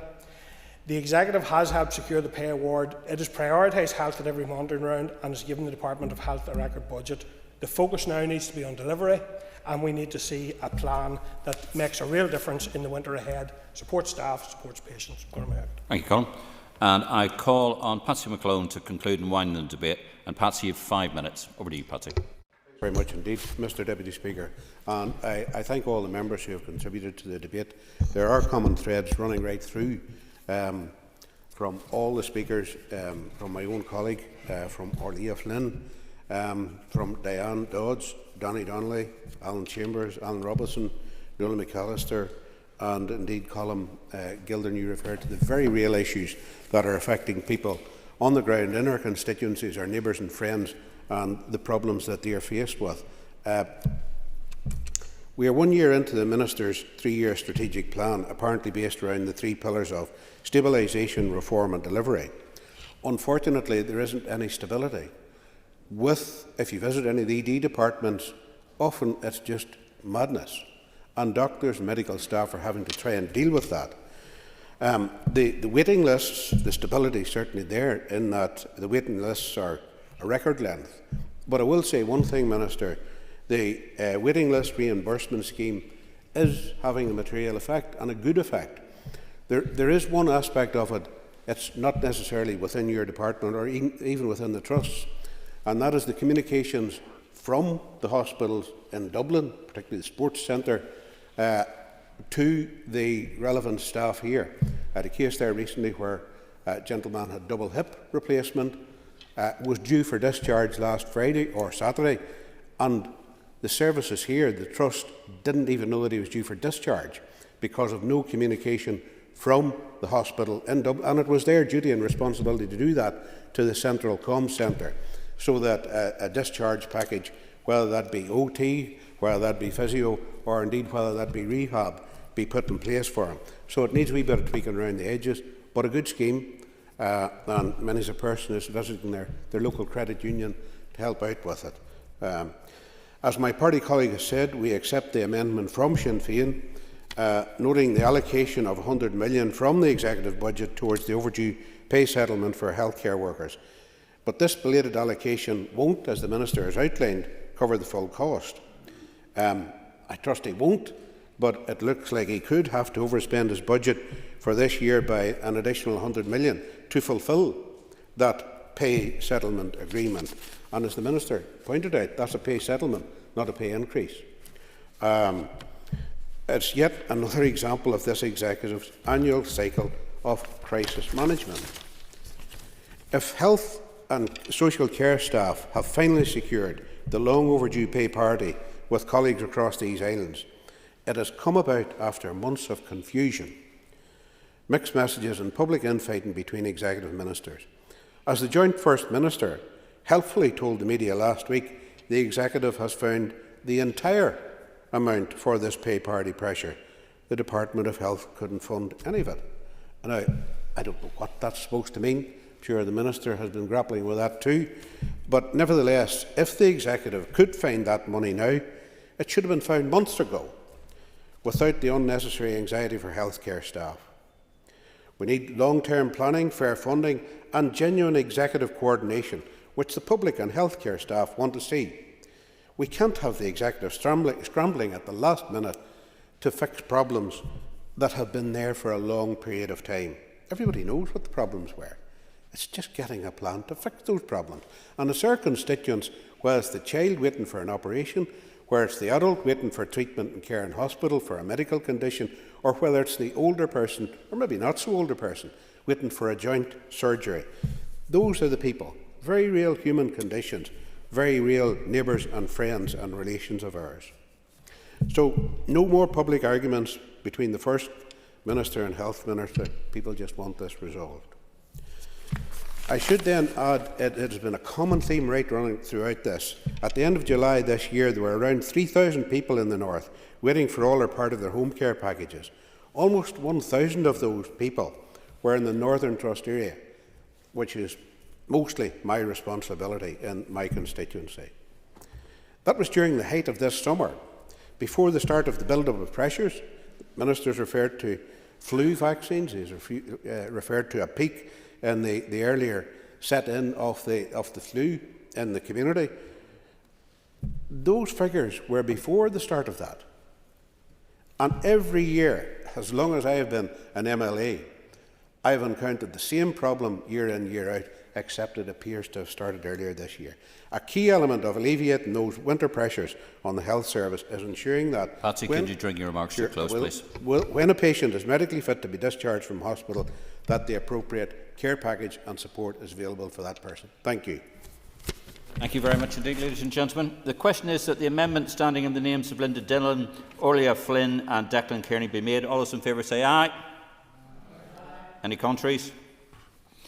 The question is that the motion as amended be agreed. All those in favour say aye. Any contraries? The ayes have it. The ayes have it. Ladies and gentlemen, we move on to item 6 on the order paper, the adjournment. Before we adjourn, I remind members that tomorrow's sitting will commence at the later time of 11:30 to enable members' attendance at events to mark Armistice Day. The question is, the Assembly do now adjourn. The Assembly is adjourned. Thank you.